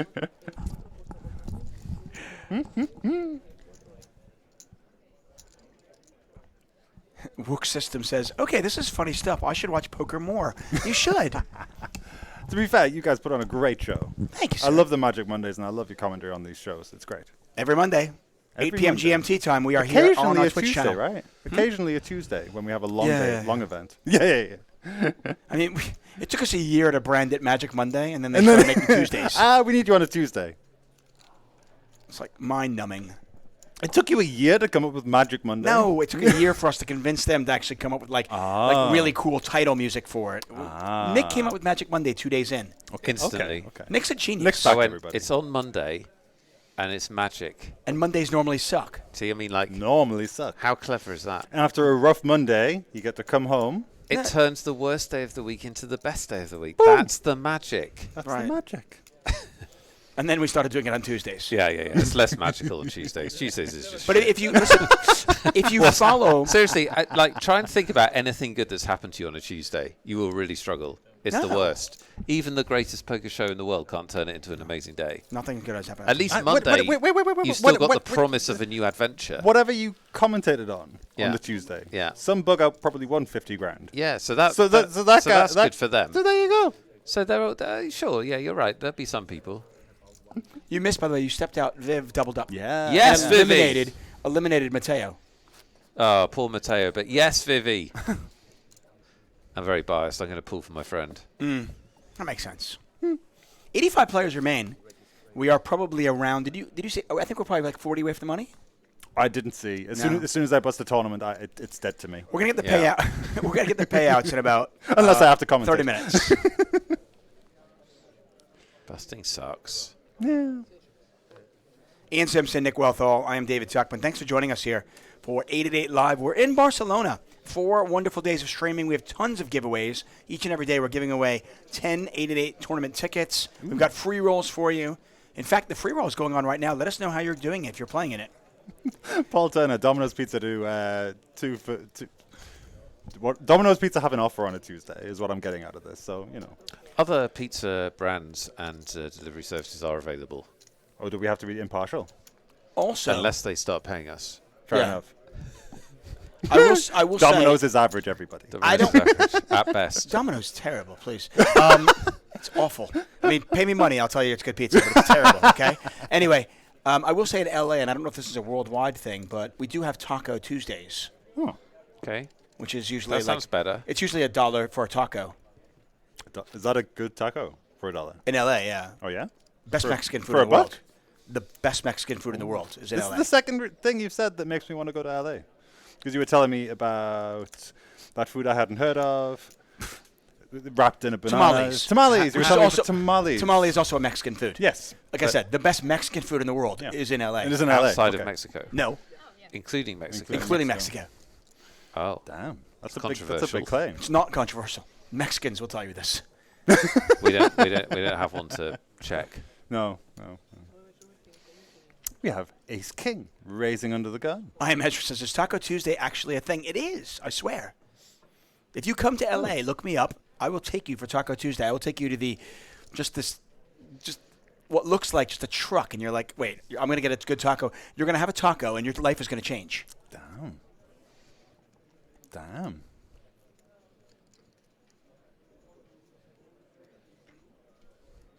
We have Ace King v Ace King. We will likely get a chop. But we don't know if someone behind is going to wake up with something, so let's just see. And you know what? We do see some funky folds every now and then on stream. We make an early prediction, and then it just gets turned up on its head. Yeah, don't make predictions. Don't make predictions. That is a chunky 3-bet, is it not? Is that 18K? So Robert starts his hand 19? with, yeah, well, 17.5. So Okay. he starts his hand with 46 blinds. And Paulo with 100 bigs comfortably covering. That's a bit of a decision because this is a big 3-bet, and he was under the gun, so he has a strong raise, a strong range. No harm in just calling, in my opinion, but the solvers are going to do both. They're going to do a little bit of calling, but a lot of 4-betting. You don't need to mention the solvers, Ian. Oh yeah. Nobody here is looking at No one solvers. gives You a can shit. just say it's your opinion. Cool. My opinion. Get it in. There you go. In we go. In we go. tiniest bit of extra equity for the ace king with the ace of diamonds because they cover one of the suits. In my opinion, ever since I started playing poker, diamond. You should not be able to two diamonds. You should not be able to go out in this situation. I think it's so gross. You know what? It's worse when you've got the ace king off and they've got the ace king. No, when you've got ace king suited and they've got ace king off and they get a flush. That's the worst. Okay. No diamond. No drama. No diamond. I wanted their drama. But can you It's I don't so have to gross. imagine. I remember. It's so gross. It is so gross. But the game's gross. That's why you have 200 people watching. They want some gross. There's many members of Team Filthy in chat. They want the filth. Yeah.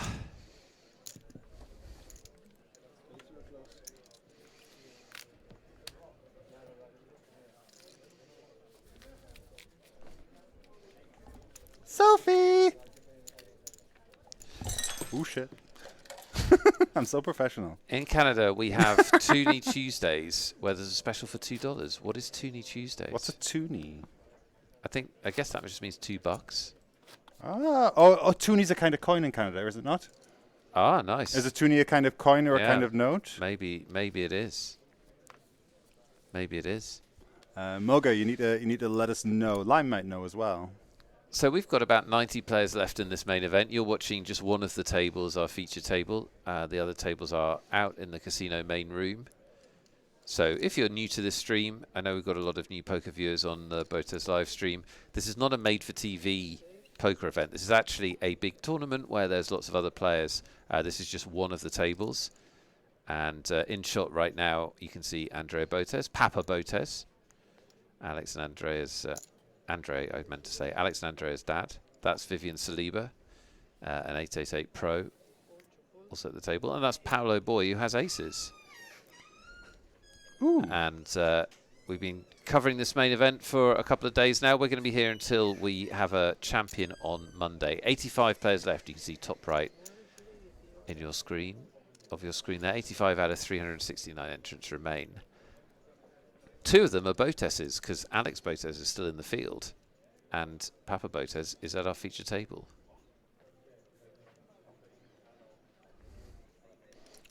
Do they have a last longer? The Botez's. I mean, if they don't have a last longer, they're doing it wrong. Yeah, they need some sort of last longer. They definitely have a family last longer bet.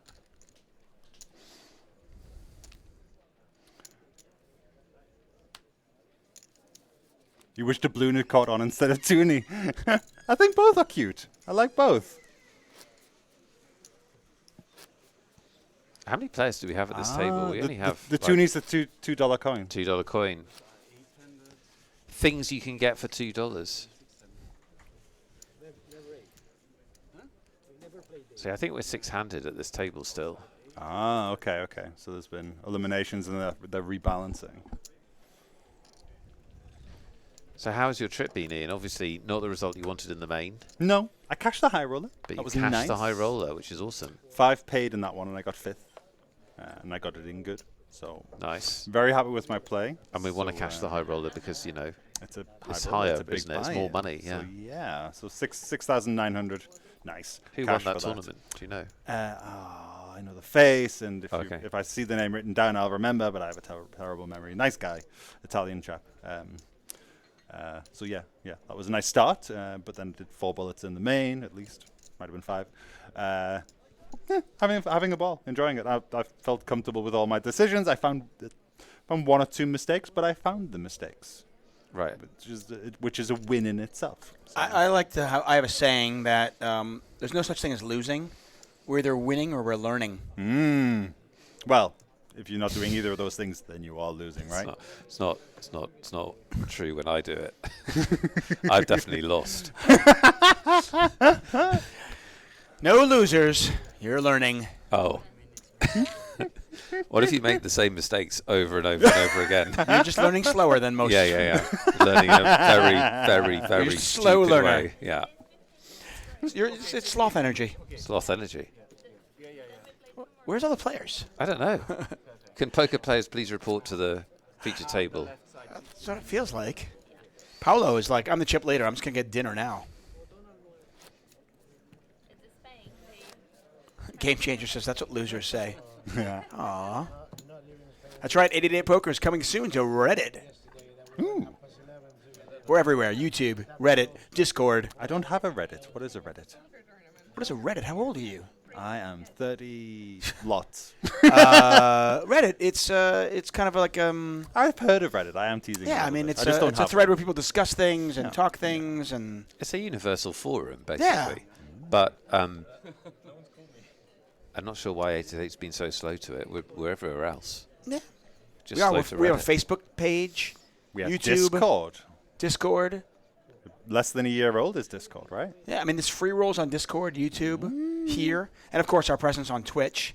We've got Magic Mondays. We've got Blast Off Wednesdays. We've got Focus Fridays. You actually are a big part of Focus Fridays, aren't you? I've got a Focus Friday in not this Friday, the Friday after. What happens on Focus Fridays for people listening? Well, it varies. There's a bunch of stream teamers and there's a bunch of ambassadors and there's a lot of poker knowledge in there. And a lot of focusing. And there's a lot of poker knowledge to get focused on, right?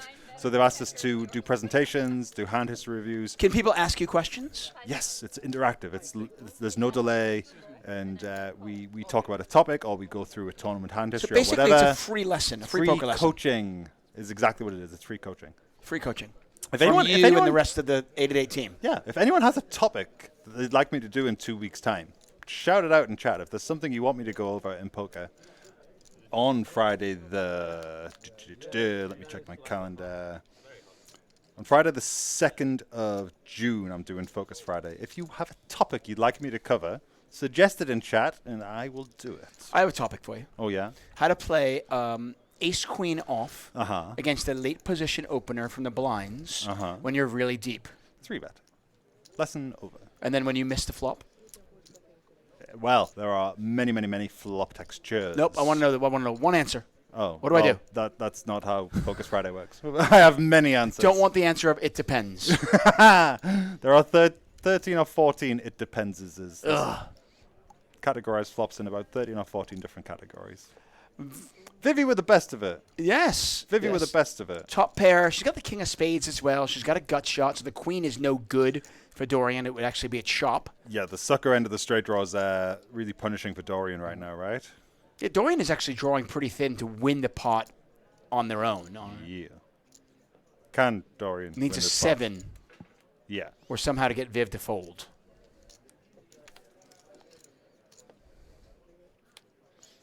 Board pairs 10s.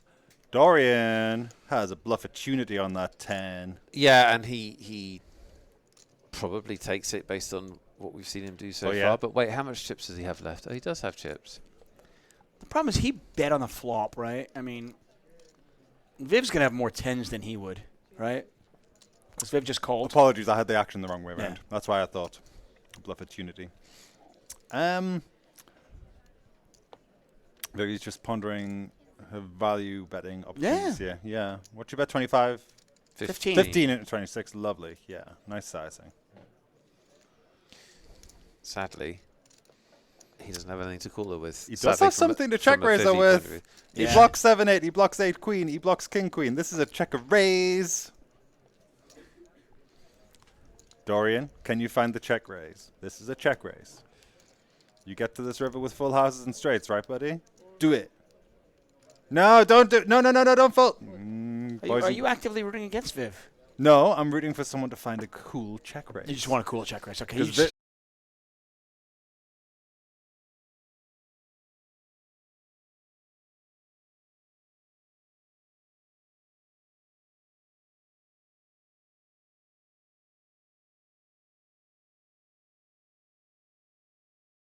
Concept in poker.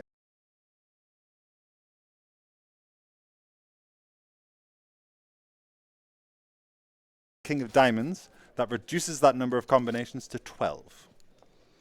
In addition to that, Dorian had the king of diamonds, I believe it was. He also had an 8. So his 8 was blocking queen 8 and 7-8, which were both very strong hands on that board. So having block as 2 very strong hands means it's less likely your opponent has those strong hands. You can bluff then. Game changer. Do an MTT coaching session with Easty and be as ruthless as possible. I mean, that sounds like fun.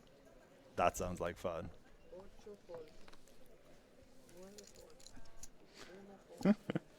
See the blinds in the top right corner of your screen, 1,000, 2,500, or the 2,500 big blind ante. The price of poker going up every hour that happens. We are at our feature table. Papa Botez, that's right. Andre Botez at our feature table. Alex Botez, by the way, still in as well. We are probably around 35 away from the money. Once again, Ian Simpson, our 888 Pro. He streams a lot on Twitch. He's also part of Focus Fridays. Great guy and a very good poker player. We've got Nick Welthall, and I am David Tuckman. I want to thank you all for joining us. 82 will remain out of 369. Yeah, people have got to start thinking about getting into the money. If they've got a 30 big blind stack, they've got some navigating to do. Oh, Papa Botez just with 5 big blinds. Yeah, he didn't need much to call off, but 7 high, not going to do it. Ugh, grim. And you can see the frustration. Yeah, critical. Critical stat levels, not what we wanted. Not what Team Botez wanted. No. Players are going to go on a break in about 12 minutes. It'll be a 15-minute break. And when they take that break, we will as well.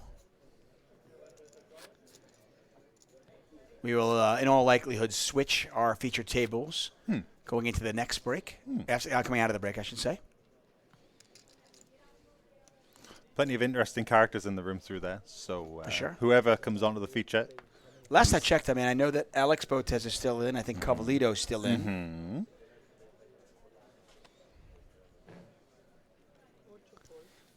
Seven Nature says, this is looking bad, chat. Give Papa your energy. Lovely hand for Kimokuro. Ace 10 suited. Easy I'm open. loving that name. Kimokuriko. I'm definitely pronouncing that wrong. I do apologize. Lorenzo with a nice fold of the pocket fours. We were just talking about getting close to the money against an early position raise. They're not going to do so good. Andreas with over 100k in chips and a speculative little hand here. Would you call this 3-bet or fold? What's your play?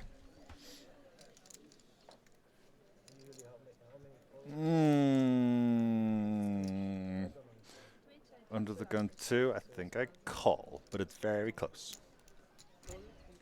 Makes me want to check. make me. Botez is all in.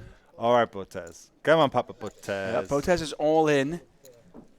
Spades are live, as we can see. Only one spade. Kirko's certainly not going to fold this. It's not enough to fold. If he just Andreas calls, might not. Yeah, if he just calls, Andreas will call also.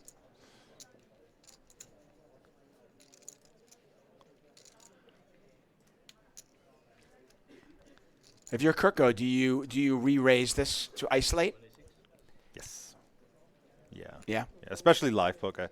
Andreas is going to really, really struggle to call with a lot of his range. And 6-5 suited, specifically, this hand getting folded is actually really good for the ace-10 of hearts. Because 6-5 suited, as you can see on the screen, has 34% equity. That equity just disappeared into the other players' hands. And you can see that Kirko, a 2-1 favorite. 7. Send Botez your good energy. He's looking for spades or 7. Needs help. We've seen it done. Oh, yes. 35% chance these things happen 35 times out of 100. It's not a good start. It's okay. We have backdoors. We've got backdoor things. Okay. You guys are. How about the 6 of spades for a big Six of sweat? spades for an awesome sweat. We could get running 2-pair for a chop. We Okay. can have a 6. A 6 now would work. A deuce for chop. Deuce 6 for win. 7 for win. 7 for win. So we're looking for a deuce, a 7, a 6. Ay, GG, Papa life is Botez. harsh. Well played, Andre. Checkmate for Andre Botez. How long have you been waiting to use that? Since yesterday. Well, he played really well. I mean, it's not like poker is his game, and he's gone really deep here into. I'm not sure exactly how many players left. 82, so into the top slice of the field. We enjoyed watching him, as did Botez chat. I don't know. Clap for your boy. Yeah, I don't know how much poker he will play going forward, but I don't think this is even going on a limb. I think if he plays a lot of poker, he will find some success. Yeah. Cool. Fun Times Poker is Andre Botez Chess Girl's dad. Andre Botez is Alex Botez's dad, yeah. that chess That's girl. one way to phrase it. There are many lady chess players. He is father to one of them, who's very famous. Yes. Right. He hasn't fathered them all. No. Would be awkward. Yeah. And tiring. Nick. Well, it would be. It would be exhausting. It sounds awful. You told me one child is loads. One child is millions. Yeah. Anyway, sad to see him go. But stick around if you're in BotezLive chat, because we're planning on having Alex Botez on the feature table after the break, which is coming up in a few minutes. Unless she busts in the next few minutes. I see. Yeah, Grumpy the Penguin says commentators Alexandra did just say that she'll be on the feature table after the break. That's the plan, but we don't like to advertise that because poker is a fickle it is indeed. game, and It you never really know. is. Cut off, king 9 off. Yeah. Just good enough. Just good enough for a little raise. Dorian pulled off one of the bigger bluffs early on. And he's getting not involved much was again. going on. Living the big blind with 10-4 suited. Not going to play. Dorian's 3-bet does get through attacking that late position open. Precious chips.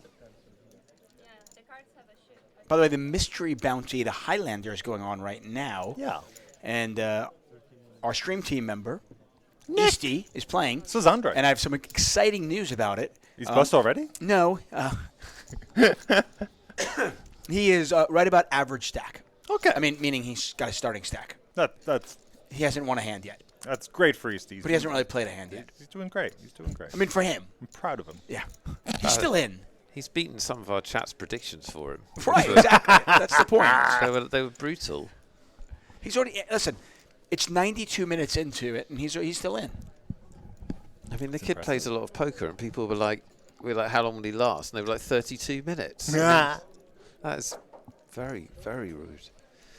7. Oh, Ryan Marks on 15 bigs with 7s in the hijack. Is that a push in the bush? Min raise. Min raise? Yeah. Min raise, don't fold pre to one opponent. Okay. 4s are shove? Some people will shove 6s and 5s and 4s and ace-5 suited. But 7's just a little bit better. You actually want to induce. Yeah. Okay. Ryan Marks had to be so disciplined. He has not had more than 20 big blinds for about 4 hours, right? It's just painful having to grind like that. That's the way it goes sometimes. Still there. We've seen it like somebody just grinding, and then suddenly you blink, you come back, and they've got 60 bigs, and you're like, how did that happen? Yeah. One hand does it. How's everybody doing in the free roll? We have another one tomorrow, by the way. If you've either been knocked out or you missed this one, we've got another one tomorrow. That starts at 5 p.m. GMT time, 7 p.m. Spanish time.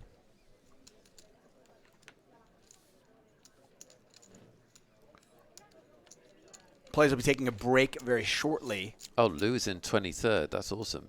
Wow. Oh. Good luck, Lou. Keep going, Lou. Anyone else still in? Andre, 1991, is in 7th. Don't lie to us, by the way, people. We can check these things. Andre, that's amazing. No, we can't. Andre and Lou are smashing it.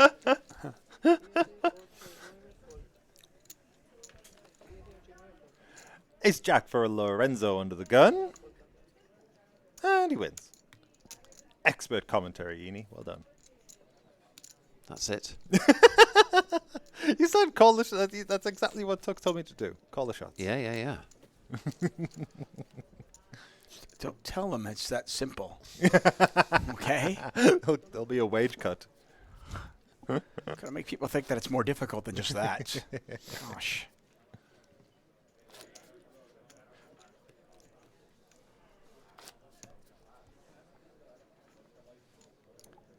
By the way, a little schedule update to let you know tomorrow we are going live at the same start time. It'll be 4:30 p.m.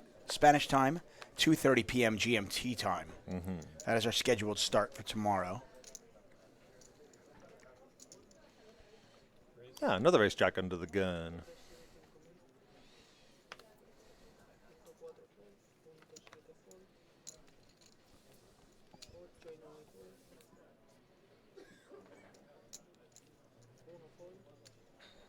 So Ryan had 16 big blinds under the gun with ace jack off. Ooh. What's the play? Min raise, and then gets very awkward. It depends who shoves, Gets awkward if you what get shoved stack on. size. Yeah, yeah, Probably yeah. a min raise fold from under the gun, but it's very close. I think by the books it might be a min raise call, but people tend not to shove enough. So I would probably min raise fold.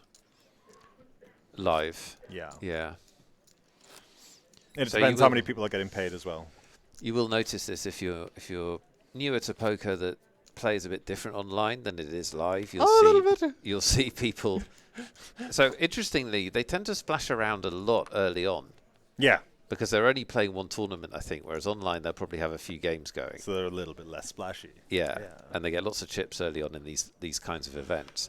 But then at this stage, they get too tight generally, right, Ian? Yes, that can be. Generally. Some players, it can be a thing. Yeah. Yeah, there's definitely a massive contrast between day 1 and day 2 play. Yeah. Good raise We're from closing in on the money here. Like we are going to make the money tonight, David, I think. Unless it really slows down, because there's 75 left, and we're definitely going to get the money. We haven't tonight. had the payouts yet, but money's going to be like 50-ish, as you said. I would imagine. think. I mean, maybe 45, but somewhere in that neighborhood. Right. Yeah, I would. Our stream might go off the air at some point, but I think they play till like 1 in the morning or 2 in the morning. Yeah. Because we don't have a ton of players left, it's gone a little faster than anticipated, and it's a 4-day event. They might cut today short, but I would still anticipate that we reach the money tonight, and then maybe tomorrow play down to say 9. Yeah. And then obviously the final day.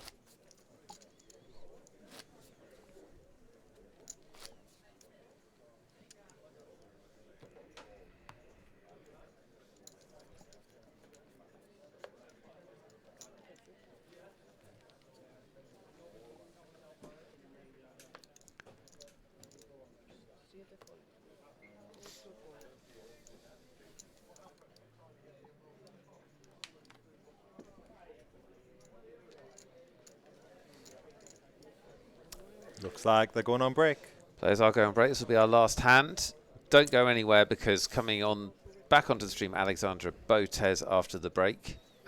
Different lineup of players. That'll be fun. And we've still got a lot of prizes to give away, David. We've got a lot of tickets to give away, including one $160 ticket to give away. Ooh, is that for the XL series? It sounds exhausting. Wonderful. Are you sticking just around, sounds Ian? absolutely exhausting. I have no idea. I do what I'm told. It's up to you. Okay. You're very welcome if you'd like to do some more, 'cause you've only done half an hour, haven't you? Yeah.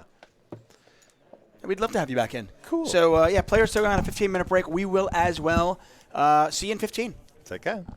So this has gone MP Open. Button 3-bet is Andre Koz, and we're going to 4-bet. And call it off. We have Ace King against Queens, guys, and we have flopped it. Oh, don't you dare.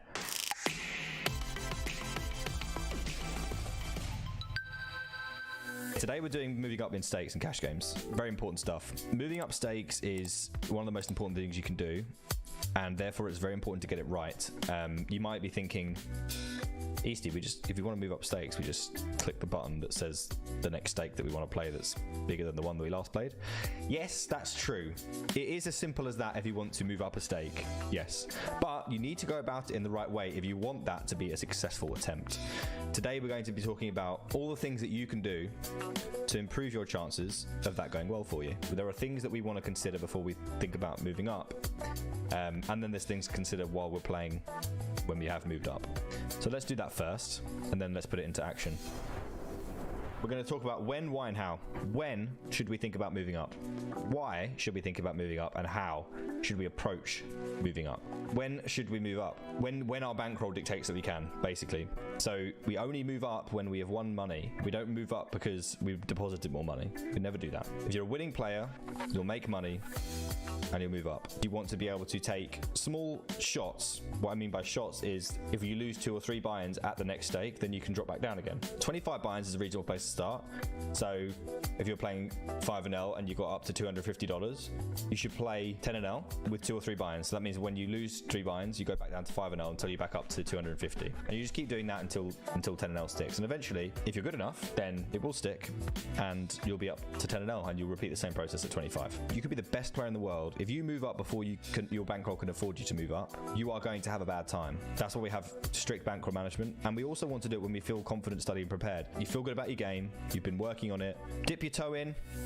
If you get stung, you go again. Not a problem.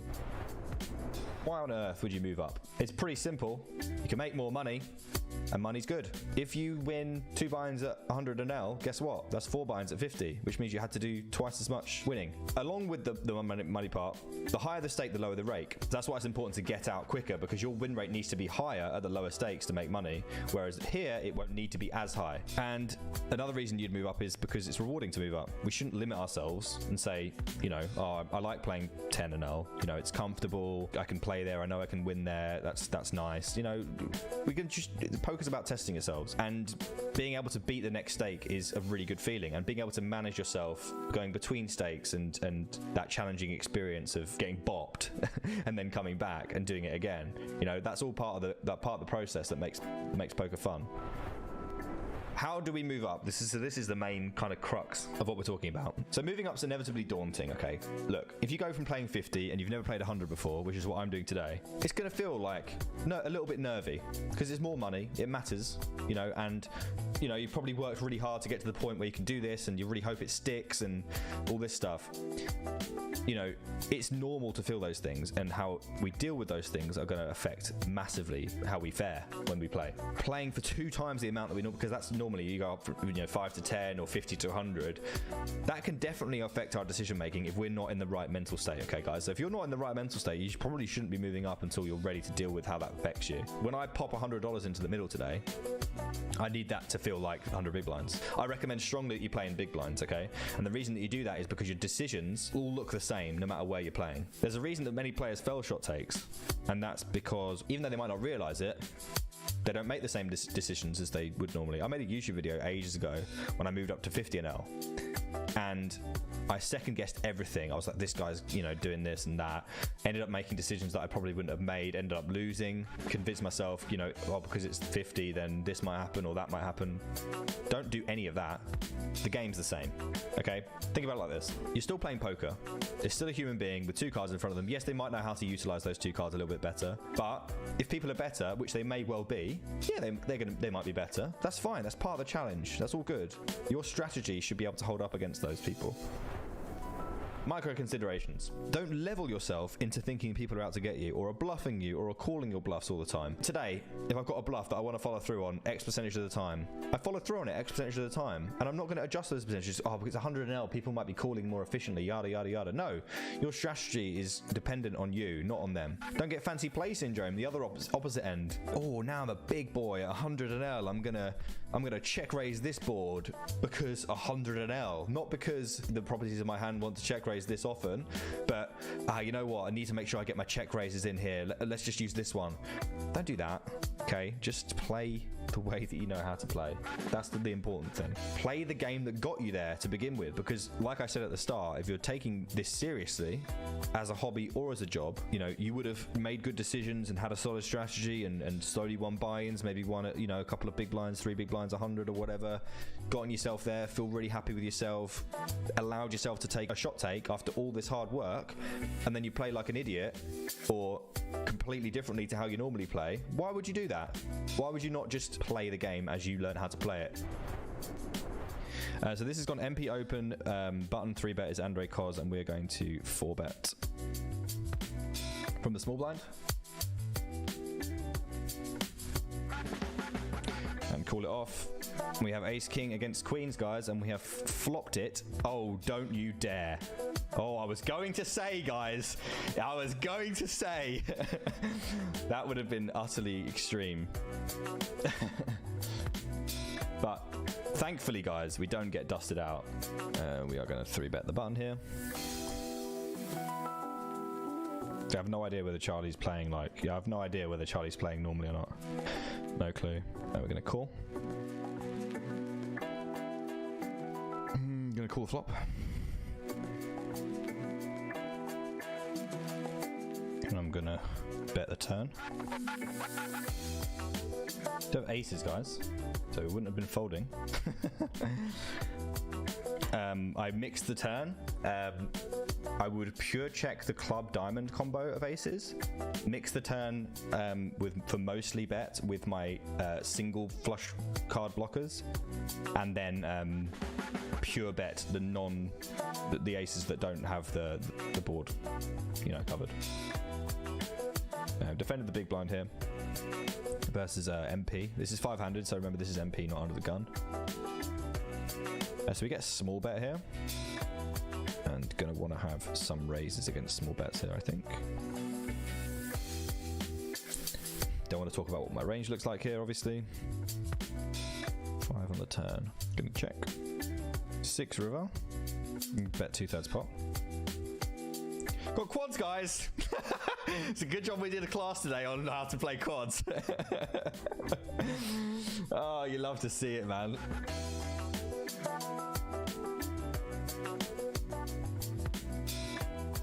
Just because we are women, they think we are bad players. I think that's what it's not like. I don't like it.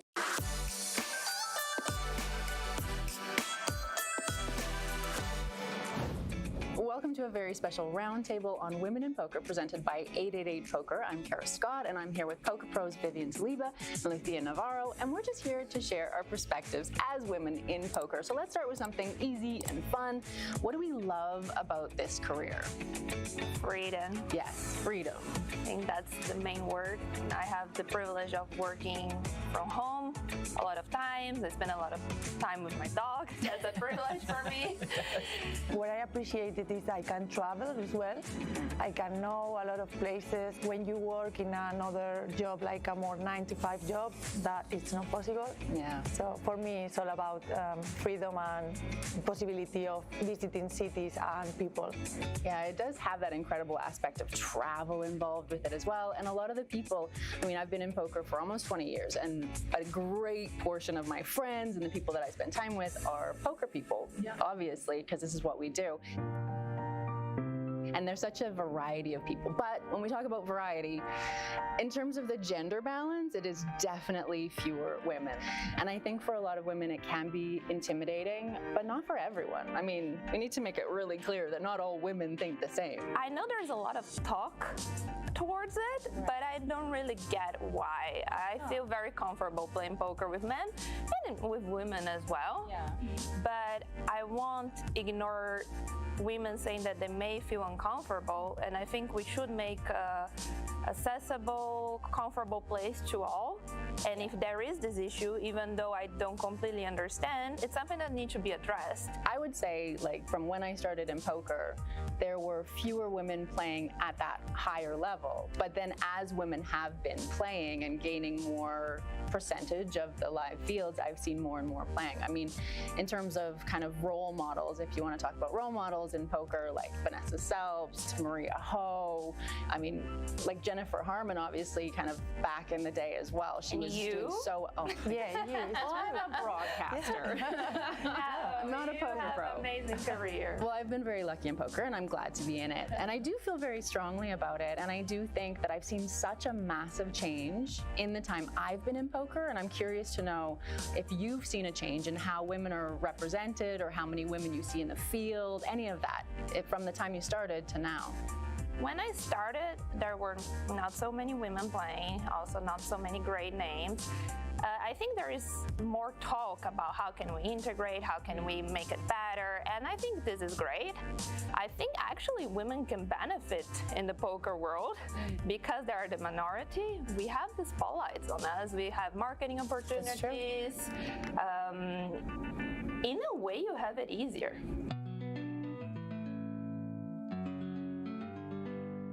Well, the question for me is, like, how would it benefit poker to have more women in poker? If we're not advertising as well to women, we're not going to bring them in. The player pools are going to be smaller. Don't we want to have more women playing just because that's a larger pool of players? We want to have more people playing, and again, I don't believe the gender matter that much. I just want women, if they want to play poker, to feel comfortable and to be able to. I really agree with you, but I think it's something about of interest. We try to bring more women to the poker, but I don't think they're interested in playing poker. Although more women play online than live. Yeah, that's true. I didn't know the data. So there is some kind of a disconnect happening. I go back to that theory that maybe it's the buying, because when you look high roller tournaments live, you also don't have 5% of women playing, and online you can play really cheap. And I think it might be somewhere around the buying. What is one thing that really annoys you about the stereotype of women in poker? For me, it annoys me massively when people are like, oh, women should all support each other in poker. And you're like, people are people. Yeah. If I think she's a jerk, I'm not gonna like go out of my way to support her. I'm also not gonna let people talk about her badly just because she's a woman. Just because we are a woman, they think we are bad players. Right. I think that's what it's not like. I don't like it. Actually, I take this as, and turns out as an advantage for me. Yeah, I take it as an advantage, but I don't like they think that. It still doesn't feel good. Yeah, it doesn't feel good, because that means that we are still like need some work here. But, but I take an advantage of that as well, yeah. I think we shouldn't be offended for that and just try to take more chips if people think we are bad players when we're not. And I don't think all reflex of societies that we see in poker to be a poker problem because of the poker world. It's just how societies are, and you see this outside of poker as well. I think it's a really exciting time to be involved in poker, whether you're a man or a woman, but specifically for women as well. Like, I think this is a really good time in poker to be involved, and I love seeing so many women doing well. It's really encouraging, I think, for people who are watching. So thank you both for your opinions and for giving them and for being honest and for disagreeing too. I love that. Thank you. Thank you so much, Cara. Thank you.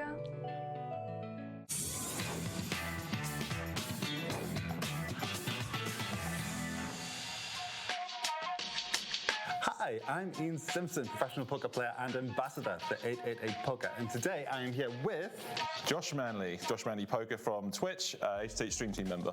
Shall we dive into the hand? Oh, before we get started, be sure to like, subscribe, and hit the notification button on the video. So right off the bat, both players have interesting decisions. Abel's on the button with 5-4 offsuit. I think it's just easy to play this as a call, because our opponent is going to have a lot of 3-bet all-in shoves if we do raise, which means we're sort of losing unnecessary sort of, equity, if you know what I mean. My preference would be to raise. I'm going to have a mixture of min raises and limps heads up. 5-4 offsuit, it's a victory no matter what they fold. I'd probably lean towards a raise, but a limp's totally fine too.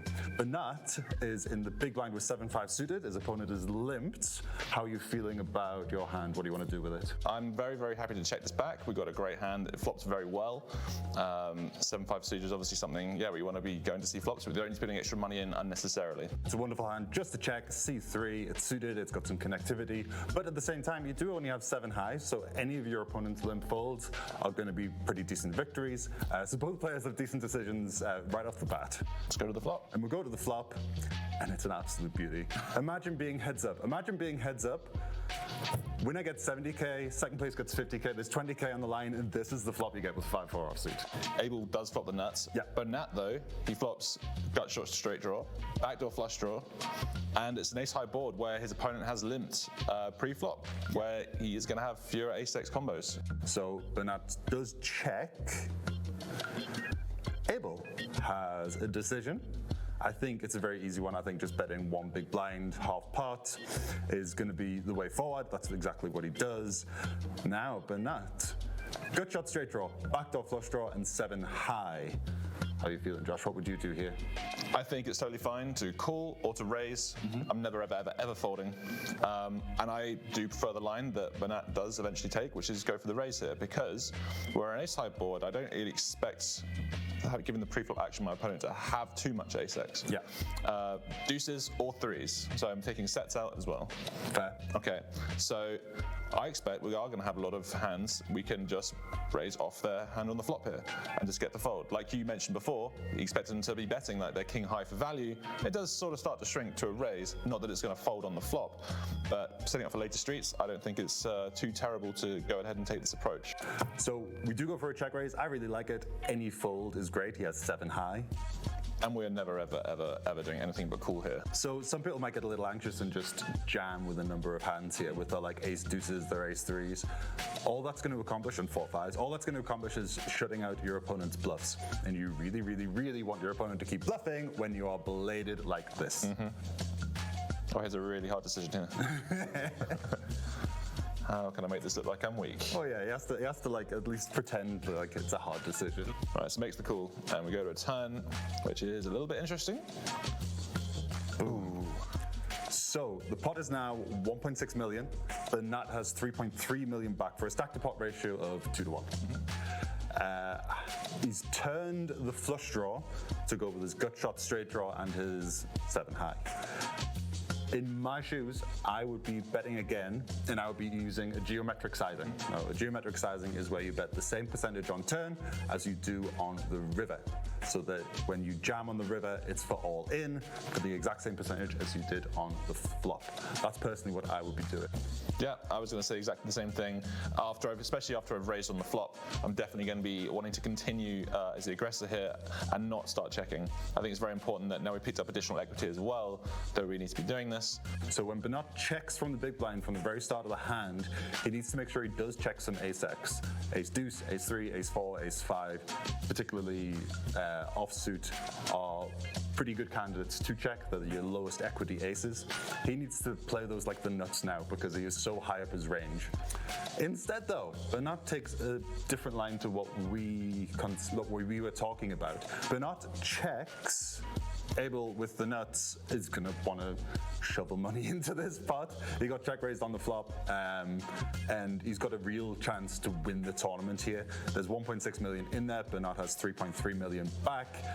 If he can make this hand play for stacks, and he's got the nuts, that's a great option to take. He's got a chance to finish the tournament off. Yeah. Do you think by checking Bernat is looking to go for showdown here, like try and realize his equity? I think Bernat's plan, like you were saying, was to check, see the river, realize all of the equity that he's now picked up, and he's probably feeling like that's no bad result. Even if he loses the hand, he's gotten to see all 5 and realize all the equity within this hand. So Abel does bet, and he bets 700,000. It's a little smaller than I would go, because I would bet around 900,000 to set up a geometric sized river jam, but we're splitting hairs, it's not a big deal. Bernat now does go for the check jam all in. How do you feel about this line?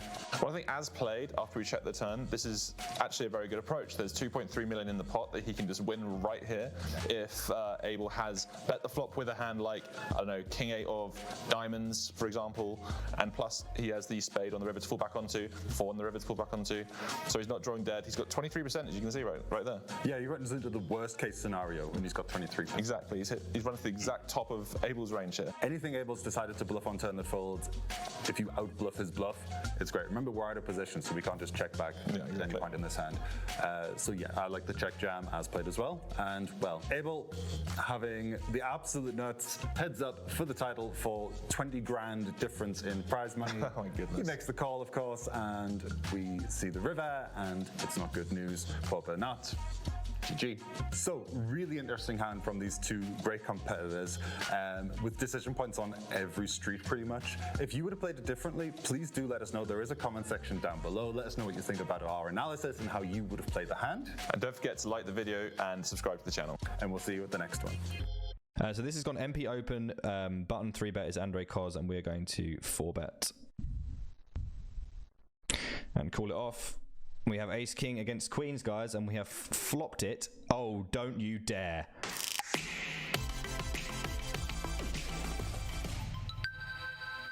Today we're doing moving up in stakes and cash games. Very important stuff. Moving up stakes is one of the most important things you can do, and therefore it's very important to get it right. You might be thinking, Easty, if we want to move up stakes, we just click the button that says the next stake that we want to play that's bigger than the one that we last played.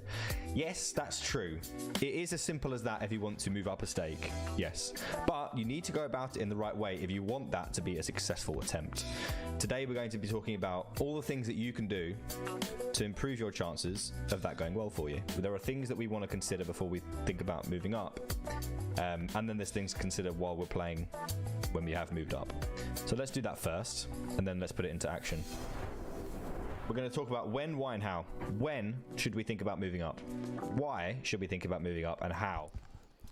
Hello and welcome back to Barcelona. David Tuckman, Nick Wealthall, Ian Simpson joins us again post-break. And as you notice, we've got a new table for you.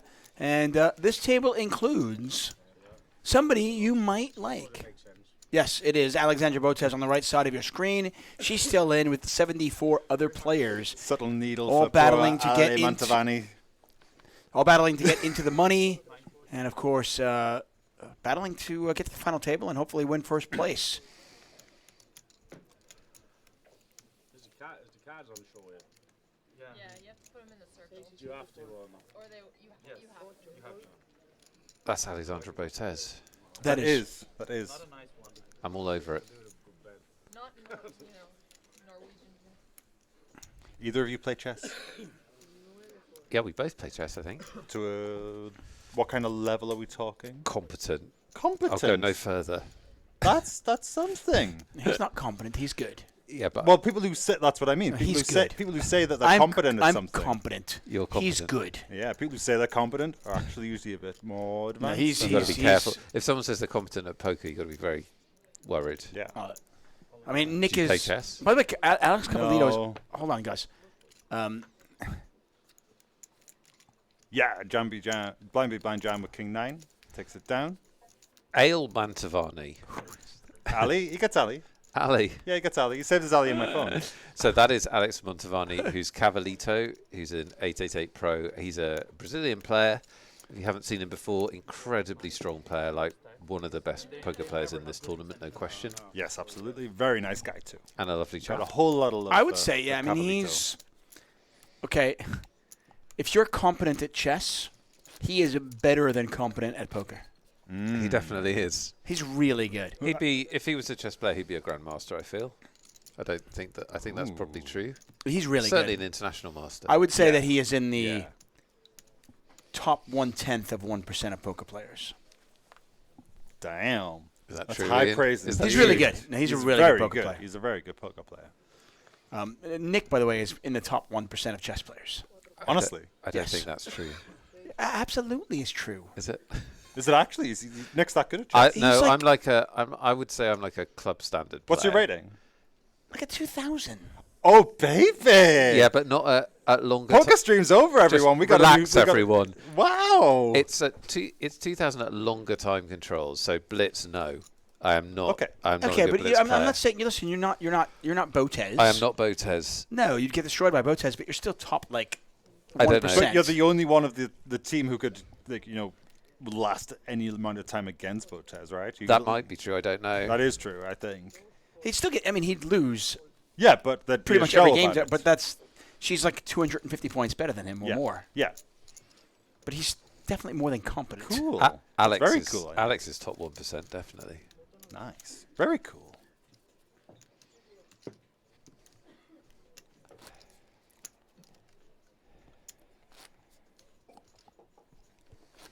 Anyway, we are 75 players remain in our 888 Barcelona main event. This is a 4-day event, so we can relax. We can breathe. We've got plenty of time. We only have to eliminate 74 players over the next 2.5 days.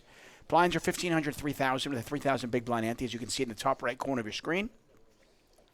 And the entry on this is 1,100 euros, unless your name is Ian Simpson, and the entry was 4,400 euros. There was multiple re-entries. There was. We lost.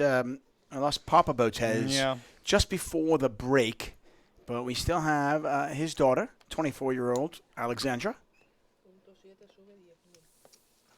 Pocket jacks for Mamonov was raised to 10,000 on just a 12 big blind stack. Well, had about a 15 big blind stack before that. 24 is young to be that good at something. Sorry, my mind's just wandering back to I know where I am in the poker world, give or take, and I'm 37. I mean, look at Olympic to be that athletes. to be that good at 24. I know, but it's brain things are different to physical things, right? Like not necessarily. I mean, chess. The average age is so low now. It is? Yeah. Okay, I don't know much about the world. That's all. No, I mean the world of chess. Well, I mean, what Alex and Andrea are amazing at is content creation. Okay. And that's definitely true, to have that bigger following at that fair, stage of life. Okay. Basically, to have that bigger business, effectively. Yeah. They've got a huge business. Fair play to them. Nice. We've got the payouts for you, folks. Oh, we do? What's up top? Oh, Hold good. on. Slow down. Here we down. go. How many get paid? Slow down. What's the min cash? Oh my God. What's first prize? How many paid? David, where's the info? I've got the info for you. Okay, so first place. Well, first off, I'll do the easy one, which is our payouts. Min payout looks like 2,500 euros, which is more than double, more than 2x the buy-in, unless of course you're Ian Simpson. Then we go up slowly until we get to the final table. 7,100 euros for ninth. 44,000 for second. 66,000 euros for first place. It's a nice prize. That is really nice. It's a lot of nights out in Barcelona, isn't it? It is. It is. Cavallito opening the ace-6 suited. Any suited ace good to open from any position in a tournament. 44 cash. 44 get paid. 44 get paid. So top right-hand corner is the number of players left. 75 players left. If I may be rather critical of Viuda in the big blind there. Overcalling in the big blind, going three ways with an offsuit jack is not a good idea. I'm afraid your equity really drops when these kind of hands have to go multi-way. This is a big league players have. That needs stamped out. You get really good pot odds, direct odds, but like look at his odds on this flop. 4%. I mean, obviously that's a small sample size. Look, Shut up, Beanie. Your advice is terrible. Your advice is terrible. Ian. Look, he's got trips. Got 3 jacks. He's got 3 jacks. 25% equity. Always play the jack 4. This is always going to end well for him. Always play the jack 4. You nit. Okay, we got 3 jacks against a straight and a straight flush draw to boot. He's all in. He's gonna need to improve. Unless Patrick folds. I don't. You'd have to misclick. Yeah, he's not folding. 7, 9, jack, 4. All the 10-8 suited is gonna scoop a big pot. Yep. Straight flush for the win. No. No, sir. GG. Just a bigger straight. There you go. The pain of playing jack 4. Yeah. The jack 4 did not work out as well for Mr. Viuda as it did for Robbie Lou. Flat tire is what the jack 4 is called. Huh? Flat tire. What's the jack for? Yeah, I feel like it's got different meaning now. It does. Oh, it does. Yeah, oh, it does. Yeah, it does. Hell's bells. Unfortunately. Or fortunately, depending on how you look at things. You are watching 888 Live, Barcelona, Ian Simpson, Nick Walthall, David Tuckman. As you take a look at our chip count, Patrick up to 107 big blinds with 323,000. Approaching the money. Alex Cavallito at 191.5. They call him Montavani, El Montavani. Alexander Botez on a solid 28 big blinds or 84,500. If you're new to poker, that might seem like a short stack. It's not at all. 28 big blinds is certainly healthy at this point, this stage. Blinds are 1,500, 3,000 with a 3,000 big blind ante. Papa Botez, by the way, is in the chat. Oh, he's in chat, Papa Botez? On the BotezLive chat. He's in the BotezLive chat. Amazing. Hello, congrats on your run. I know you didn't get the money, but a solid performance, I felt. Well, yeah. Yeah. I thought you played very well. Very good stuff. Any folders?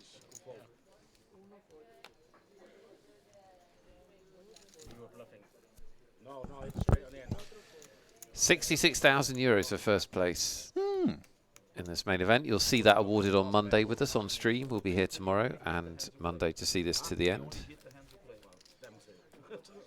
Got a lot of tickets still to give away, David. Yeah, let's do. You want to do a keyword?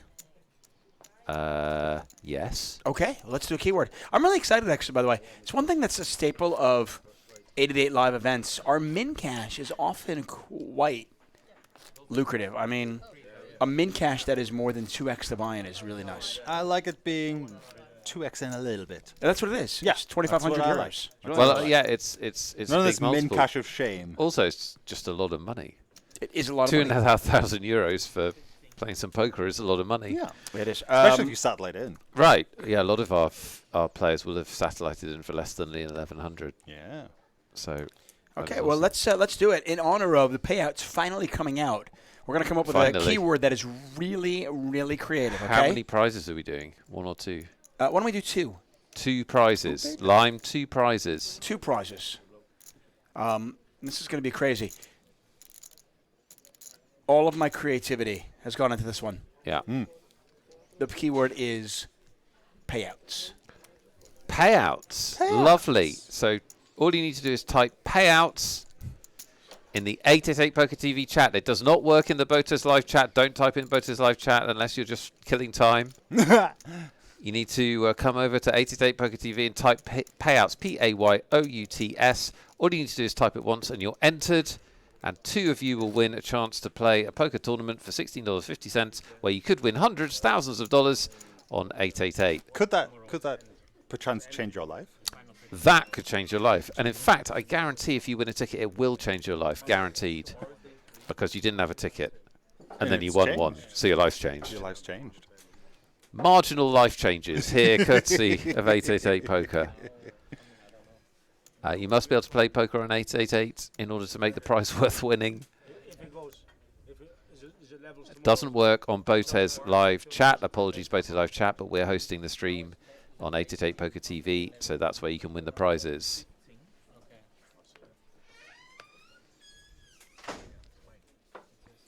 Under the gun, ace 4 off, not good enough. Cavalito, gonna fold this one.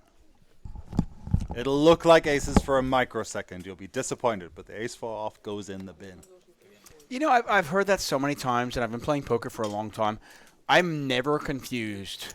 Microsecond. Microsecond. Not even a microsecond. No? I'm never even slightly confused. What? I look at a 4, I see a 4. I see an ace, I see an ace.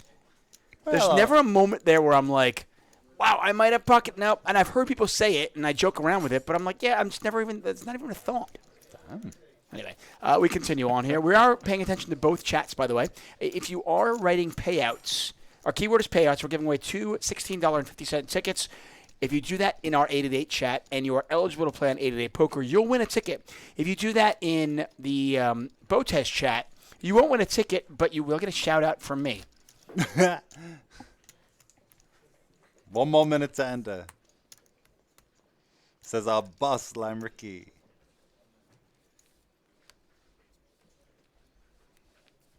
I like to say she's a colleague. Don't like to say she's my boss. Everyone's my boss at 888. That's fair. Okay. I just do as I'm told by everyone. Okay, fair enough. I'm okay at that. She's your boss. Lime, we're colleagues, right? I like to think of that. Yeah. We continue on. 74 remain. 30 away from the money. I do believe we will hit the money tonight. And I don't run things here, but if I was running things, I would hit the money tonight and then call it a day.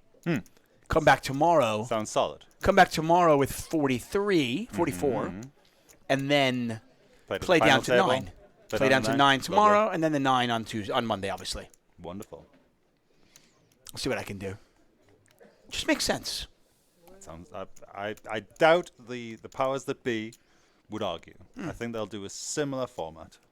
Edu Riego, gonna raise. And a suited 9, good enough to defend. Cavalito from Brazil. Like I said, he's really, really good poker player. When I've talked to him about poker, he really like the way his brain works. We've had him in the booth a few times. Ooh, but a set of 7s. Gonna be so disappointed when it goes check, bet, fold. Yeah, I mean, because Ace X has to call 3 streets, right? And then that happens, and it's so sad. Yeah. I mean, Cavalito just has, he's got that big blind, so he's just going to have so many different hands. So. But the times Cavalito does have Ace X or even Queen X, he's got to call at least 2 streets. At least 2 streets. 3 streets with the ace. And that's what you're praying for when you flop that set of 7s. Again, 66,000 euros up top. 44 players will cash. Min cash is 2,500 euros. Ian Simpson, David Tuckman in the box, calling the action. I want to thank all of you for joining us. Of course, welcome the BotezLive chat. Send some fire to Alex. She's on about 28 bigs right now. Ooh, I think we're rolling giveaways. Here we go. We're going to roll it. Are you ready to change your life? Let's do it. Here we go. Who's going to win? Could it be you? It's Goomel554. You have just won a $16.50 888 poker ticket. We've got one more to give away. Could it be Ian Simpson? Could it be Nick Wealthall? No. It is Joma175. So congratulations to Goomel554. Congratulations to Joma175. You have each won a $16.50 tournament ticket. If your name is not Joma175 or Goomel554, it has obviously been rigged against you. But good news, we still have, I want to say, 4 more tickets to give away, including a $160 ticket. Congratulations. Good luck with those satellite tickets. By the way, if you've won, make sure your whispers are set to public, and please check them, as Lime Ricky will have to confirm your eligibility and make sure that she gets your name, so she can get you your ticket awarded. Good news, right? Wait a minute. Did a pair just fold in the big blind? It did. Pocket 2's folded in the big blind. Can't be too careful. Yes, you can. Botez takes it down. By the way, special shout out. I can't really give you anything except maybe if you come here, I can buy you a beer or your drink of choice. But congratulations to Stuckfish, who also wrote payouts in there. Just in the wrong chat? It's in the wrong chat, but that's okay. Well, not the wrong chat. It's a different chat. A different chat. It's a different chat. It's a different. So Stuckfish, thank you. Congratulations. I mean, you can be in both chats at once, right? You can be. Okay. I have both chats open at the same time. We can only give the free stuff on the 888 chat. Right. So. I mean, I can give free.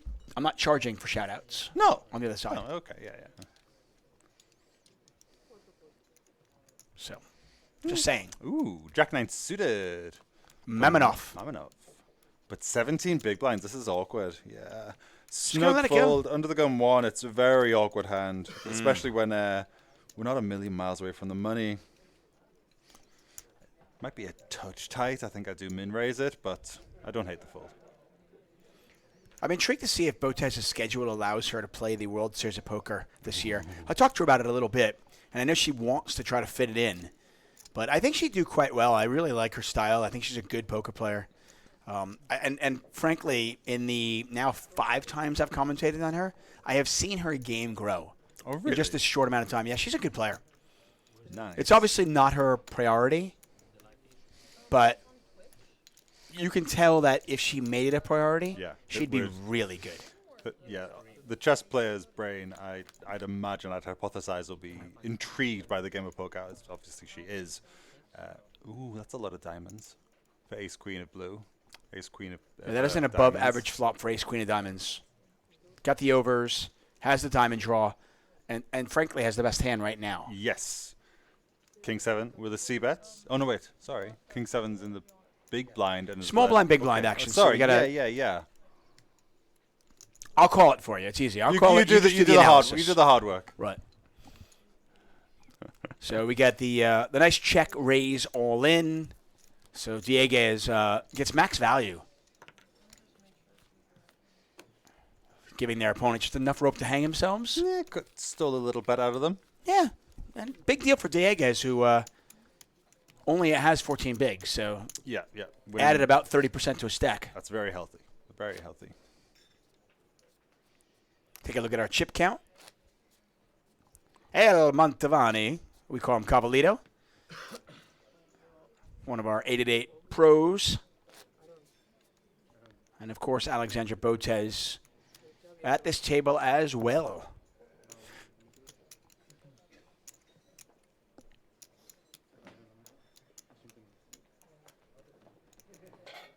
Got Ian Simpson alongside me. If you want to get your poker questions answered, you can ask right now in the chat. Yeah. I can always ask Ian right now. But you can also join us on Focus Fridays. Yeah. 29 left in the free roll, Andre. Oh, you're 29th in the free roll. Good luck, Andre. Go. Yeah. Are we in the money yet? We must be, right? Everybody? Is the free roll in the money? If he wants to change the mic, it's fine. Grab an People are giving away subscriptions over on the Botez live chat, so if you got one, well done you. And for those of you giving them out, very generous. I didn't say you gave them awesome. out, but that's sub hype. How's the rest of the 888 team doing? Asked Nettie. Vivi's still in, Cavalito's still in. I am out, hence why I'm doing a little bit of commentary. Andre and Nick are both in the side event. Anyone else? I don't know. Don't know. And Ms. Botez, part of Team 888 this weekend. I am at a... doing just fine. Yeah. I'm only privy to what I can see or be told. Well, there we go. Stress tags. I'm watching here, and I'm still alive in the free roll. Good luck to you. Go get it. Excellent. Good luck. Yes, and as Lime Ricky points out, Andre and Easty in that mystery bounty. Go get it. Yeah. That is the Highlander. Kind of a cool concept. If you have at the end of the level, if you have the shortest stack, you're automatically kicked off the island. I saw that. How crazy. I love it. If you're the shortest stack But at the end of the level on your table. Think about the insanity that happens at the end. Like you look up and you see 36 seconds. You're the short stack. What are you going to do? I'm all in, right? Yeah, You've got to gotta just. be. You have no choice. And if someone folds aces, you bust. Right. Somebody can literally, if I'm watching that, somebody could literally just be like, well, I should call, but if I fold, you'll just take the blinds down. That won't be enough, and you'll be eliminated anyway. And if it's a really good player, and you know they're going to be eliminated by you folding your hand, that changes the EV of whatever hand you're holding. Right. Well, unless you've got an absolutely huge hand that you know is a big favorite. I'm with you. Dieguez is all in. So after winning a hand with Ace Queen, picks up pocket eights in the cutoff and is all in for 14 bigs. Adru lets it go. Patrick in the small blind with Queen 10 has tons of chips. Question is now, do they want to call?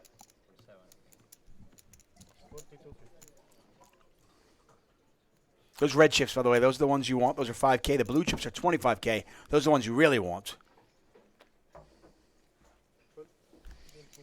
And we're not going to get any action here.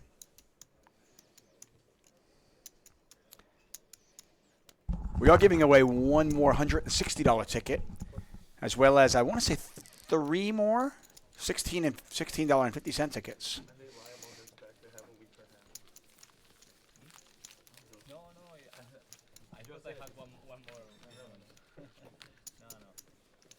Once again, you are watching 888 Live. We're in Barcelona. Nick Wealthall back with us. Ian Simpson. I'm going to step out for a moment, boys. Okie doke. Bye. See ya. Kay, thanks, bye. I'm sure you'll miss me. Who was that? What? Who was that? Who was that? I don't know. He just walked in. He's very loud. He wanted to do some commentary. I said, sure. He's wearing an 888 patch. I just let him. David Tuckman, the legend.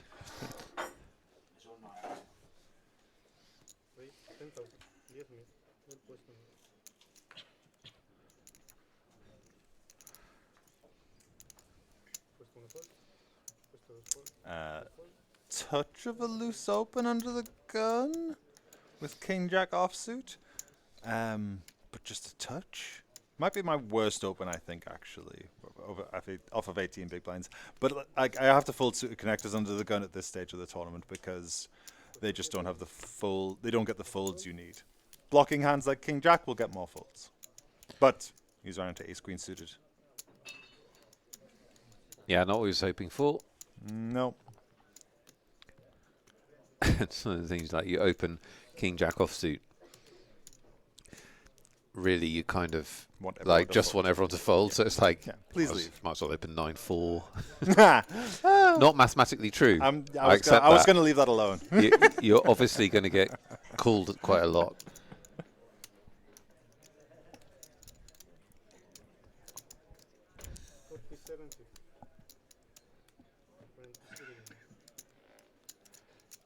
Well, Arnie's thinking about this, but I just think it's one of those things where he wants his life to be different. It might be one of those. You see a lot of those in poker. Yeah. I just wish it wasn't.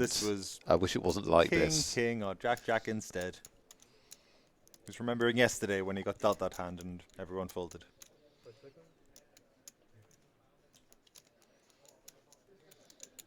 Is he going to flick this in?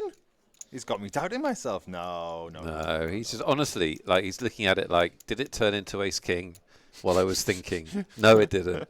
It's still king jack. My life's still not what I want. He does have 18 big blinds. He might just be stalling for the bubble. He might have just found a nice opportunity where he can stall, kill 60 seconds of time, and not get judged for it. So usually, top right, you can see how many players are left. There's 74 players left. That is not going to be a completely up-to-date chip count because obviously there's a delay in us getting the information and putting it on the system and so on. So they might be 20-odd players away from the money. Yes. We're paying 40. What are we paying? 44? Do I remember that right? I believe so.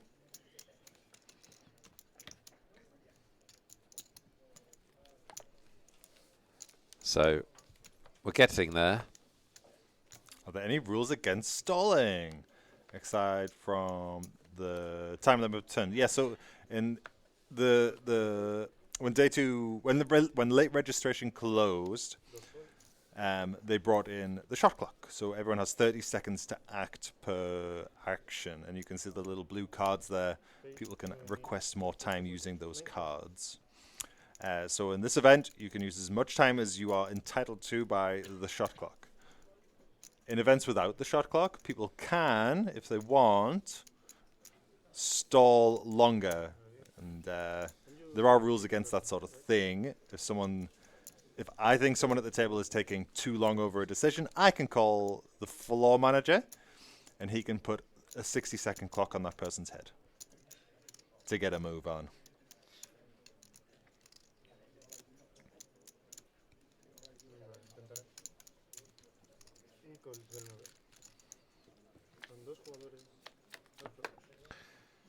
So Patrick's cards haven't been picked up by our centres here, so we don't know what he has. We're on an adventure. Queen 9 has not a lot going for it. A backdoor straight draw or 2 and an overcard. Okay, and it's Jack 9, we think. I see. It's going to make a better hand fold, usually. Queen 9 could check raise if they're feeling particularly spicy, but it's just a fold. There we go. There's not as much check raising in live poker as you want there to be, Ian. I love a check raise. I know, I but love it. there just isn't that much of it. I know.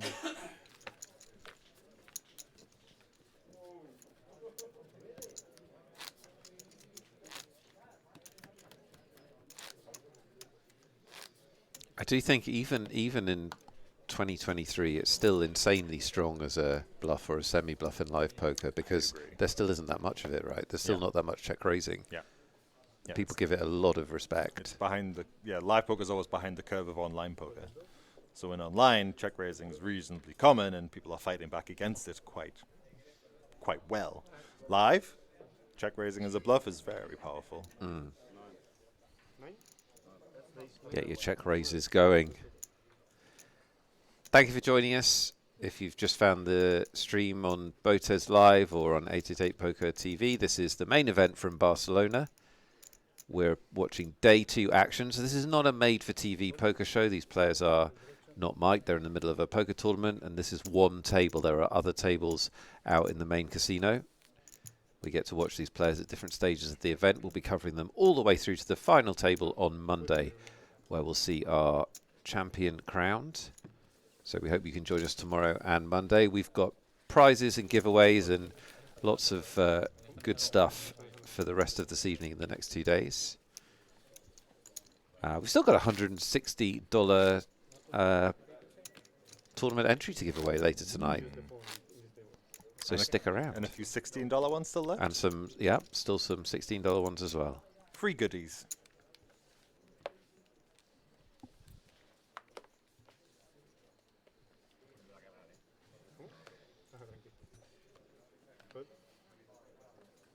Patrick with 9s.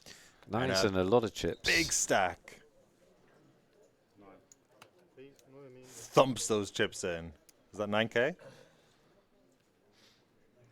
9K for 9s.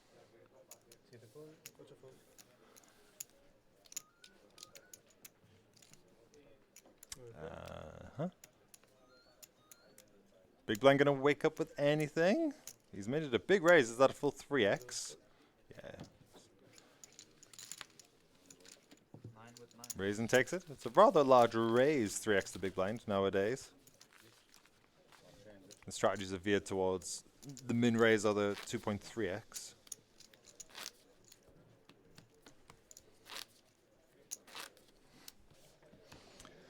So Ian, here's one for you. Srestag says, one thing I want to learn is as I get closer to the top spots in a tournament, I start to get anxious and make bad decisions. How can you get better at that? What helps with that? Mindset is the biggest battle a poker player has, I think. And experience plays a big part in it. Like, you know that feeling exists now. You've had it. The next time it comes along, it won't be quite as severe, at least if it's for the same prize as it was for last time. If it's a bigger prize, it might be more severe. Knowing that it exists is part of the battle. Like, whenever I'm in a poker tournament or going into, even before I play a poker tournament, I try and picture all of the scenarios that are going to happen to me. And that makes them all easier to deal with. Like, I know sometimes I'm going to be on the money bubble, and that's an anxious time.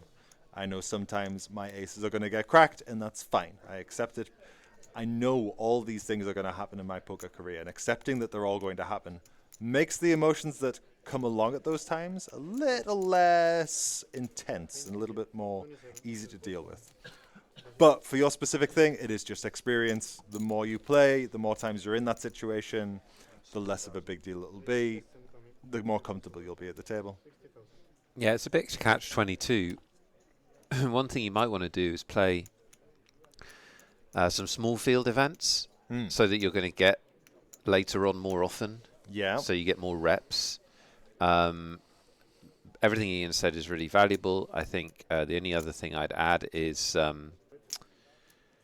to just try and be as in the moment as you can. So try and actually just think about the table you're playing poker at, how many big blinds you have in your stack, what the action is, who the players are, and actually keep yourself very present.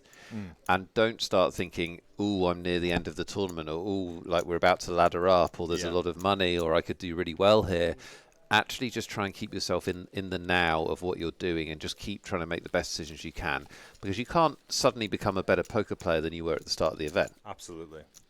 But you can make yourself worse if you start focusing on what you can win and lose. Unfortunately, yes, that's the thing. Just keep trying to make good decisions. Easier said than done, but that is the only tip, I think. Yeah, yeah. Very good thoughts there. But Ian's right. It just gets easier over time the more you're in that situation. Damn, now I know you bluffed me. And you asked what the guy had. It was this close. I had 7-3, but Helonto says the same way you can play and not cash when you move up stakes in cash games. Yeah, exactly the same thing. Moving up stakes in cash games is difficult because it just has this psychological pressure, but I always tried to do the same thing myself when I did it, always gave the same advice. You just have to keep playing as if it's the same game. Yeah. Because it is the same game. Yeah, might be slightly tougher. Yep. But we're still playing cards. Ooh. Yeah, exactly. Our hero's got pocket tens. Cavalito here, just 3-bet folded to a very light 4-bet. And now he wakes up with pocket tens in the cutoff. Very strong hand.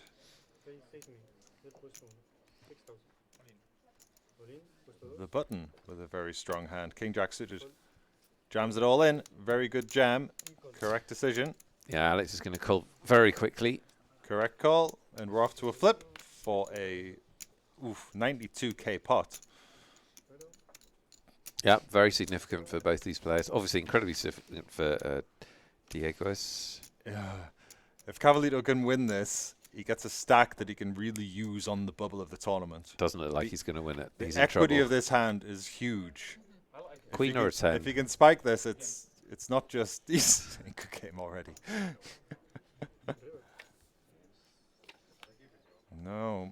Close but no cigar. Huge double up for. How would you pronounce that name? Dieguez?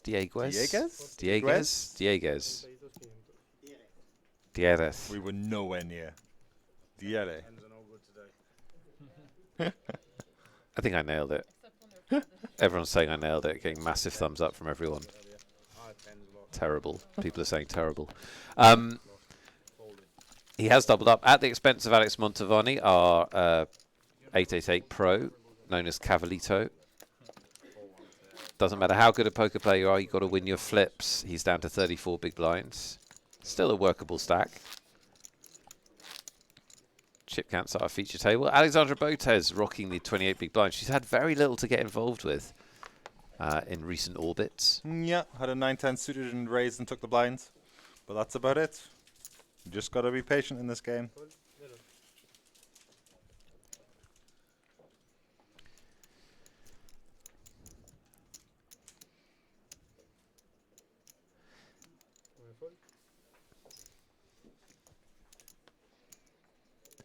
Yeah, I think that is one of the big differences between chess and poker, actually, where chess, you kind of have to have this continuous focus through a game. But it doesn't. So Alex Botez's chat is going to laugh at me, because I was just about to say it doesn't have the emotional ups and downs. She's known for getting quite animated and passionate about her chess, but she's doing that per game, so she's playing blitz chess. Okay. But if you're playing like in a chess tournament, for example, you just got to stay focused through the game. There probably aren't too many ups and downs until you get a result.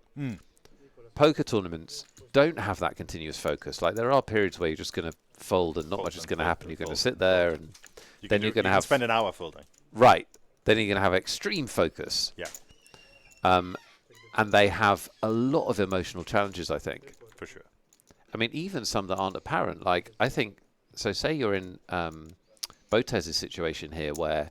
She's got 28 big blinds, which is fine, but it's not like setting the world on fire. And she hasn't been able to get involved, and she's just got to sit there patiently. Yeah. That's actually an emotional challenge, because you want to have agency and affect your own situation. Yeah, you want to get going. You want to battle. Right. But the part of battling is not battling in the wrong spots. Right. It's a hard game, I think, Ian, because it sort of attracts, driven... competitive people. For sure. But actually you can't force it with poker, because the cards and the spots dictate how much you can do. Absolutely, 100%. It's a very weird game. Wonderful and weird. It is wonderful, Wonderful and weird. It's very unusual. How long have you been playing poker for now, Nick? 22, 23 years? Damn. Something like that, when I first learnt it. For money, maybe like 20 years. Yeah.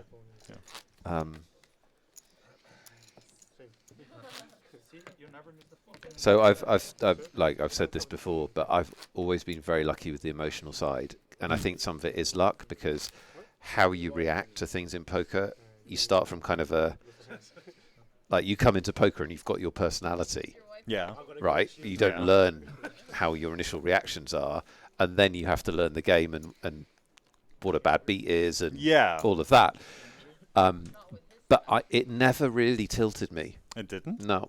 Golf, the complete opposite. Oh, really? So when I was young, I had to... So it's not just... So the reason I'm saying that is it's not like I'm just like this Zen monk who doesn't get upset. When I was playing golf in my early 20s, I had to give up because I got so tilted so often and so angry. I just stopped. Wow. Yeah. But poker... But poker doesn't tilt me. Wow. Interesting. Yeah. So I played a lot of poker. You played a lot of poker? Yeah. I would too. How about you? Mixed. I've had times in my life where I've been very zen and times in my life when I've been very frustrated. I think outside factors play a much bigger part than people tend to admit. That's a very good point. Yeah. Like your life, even if your you're life not aware state, of it, you know. Your life state, how stressed you are, how fatigued you are, Yeah. massively affects you emotionally. All of that. Got an all in from an ace king. Let's see if he gets any action.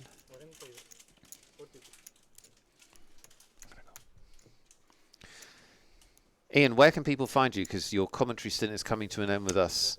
Twitch.tv/IanSimpsonPoker. I'm also on Twitter and Instagram as Ian Simpson Poker. Excellent. Those are the places you can get me. Make sure you watch Ian on Twitch. Very, very entertaining streamer. And you will also learn a lot. You'll see him on his channel, he's just said, and also on 888Poker TV on Focus Fridays and some other shows that we do. And maybe if you're around in Barcelona, we'll have you commentate Quite possibly, again. yes. I'm going to play the 300 event tomorrow. If that doesn't go to plan, I might pick you guys up and jump on back in. Excellent. Excellent. Well, I'm going to call it a night. Thank you very much for having me, Thank gentlemen. you, Ian. Lovely spending some time with you, chat, and I'll see you all again. See you tomorrow. Ian Simpson, ladies and gentlemen. Thanks so much to Ian. Welcome back to David Tuckman. As we continue action here on day 2 of the main event in Barcelona. Did I miss anything exciting? You missed Cavallito. Cavallito is the nickname of Ale Mantovani, who just put in this raise with A6. He lost a big pot. Flip. He lost a flip. You got to win your flips. Alex finally gets to play a hand when you come back. I don't think she played a hand in the entire time you were out. No, well, and you know what? Listen, patience is a big part of being successful at the poker table.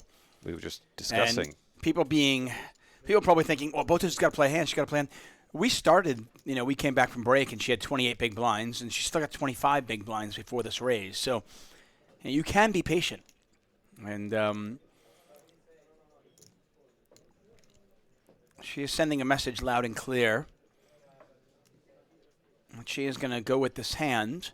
She's left enough room to fold. Now, I don't think she's ever folding in this spot.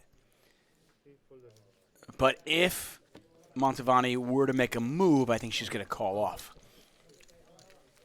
But she certainly sends the message that, hey, maybe you want to bluff at it. Hey. Anyway, that's going to bring her back up to 30 big blinds. Healthy stack. If you want to be successful at poker tournaments, you really need to be comfortable playing a 20 big blind stack, a 15 big blind stack, certainly a 30 big blind stack. That 70, 60 big blind stack, it's just not that common, especially as you get to the late stages. Yeah, you're absolutely right, David. You're going to spend a lot of time between 15 and 30 big blinds. And that is an art form in itself. And I think that's definitely changed over the last few years, where you mentioned before that cash game players would sometimes feel like tournament players weren't as skillful as them. And that's completely changed now, where tournament poker's got so sophisticated at the top level, and an understanding of exactly what you can do and what you can't do with certain stacks and certain spots is getting more and more specialized, isn't it? Yeah. I think at the end of the day, a good poker player is going to be good at poker and will be able to adapt and adjust on the fly. I mean, to me, the mark of a great poker player is somebody, Mamonov just calls. I thought maybe this could be trouble for them. They certainly could have 3-bet this. They decide just to call. Might get saved unless an ace, of course, flops.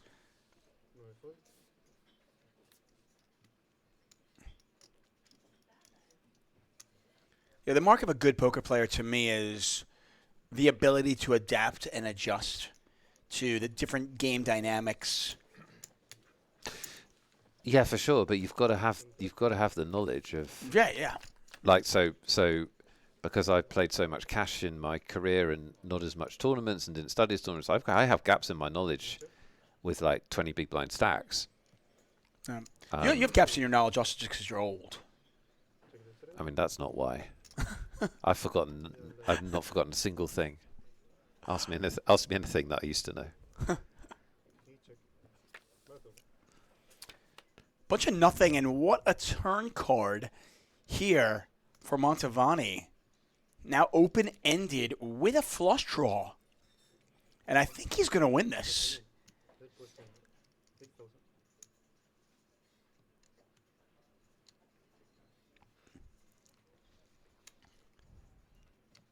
Just a monster turn card for the man we call Cavallito.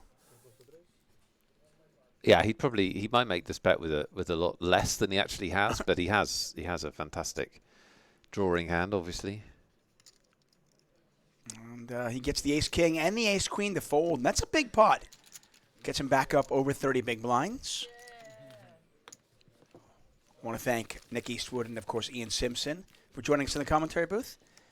Wealthall and myself will take it home. We've got about another hour and 20 minutes or so, and good news for you, in this next hour and 20 minutes, we're going to be giving away at least, 3, 4, 5 tickets, something like that? Yeah, absolutely, including a $160 ticket. Patrick pacing the That's field. going to happen. Wow. Yeah, Patrick's got a monster stack. This is fun, right, when you have that many chips? As you get close to the money bubble? I mean, it's amazing. Amazing spot to be in. He's going to be able to put a lot of pressure. Yeah, the bigger the money bubble, the more fun it is for the player with all the chips. Because they can really exert a ton of pressure on players who do not want to get knocked out.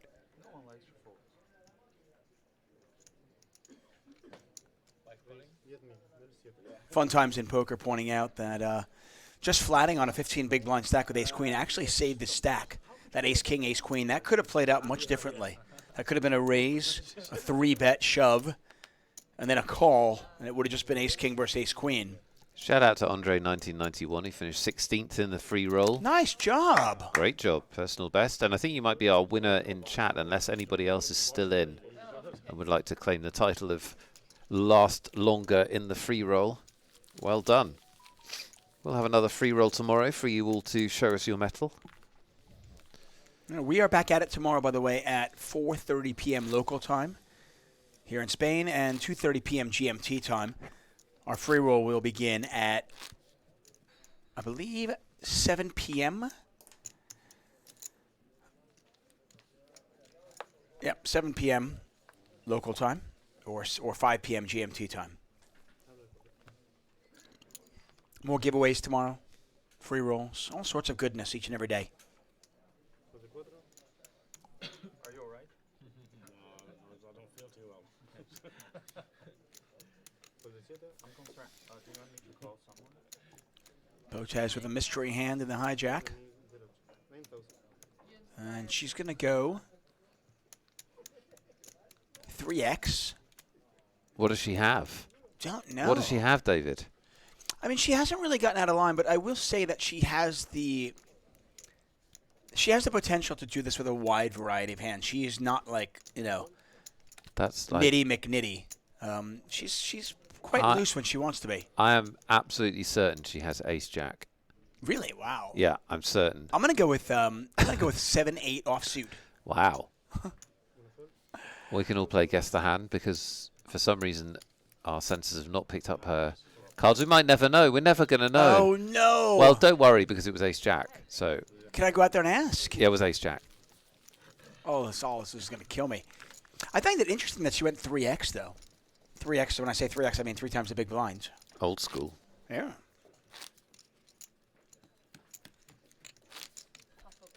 I want to welcome all of you, whether you're watching on the 888Poker TV chat or, of course, on the BotezLive chat.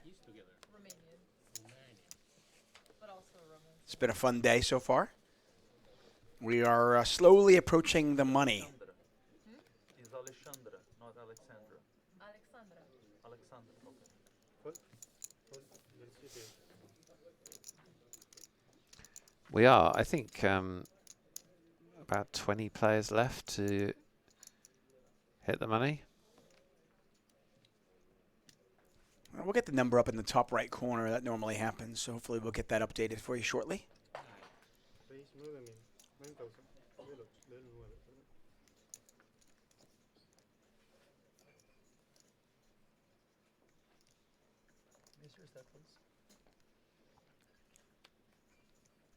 So Arnie Gunnarsson has raised from the hijack on a 14 big blind stack. Yeah. Cavalito trying to figure out if he has any fold equity. He decides he doesn't, but we can see that he probably does. Right. Yeah, Arnie just trying to steal one here. Obviously, the blinds and antes are very valuable when you have less than 15 big blinds. What do you think about this? I don't mind raising, folding, but I think if I'm going to do that, I'm probably going to go more like 2.2x. I just don't need to risk that many big blinds to win. Yeah, I agree. He definitely is. He definitely is raise folding. I think like min raising is at this stage of the tournament is fine. Yeah. Personally, or a little bit over min raising is fine. Papa Botez, by the way, in both chats, becoming a legend here. There's too many going out. They'll stop it earlier. Yes. Hey, Papa, I have a question for you.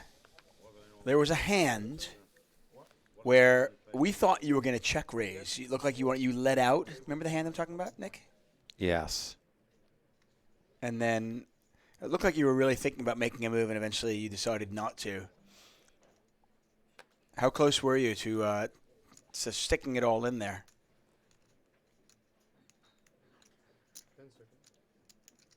I can't remember what he had, though. He had a flush draw, but I can't remember. He had the king queen on like a nothing. It was a. No, he had. Yeah, it was a weird hand though. Like he led out on a king jack flop, and he was not the pre-flop raiser. Right. Yeah, he led. Yeah. And then on the turn, I believe he picked up a flush draw. And I thought maybe he was. Yeah, it was a weird spot.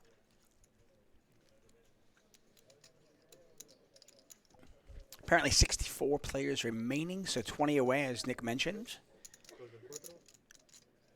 Dieguez raising from the cutoff. Patrick calling. Mamanoff in the big blind. I think he can call as well.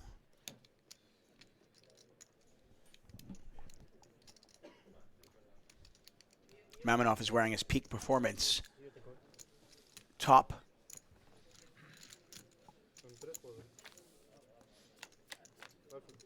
It's a good reminder as you walk out the door. Oh, peak performance.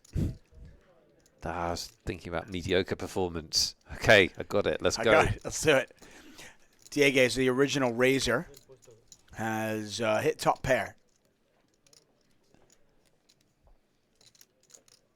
There we go. So Papa Botez says, based on my experience, it was close. But Alex has taught him, said to let it go if I don't have a big chance to improve. Good advice. So Papa, did you teach her chess? I'm sorry, did you teach her poker? Or is she teaching you poker now? Or a little bit of both? Good question. 20 players to go.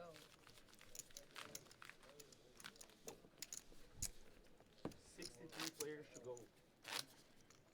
Yeah, hell yeah. That's the attitude. Big penalty?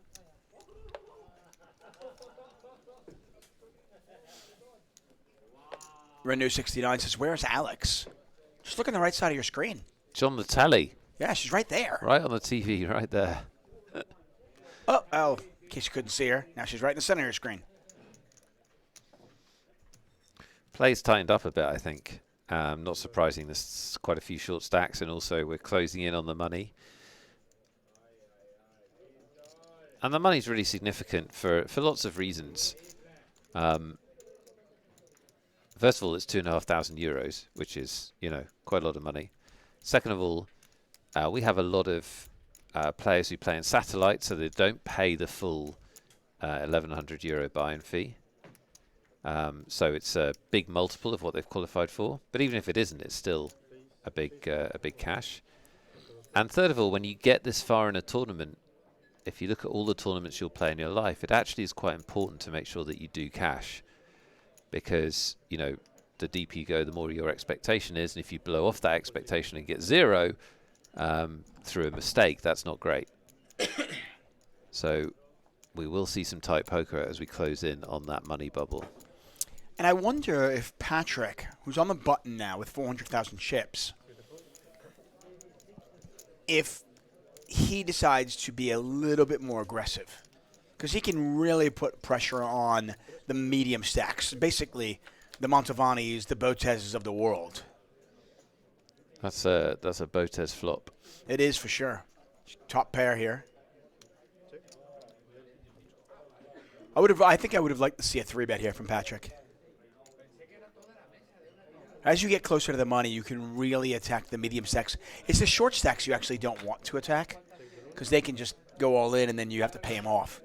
But these 29 big blind stacks, 35 big blind stacks, they're in a world of hurt. Interesting turn card is Patrick has now picked up a flush draw. Yeah, and Alex should bet here, and she does, because she almost always has the best hand. She doesn't want it to check through again. This is another spot where if I'm Patrick, I'm probably raising. Put a ton of pressure on, say, a pair of 6s, a pair of 7s. I don't know if I'm getting a 9 to fold. Montavani folds his 4. To be clear, you're not Patrick. I am not Patrick, You just yes. dream of being Patrick and having like a boatload of chips I'm near a money bubble. I'm dreaming of this situation, yes. So Botez chat looking for her to fade this river. Queen, a jack, or a heart. and it's the queen of clubs. This is absolutely a value bet for Patrick. You can even argue it's a value bet for Botez. And he does bet 20,000, and this is tough. Really tough spot for Botez. I don't know what I would do if I was in her shoes. Yeah. I mean, what did he check back, call, and now he's betting? This exact hand, right? Yeah, and all the draws miss. She decides very quickly that she's going to look him up, and she's going to see she got unlucky on the river, and that is not good news. She's going to be down to 19 big blinds. And Patrick can't lose in this tournament. Look at him. And he's Sacking apologizing chips. for it. Look at it. He's just like, I'm sorry. He's a nice guy. I couldn't fold. Yeah, Fun Times in Poker pointing out Patrick is in a dream spot. Yeah, I mean, he can really do whatever he wants, obviously. So I don't know about you, but unless you know that he's a player that never, almost never bluffs, I think that she has to call that river because there's so many draws that miss. I don't, like I said it right away, it's a really tough fold. Unless you've played with him a lot and you know he doesn't, and then sometimes we overrate really small sample sizes. Like, I played with him for an hour and I haven't seen him bluff yet. Okay, that doesn't tell us anything. Yeah. I mean, he checked back the flop. A 9 is almost always the nuts there. The turn was the 4 of hearts. The heart draws missed. I mean, I think check folding that would be. I mean, like I said, I think you could argue that she should value bet the river. Definitely check folding. I think in a vacuum, not knowing anything about the player, check folding is not good because, and you've got to watch for that tendency in your game where you bet the turn where you think you have the best hand, and then a card comes that a small amount of the time would make your opponent the best hand, and you are looking to check fold. That's a bad tendency to have in your game. Yeah. Because you're going to be very exploitable. You're going to get bluffed off by a lot of missed draws, a lot of second best hands. Another pro, Marty Roca, joining us. Oh wow. Yeah, very, very good professional player. Yeah. Roca has some ties to 888. Of course, he won the World Series of Poker main event, European main event, way back when. I want to say at this point, probably 9 years ago. Right. Yeah, he's really he's got a great track record. David, do you know what time it is? Is it keyword time? It's time to give away some prizes. I guessed right. I was so excited. Gunnarsson, by the way, after we see trip threes. After we see Goodison. This is a bit of a cooler. You don't normally see a cooler with Jack 3 versus Ace Deuce. You really don't. It's kind of hard to have them. Roca's going to lose some chips here, though. At least he should.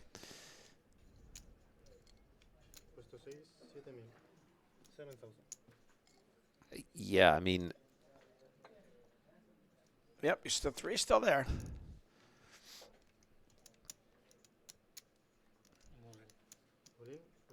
He just moved all in. He moved all in.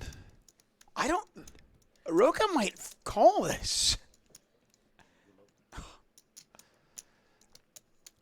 mean, it's only 33,000 more. It's actually quite an interesting shove because it doesn't look like a 3. No. It looks weak. It looks like you have a draw. I mean, it looks like he has a heart draw, but Roca has the ace of hearts in his hand. Yeah, he's not going to fold that. I just don't think he could. And that's unlucky for Roca, but it's quite a good shove from look at him. Obviously, he can't believe it. Like, how can you lose to Jack 3? That sucks. Yeah, like, how do you not slow play a 3? Uh-oh. Suddenly, Roca with 22% equity, looking for a heart on the river. This is how you win huge poker tournaments. Get out of jams like this. Oh! Wow. Wow, that is horrible. Look at Roca can just laugh. And Mr. Gunnarsson is out. He played it perfectly. I mean, he fast plays a hand. Poor Arnie. That really is tough. Played the hand perfectly. And, is that an Iceland flag? Icelandic flag? I think so. I think that was Iceland. So he's come all this way. He's played well. He's done the right thing. And he doesn't get the right result. That sucks. Yeah, and that's part of poker. I mean, sometimes you can do everything right, And the big trick is really not to second guess yourself. Understand that, hey, you played the hand perfectly. You just got unlucky. I mean, he was actually on the flop when he got it in. I think it was 94% to 6%. Jesus. That's pretty much as bad as it gets. Yeah, it's really bad. I mean, you can get it in totally dead, but other than totally dead, that's pretty bad. I mean, because Roca needed running aces, running deuces, or running hearts. And the running hearts couldn't be the jack. Or pair the board. Couldn't pair the board, yeah. My gosh. Shocking says that was poker at its finest. Yeah, that's one way to look at it. Yeah, especially if you're part Marty of the Roca. game, man. Oh, Botez has got ace-king. We're not going to get this keyword out, are we? Uh-oh. Mantovani just not going to make a misstep. He's like, I'm in the big blind. I can see a flop. If an ace comes out, though, this could be trouble for him. That is not an ace. Instead, it's a jack-high flop with 2 hearts out there. Botez with a gut shot. Ace-king is the best hand right now, but I'm not sure she loves the flop. She likes the turn. She really likes the turn. Nutted. Alex is... Mr. Mantovani is not putting another chip in that pot. Yeah. Nothing going on. But, you know, every pot's important for Alex when you're down to under 20 big blinds. Okay, so very quickly, because the action needs to let us do it, we're going to get this giveaway underway. You need to be in the 888Poker TV chat. If you're in the Botez chat, you can stay there, but you will not be able to enter this contest. You've got to open another window, get yourself to 888Poker TV on Twitch, and all you have to do is type in the keyword, and you will be entered into our contest, and we'll have a random draw. 2 people will win. Can I guess what the keyword is? Well, you can just announce it. Oh. Don't you already know it? I know it. Yeah. I wanted to pretend like I was like smart, or like sure. I was really like I had magic powers. But you're actually part of the production of the show. So, okay. Well, I might have magic powers. What anyway. is the frickin' keyword, dude? Oh my gosh! Well, we're about to we're approaching the money bubble, so we're gonna go with bubble. Bubble. Bubble. It's bubble. It's not Bubble. tapas. That was the old password. Bubble. It's bubble. Bubble. Keep your tapas. Bubble, B-U-B-B-L-E, for your chance to win and change your life. We're giving away 2 $16.50 tickets to play on 888. You must be able to play on 888. If you want to enter and you're in the Botez chat, it doesn't work on the Botez chat. Our entries are done on the 888Poker TV Twitch feed. If you're typing bubble in the Botez chat, you're typing bubble for no reason. No. Well, you get a shout out from me. Right. So, very minimal reason. People love that. Look at this. They love that. Open up 888Poker TV, type in bubble. You've got about 2 minutes to enter, and then we'll have a random draw, and 2 prizes will be awarded. Meanwhile, Cavalito is all in. And look at that. You say no reasons, but 351-684778-4198-418-1325 says, I have my reasons. That's fair. That is fair. Cavalito's all in, David. Yeah, I saw that coming. He's now, well, Patrick's trying to make a decision here. There's no decision. This is an easy fold. He does fold.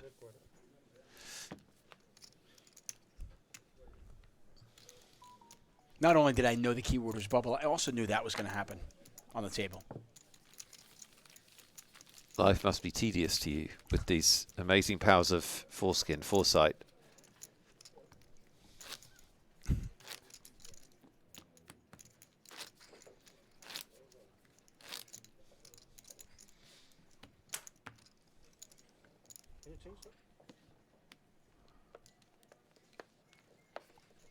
Contest will close shortly.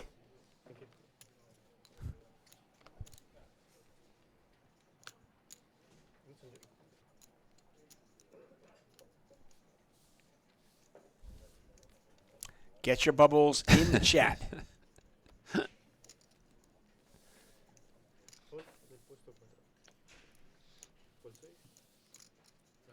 the way, speaking of bubbles. Yeah. There is nothing like watching a child with bubbles. Like the pure joy that bubbles bring a child. Well, after picking up 10s, he picks up jacks. This is how to get yourself back into a poker tournament. Yes. Just pick up big hands. Just see what happens. What a run. You can see it coming though, please. That's my normal run. No, but be careful. Yeah. No action? Some action. Yep. Edu is going to make this call. See, I don't know how much fun it is to play Cavalito out of position with King 2 offsuit. I don't know if that's a fun thing to do.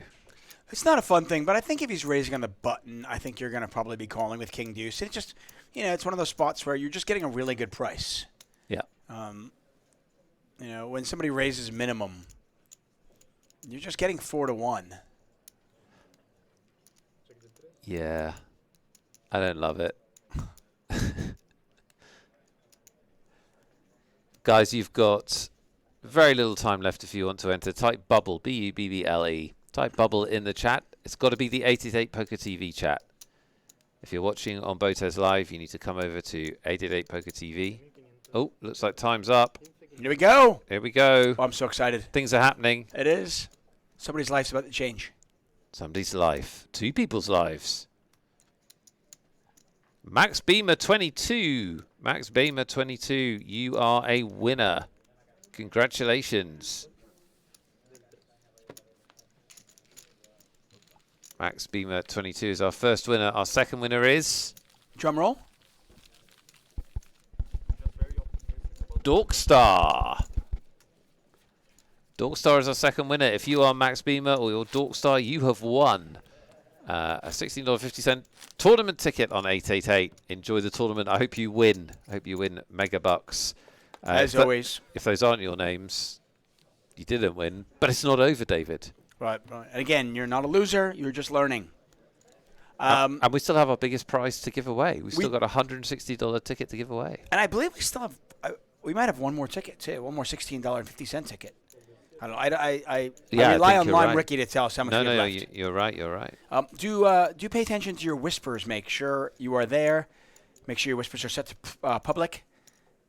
Make sure that Lime Ricky sees that you're eligible and you get awarded your ticket. Congratulations to our winners today.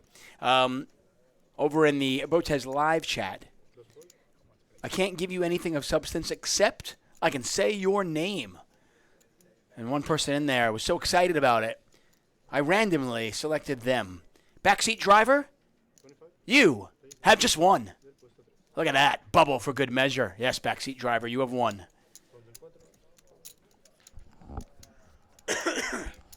You have won the meaningless BotezLive shout-out keyword game.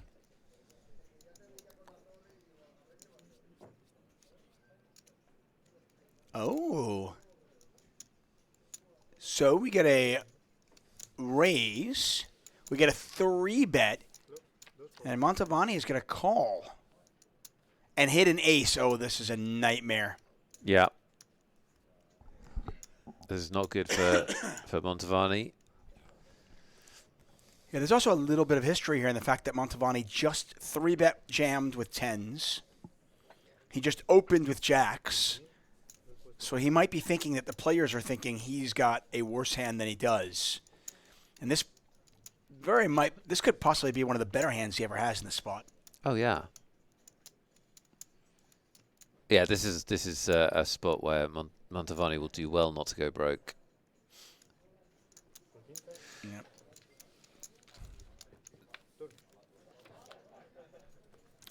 Not a great turn card.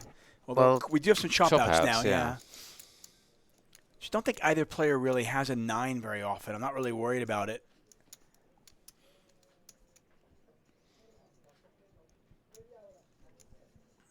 Let's see what Riego decides to do. 88,000 in the pot. Montavani only has 66,000 behind.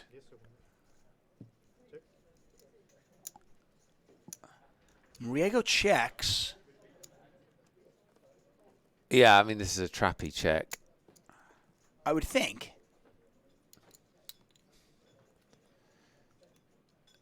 So Montavani might shove here.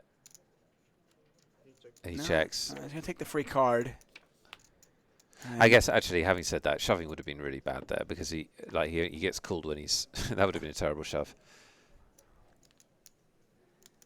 And he takes the free card. Kind of wants to get the showdown for cheap at this point, realizing he's way ahead or way behind.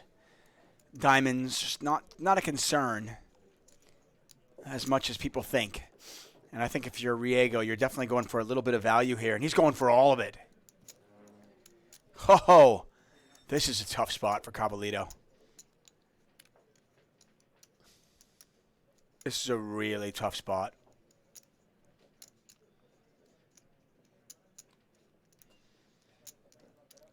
Well, he's really trying to work out how often he's getting bluffed.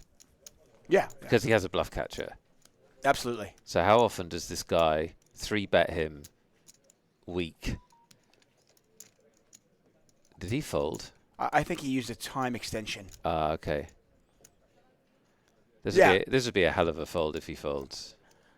I don't think that Riego, to your point, I don't think Riego is doing this with a weaker ace. So the real question is, how often does he bluff? I mean, how often does he bluff? Yeah, how often does he 3-bet, king, queen or something?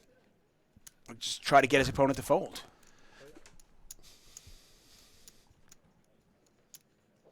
I think he folded. I can't see what he's doing. Director. Yeah. No, he's still thinking.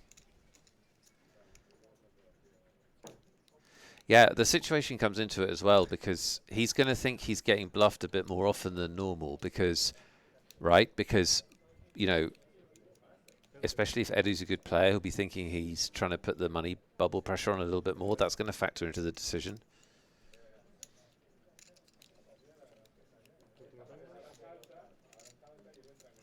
No. Yeah, I mean, the fact that Montavani checked back the turn, he's underrepresented his hand. I mean, his hand almost looks like maybe it's a pair. He hates it. He hates this spot. Yeah, it's a gross spot. Oh, what a fold. Yeah, wow. He's a hero. hero. What a fold. He's just, he's the best. That is a quality laydown. Nobody say in chat that they'd have definitely folded that. You're all going broke there. I don't care what you say. That is a great fold. That is a great fold. Like, he beats everything. I mean, he loses. Like, he loses to ace king, ace queen, and ace jack. And some random 9, like and the guy had the 3-bet. Yeah. That is such a tough fold. Like as you said, his hand, the ace-10, is so under-repped. All he'd done was call a bet on the flop. He's basically, the thing about Alex's situation there is he's very close to the top of his range. So he's folding very close to the top of his range. And what that means is he's got to be certain. He's got to be certain. He's even getting a price on the call. No, absolutely. And as we get closer and closer to the money, they're talking about it now.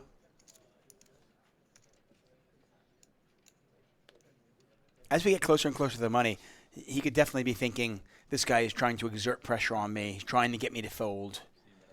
He knows that I look weak. I check back the turn. And to your point, I mean, the fact of the matter is, when he checks back the turn there, he really is at the top of his range. I mean, ace-10, one of the better hands he's ever going to have there. Yeah, right, exactly. I'm going to look at a 10-high flop here. Botez, by the way, overs with a gut shot. I think this is an easy bet spot, even without a heart in her hand. And it will likely get Roca to fold the king high.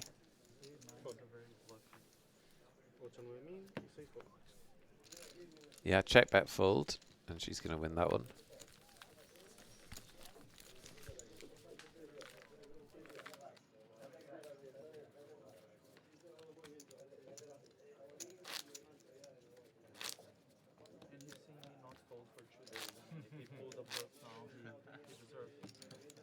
At least you'll know.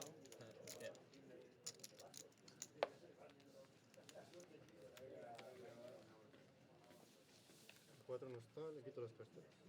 8 fold.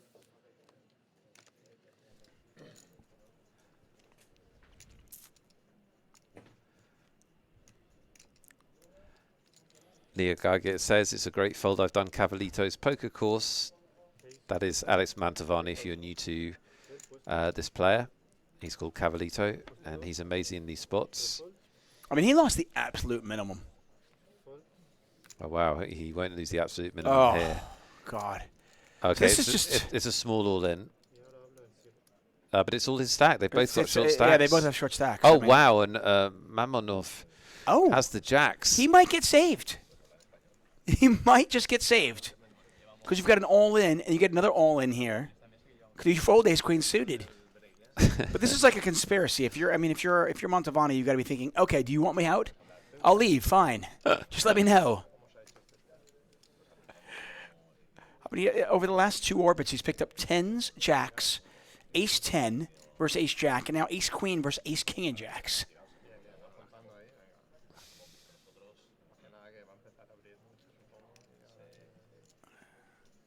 Mamonov goes with it, and what does this do to Mantovani?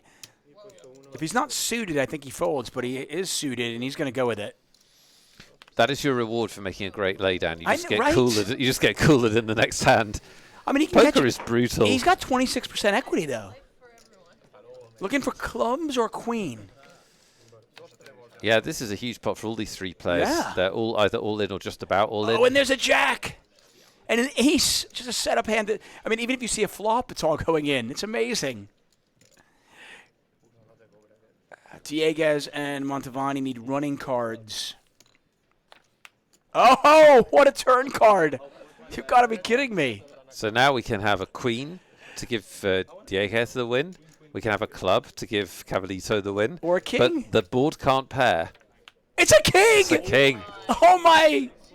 Mantovani makes running cards to hit the straight and triples up. Unbelievable. What a run out. That is just crazy. What a run out. That's got to be the hand of the day. That is such a fun hand. Well, if you're like a poker purist, the hand of the day is where he lays down ace-10. If you're like a fun times, like excitement guy, then that's your hand of the day. But look at this, though. So he was leaving, absolutely. Whoever said that in chat, he was leaving. What a butterfly effect. He finds a great fold with ace-10, and then just moments later, picks up ace-queen. He's absolutely cooler, and then this happens.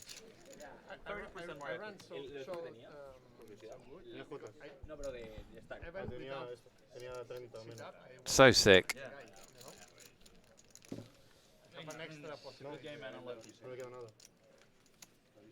He was rewarded. He was rewarded for his laydown. Unlucky to the other 2 players who both had better hands when the money went in, by the way. For every winner in poker, there's a loser. It's a tough game.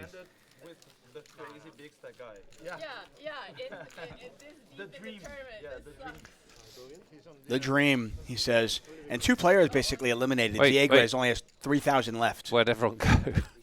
Yeah, I think they need a couple of players, so they're going to halt it here. You know, you said obviously he got lucky because he got it in bad. But yeah. That's one of those situations where if I give the cards to anybody else, all the chips go in no matter what, right? And Baltzar says, you know, he had 26% equity.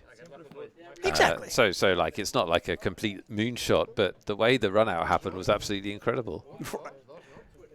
Ace-king, ace-queen, jacks, running straight cards for the Brazilian superstar. And like, spare a thought for, was it Dieguez who has the jacks?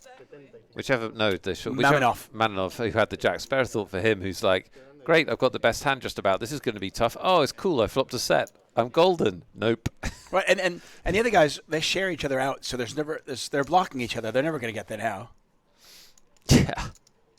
Yeah, exactly. All the big cards surely are out. No, there's a king ball. Yeah.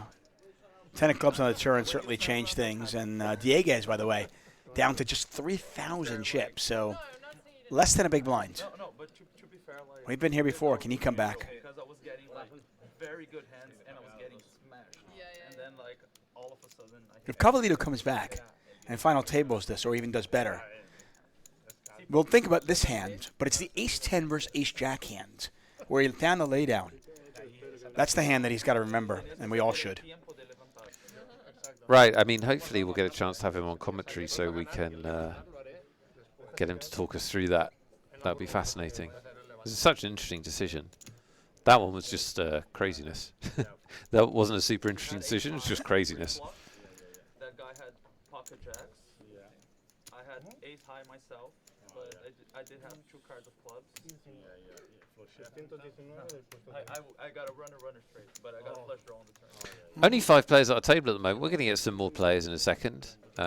Alexandra Botez rocking the 21 big blinds. By the way, this is a very tough table. Considering it's an €1,100 event, to have Botez, Roca, and Montavani, yeah, and the chip leader, basically, with Patrick there. Yeah. That's a tough, and I don't know Riego at all, but he seems like a player. This is not an easy table at all. Blinds are 2,000, 4,000.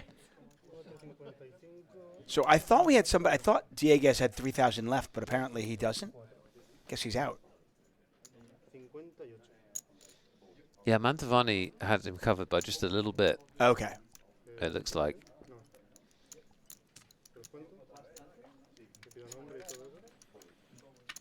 That's crazy. So Montavani just 2 cards away from being eliminated, really 1, and now has 43 bigs.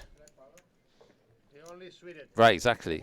Well, 2 cards from you were limited, and then a amazing, like, incredibly class fold from being eliminated.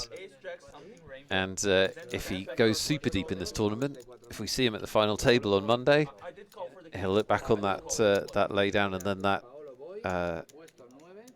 get out of jail free card. I would say that 80% of poker players are going broke on that ace-10 versus ace-jack hand.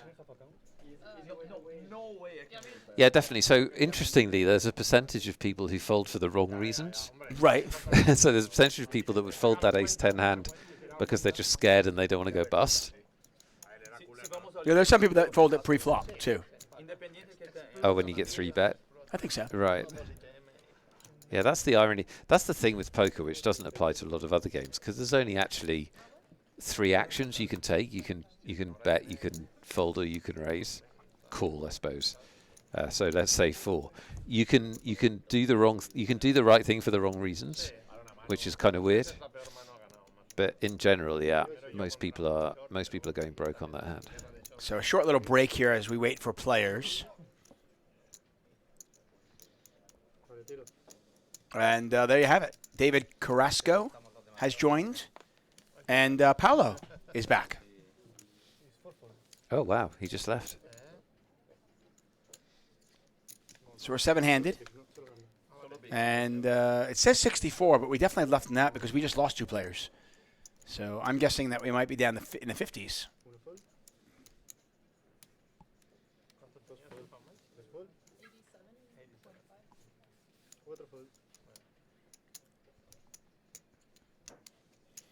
We have seen some amazing runouts. I mean, Roca Yeah. should basically be out. Yeah, right. I mean, that was gross.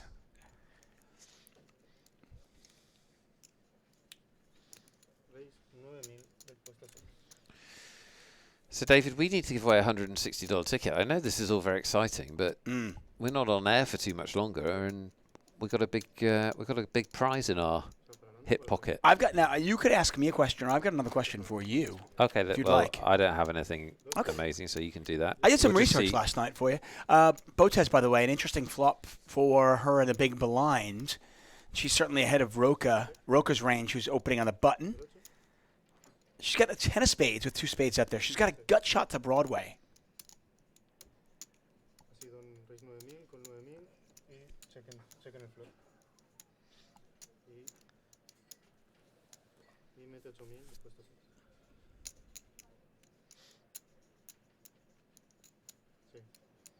Roca bets 8,000. Botez is going to call. There it is. Wow, Immediate these runouts. service. Like everyone just hit straights and full houses, and like the last hour and a half has been crazy. Now, Roca might double barrel this. So he can put a lot of pressure. Like, let's say she had a jack. What's she doing if she's got, like, jack 8? Remember, she's defending the big blind. She's got such a wide array of hands. I could see Roca double barreling this, especially since we're so close to the money. He decides not to. Yeah, I think he's done with it. Well, it would appear so now. Yeah. She's got everything. I mean, she's got the ace of clubs as well. She's got 10 of spades. She's got the Broadway. It's just...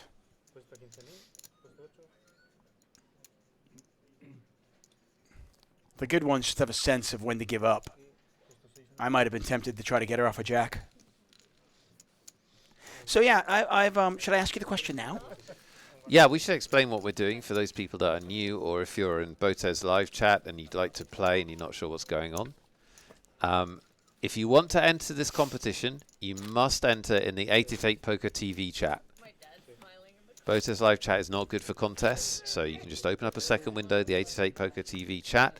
We are playing for a $160 tournament entry, which you'll be able to use in the XL Spring Series, which is a $2 million guaranteed series coming up on 888. It'll be good for one of those big events. So this is a chance. This is an actual chance to win thousands.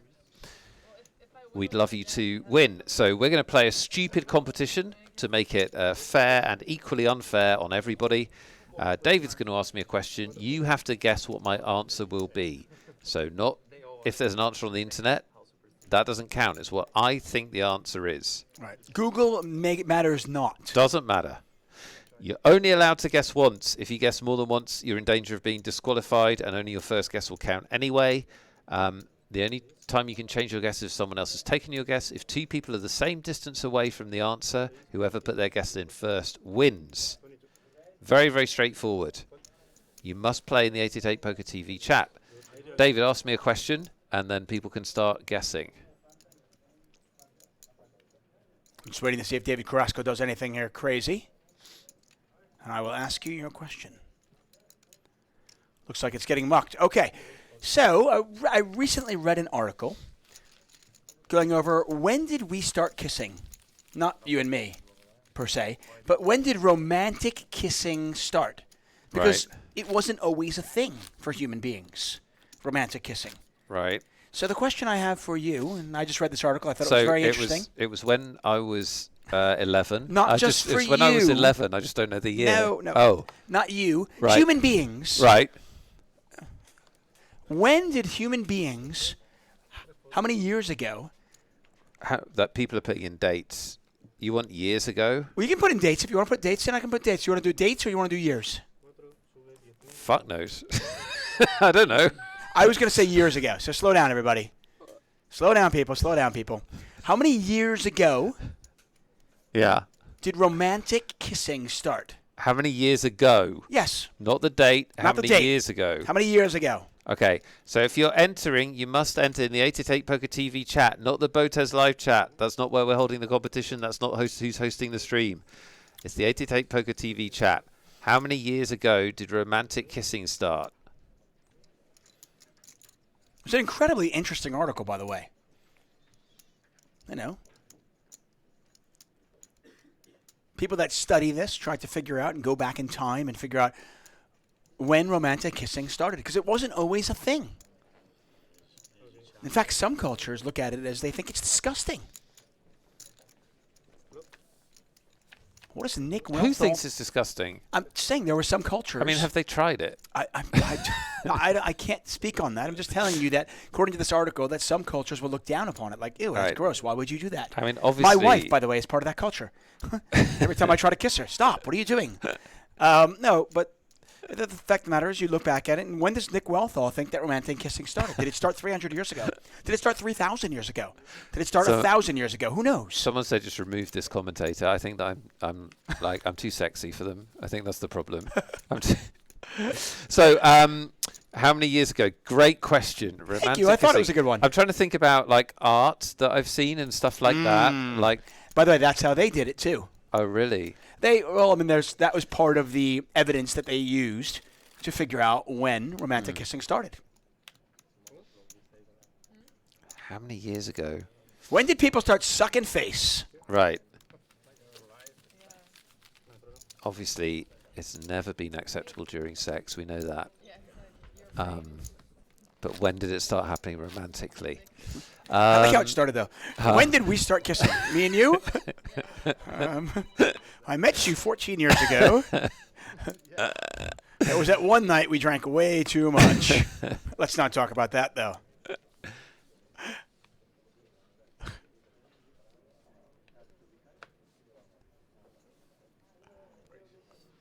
if you enjoy this ridiculousness, we do a show every Monday called Magic Monday, where we play these games. We have giveaways, and it's more antics just like this. We try not to take ourselves too seriously. And we should mention that there are people in the BotezLive stream that this is definitely not their cup of tea. That's fine. And that's fine. That's cool. That's and you know what? acceptable. It seems like there are some people that really quite enjoy it. And that's okay, too. Oh, man. It's a great question. I wish I had more information. Like, I wish I knew more about history, and I don't. Mm.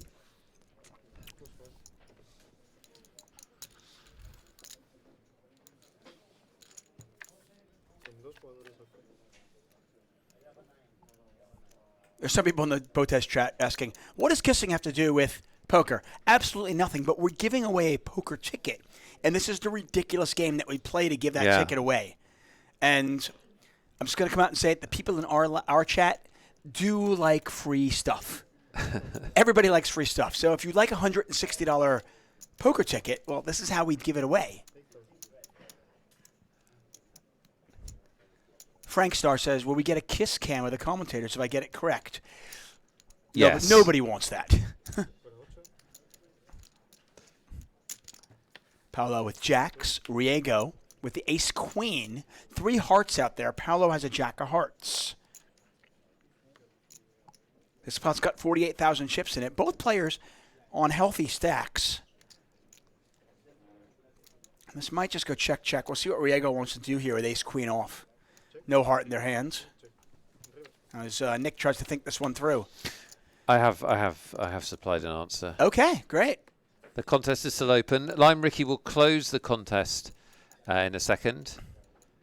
I'm not. You don't get the answer until everyone's entered, obviously. Yeah, we'll do this at the end.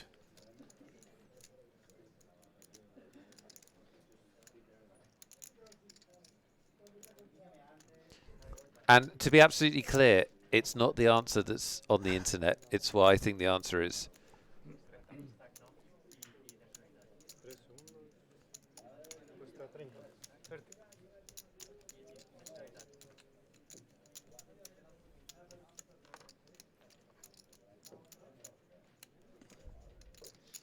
Yeah, if you think this question is ridiculous on a poker stream, you should join us on Magic Mondays. Yeah, I mean this is very relevant to poker. Unlike, I haven't figured out how, but unlike many of our questions. Yeah, I mean I've kissed people at the poker table. Riego, by the way, hey, listen, if you're wondering if Riego is capable of bluffing, remember that ace jack versus ace 10 hand. This is Riego bluffing. Yeah, so one of the things that would be really interesting to ask Alex is whether he had played, like if he had any kind of reads or he'd played with that guy before. Yeah. That's something we don't know.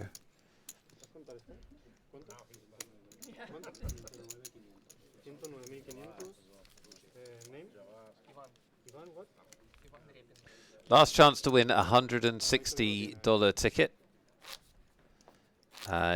You need to answer the question, how long ago did romantic kissing become a thing in human culture? According to Nick Wealthall. How many years ago do I think romantic kissing became a thing?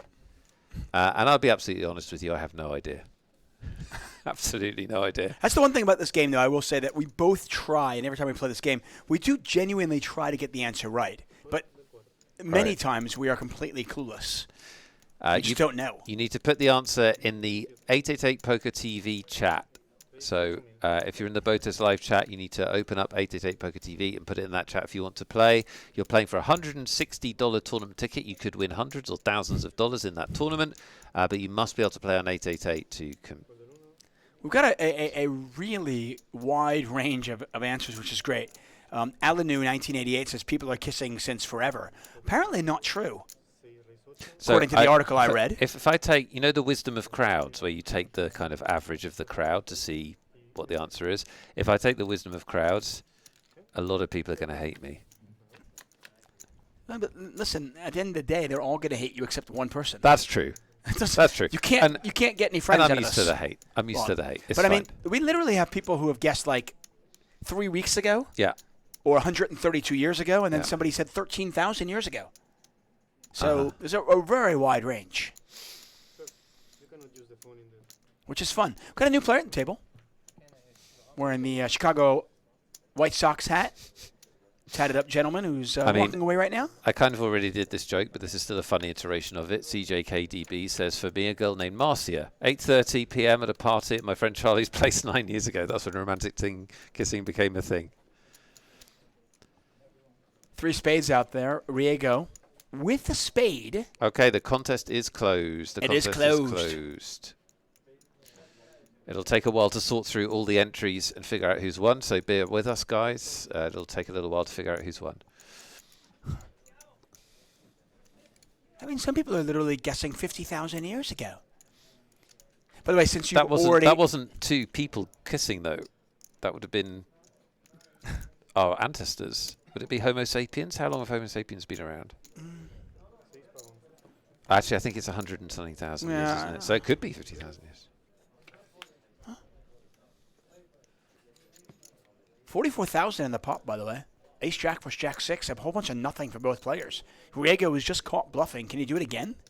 He's going to have to if he wants to win the pot. And then Roca can beat nothing but a bluff. But it's a paired board out there.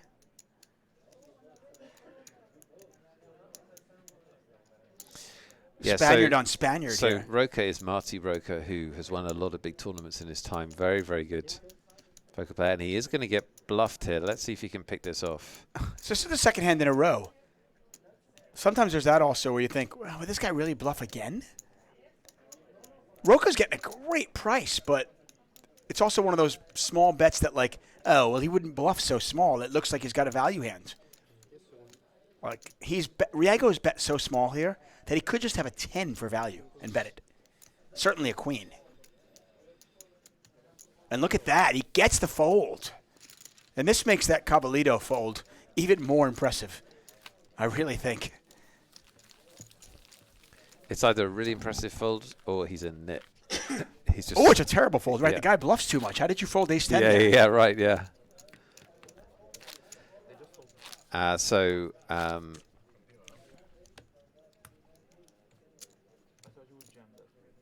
I really feel like of all the questions we've done over the many months of these playing this game, I think that I might be the furthest out I've ever been.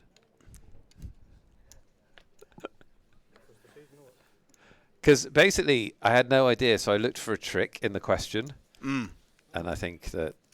Oh, wait, don't reveal it all yet, but I get it, though. That's bad. By the way, according to the Wall Street Journal, nothing's official. So there's no, like, actual answer because we don't have proof. Some historians date it back, like, 2,000 years ago. Some historians go back as far as 4,500 years ago.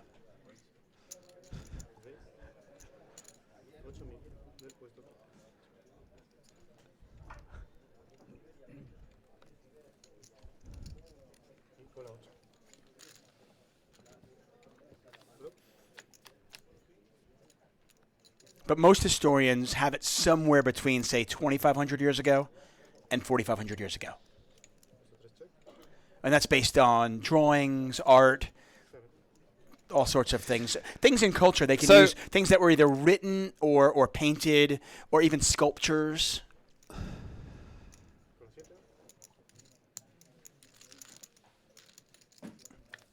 I just thought it was a really, I was reading it last night to fall asleep, and I thought it was quite an interesting article. Can I leave the stream? Like, there was some dude that wanted me to leave the stream, and I think that I should. No. Like, I have plowed this so badly. I'm going to get so much hate. Again, listen. I don't want the hate, David. I want to be loved. You are loved. I love you. If you need to, I mean, we can start kissing. Does that make you feel better? Yes, that would make me feel better. I need a positive right now. Listen, in fairness, even if you got it, the Google answer. We've already said this. Whatever your answer is the right answer. Right. Number one. Right. We know that. Whatever your answer is the right answer. The chemist. I'm building up to my answer because I'm going to get shouted at because I thought it was a trick question. And keep in mind, by the way, we've had, I don't know, a few hundred people or 1,000 people have answered. Right. All of them are going to be upset with you. Right. Except one. But I think they're going to be extra upset. Because it's part of the game. My brain has left the building. I thought it was a trick. So here's what I did. I thought David has brought this up because it's some sort of weird thing, right? In my defense, I am less than 100 years old, so I don't know beyond that. Hashtag story checks out. He's not 100 years old. I thought and I know nothing about history. And I thought, is it one of those things where humans never used to kiss because of, like, they thought it was germs or disease or something like that? So I thought maybe it was not romantic, and maybe they did it during sexy fun time, but not, like, romantically. I know that they kissed during Shakespeare's time because, I've seen the plays. Right. So I just went a little bit further back than that. And I said 260 years ago. I said nobody, like in ancient society, they didn't kiss. That was my idea. Because they all thought they'd die. And I don't think your logic is far off. By the way, according to this article, Source Energy says, Nick, we took into account your stupidity. Well, that is very fair.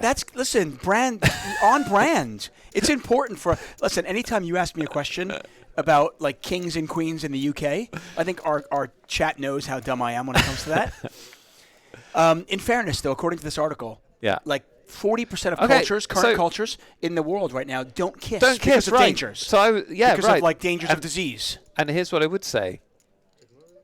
Several people who guessed took the same logic as me. Mm-hmm. I feel slightly better. Oh, look at this.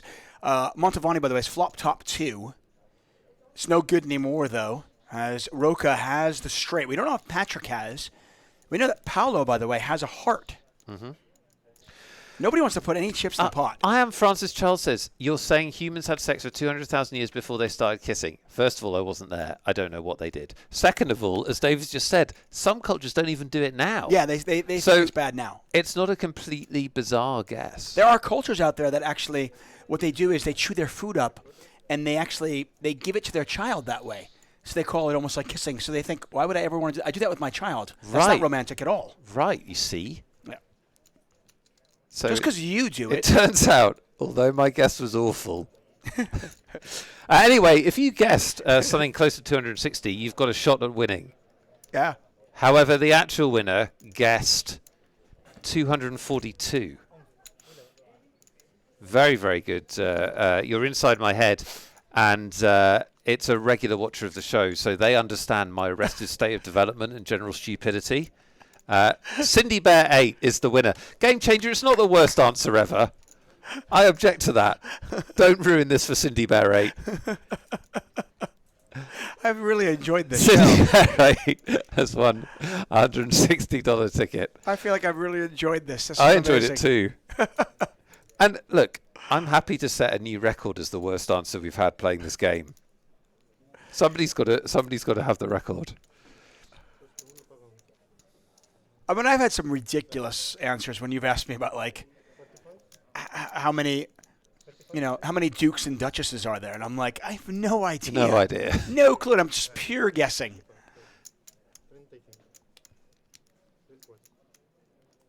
Look, everyone is hating on my guess. I would just say to you, 40% of the world's cultures still don't romantically kiss today. Yeah. So, don't be a judgy judgerson. Again, it's not easy playing this role. Like I said, I think my wife is part of that 40%. Whoa! Look at this. Wait, what? I need to see what Patrick has. Oh, I got to see his cards. Oh, how can we not see his cards? Oh, no. Is he bluffing or not? He couldn't have been bluffing, right? Roca just folded a king. Yeah, but that makes quite a lot of sense. No, of course, but no money went in at all. Yeah. Roca, okay. Yeah, but Roca... Montavani flop top 2, okay? I thought Roca was going to talk. He was giving a little smile there. I mean, he's a really, really... What we do know is he's a top player. Wow. Yeah, but I wish I knew what Patrick had there. That's going to kill me. So Montavani flop top 2 with ace-queen. Roca turned the straight. No money went in until the river, when it went bet, call, raise. And then we didn't see a showdown. See, okay, you need love. There's one person who loves you. See, Cindy Bear loves me. That's the beauty of playing this game. Everyone hates you but one person, but that one person is a winner and loves you. So there you go. Well played, Cindy Bear. You're inside my very, very stupid brain, which deserted me but helped you. Okay, Nick. Hello. You know what? Listen. What's up? Because you made so many people angry. Again. Why don't once you give again. away? Why don't you give Yes. away one more $16.50 ticket? To who? You can do a keyword. You can pick the keyword for everybody. Okay. My keyword is going to be doofus. Well, hold on. Don't type in doofus yet. It's not ready. It's not ready. Relax. Pick a word. Let Lime know what the word is so she can put it in. Do you know what's hilarious? How do you spell doofus?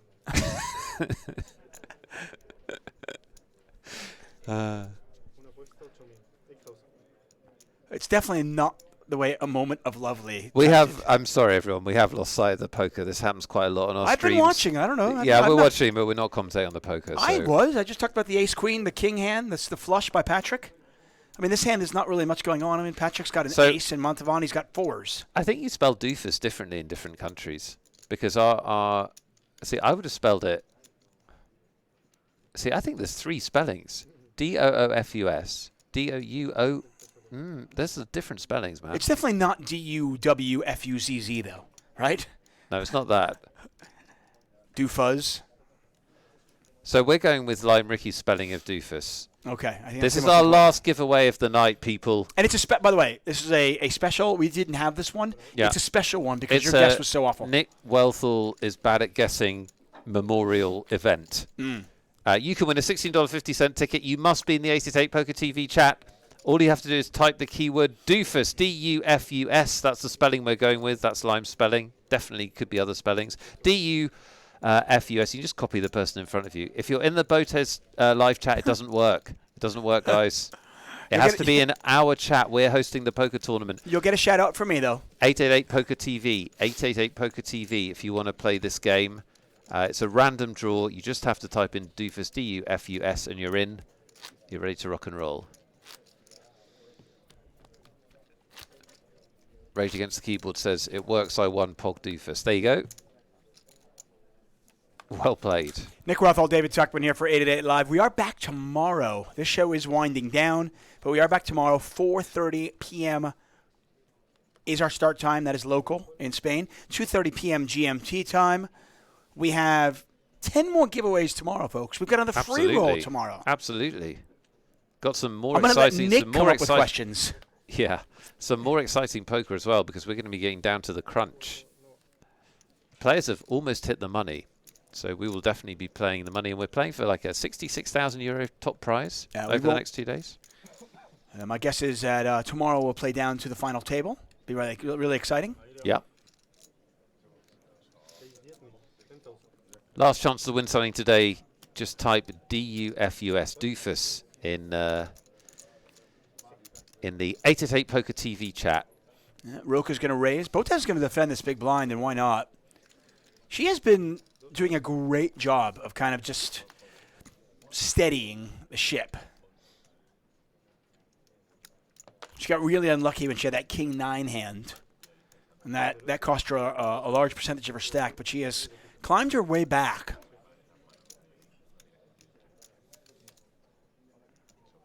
Really impressive so far. Roka, always impressive. And I'm not sure we'll see a turn card here.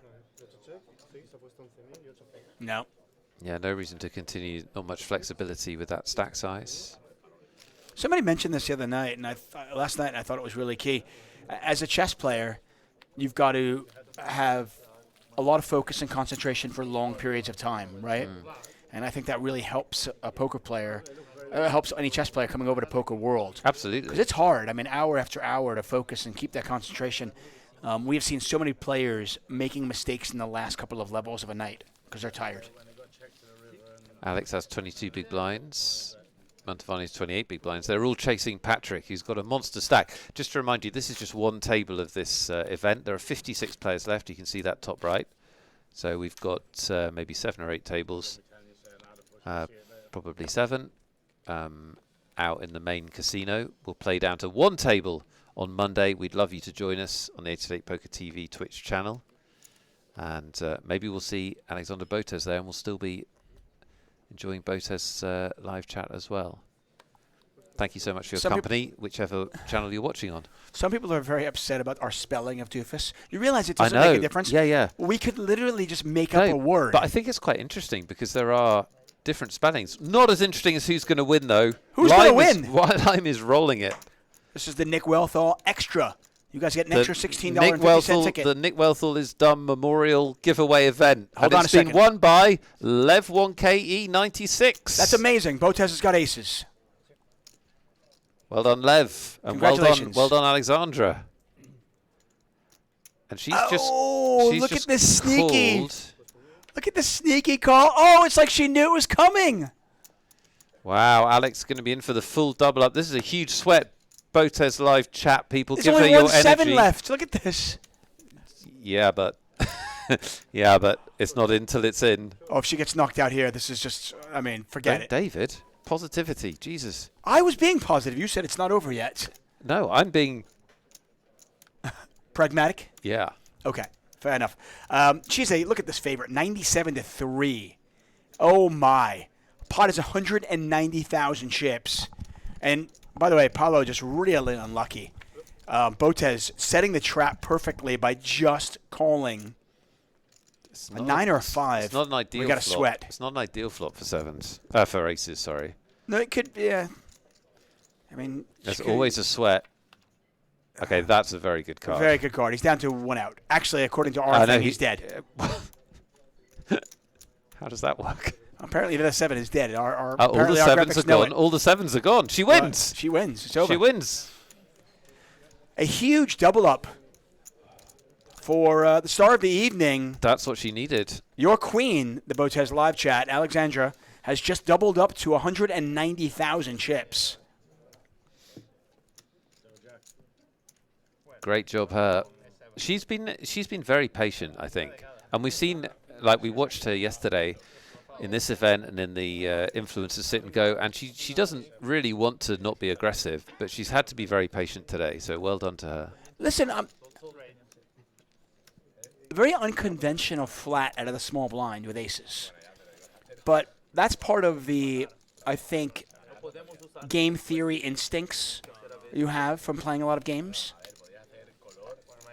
I don't think a lot of like beginner poker players would be like, "Oh, I'm going to just call here." Yeah, for sure. And set up a trap. Well, it worked so well. Worked perfectly. Good stuff.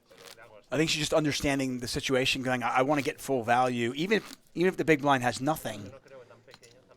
You know, let me see a flop and get value there." Take a look here. Patrick's still pacing the field with 573,000, but Botez now in second place. 190,000. Riego has been one of the more aggressive players at this table. He's on 176. Montavani, still healthy, has been involved. This has been a great table, hasn't it? Yeah, it's been really good. This last couple of hours of poker has been fantastic. I hope you've all enjoyed it. Amazing action. Some really, really like sick runouts and some difficult decisions as well.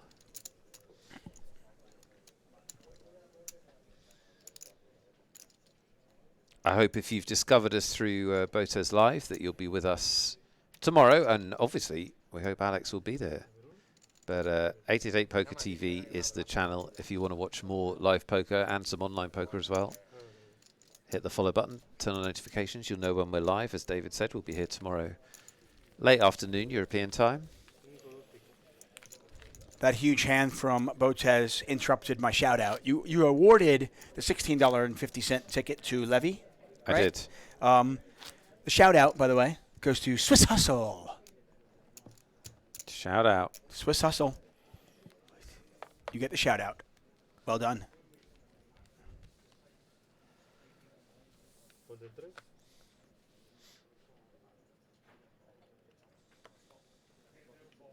BotezLive, by the way, in the chat.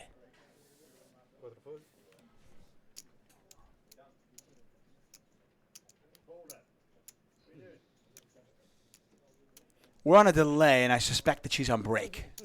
Donnie says, what's the 55 over 369 in the corner of the screen? That's the number of players. So 369 started the tournament, 55 remain. 44 are going to cash. So 44 players will look up €2,500. So things are going to get pretty tense for the players. It's going to get pretty tight. But they will be in the money quite soon. It becomes it's a nerve-wracking experience. Getting to that money, locking up 2,500 euros, and then setting your sights on the next goal, which is making the final table, and then hopefully winning it. 66,000 euros up top, and a beautiful trophy. And how about a beautiful set of deuces for Paulo? It's going to be frustrating, though, as Paulo is not going to get any value from Carrasco.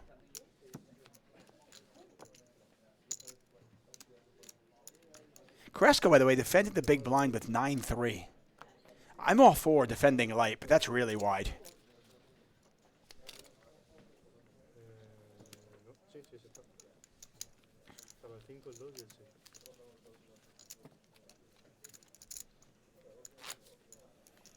Players are going to be going on a break momentarily, and when they go on this break, it'll be a dinner break. We're going to actually call it a night for us, but we are back tomorrow, 4:30 p.m. local time. That's 2:30 p.m. GMT time, and in all likelihood, we'll play down to a final table tomorrow.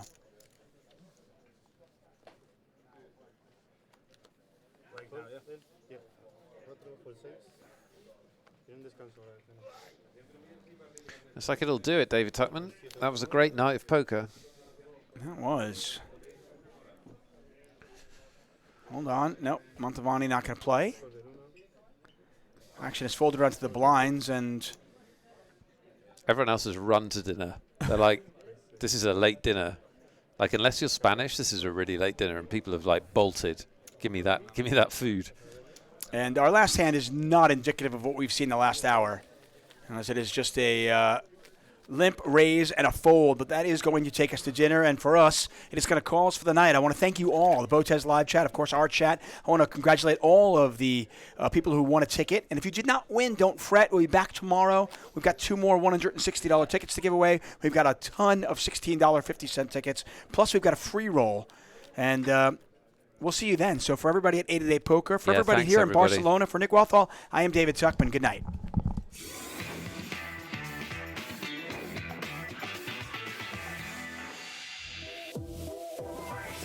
Welcome to the 888Poker YouTube channel. I'm Kara Scott, and this is... I am Vivian Sandleba. Hello. And she's our poker pro, and we're going to be looking at a live tournament hand. But first, don't forget to hit the like, subscribe, and notifications buttons. Now, this is a hand that took place on a final table, Barcelona, at an 888Poker live event in 2022. We're four-handed. We've got Ventura. He's actually under the gun here, and he has King Jack. Now, he's the player we're looking at who's third in chips currently. If you're under the gun with King Jack in that spot, are you raising or what are you doing? I am absolutely raising. He has a very strong hand. It's four-handed. Again, everybody's going to be playing a little tighter. He has, I would say, a mandatory raise. And now we go over to the chip leader Canute with the Queen 9. Now you're in the big blind, you're Canute, you have Queen 9 up against this person. What are you doing here? I would definitely defend. Yeah. Queen 9 is a strong hand. And there he goes. He makes the call. And we go to see a flop. Canute flops top pair, and that's it's a strong hand. Very strong hand. So if you're Canute, do you just check to the razor, or is there any percentage of time that you put in a bet here? There are definitely boards that you can start betting yourself, but I would just check. Still Ventura has overcards flush draw, over pairs. He might have hands that are beating you. And in this stage, with ICM in play, you need to be a little more cautious in order to put all your chips in the middle and also preserve your stack. Okay, so he does make the check. Now, your Ventura, how often are you going to c-bet here? Because he's not hit at all, but he is the pre-flop raiser. He missed the flop pretty much. Yeah. Even though he has 2 overcards, it's not his flop. If he would have a heart in his hand, maybe he could check more often, try to peel a pair on the turn, or some more equity, or even a flush draw. But without the hearts, I do think he should c-bet pretty much all the time. And he's putting in a continuation bet here of, I think, 325.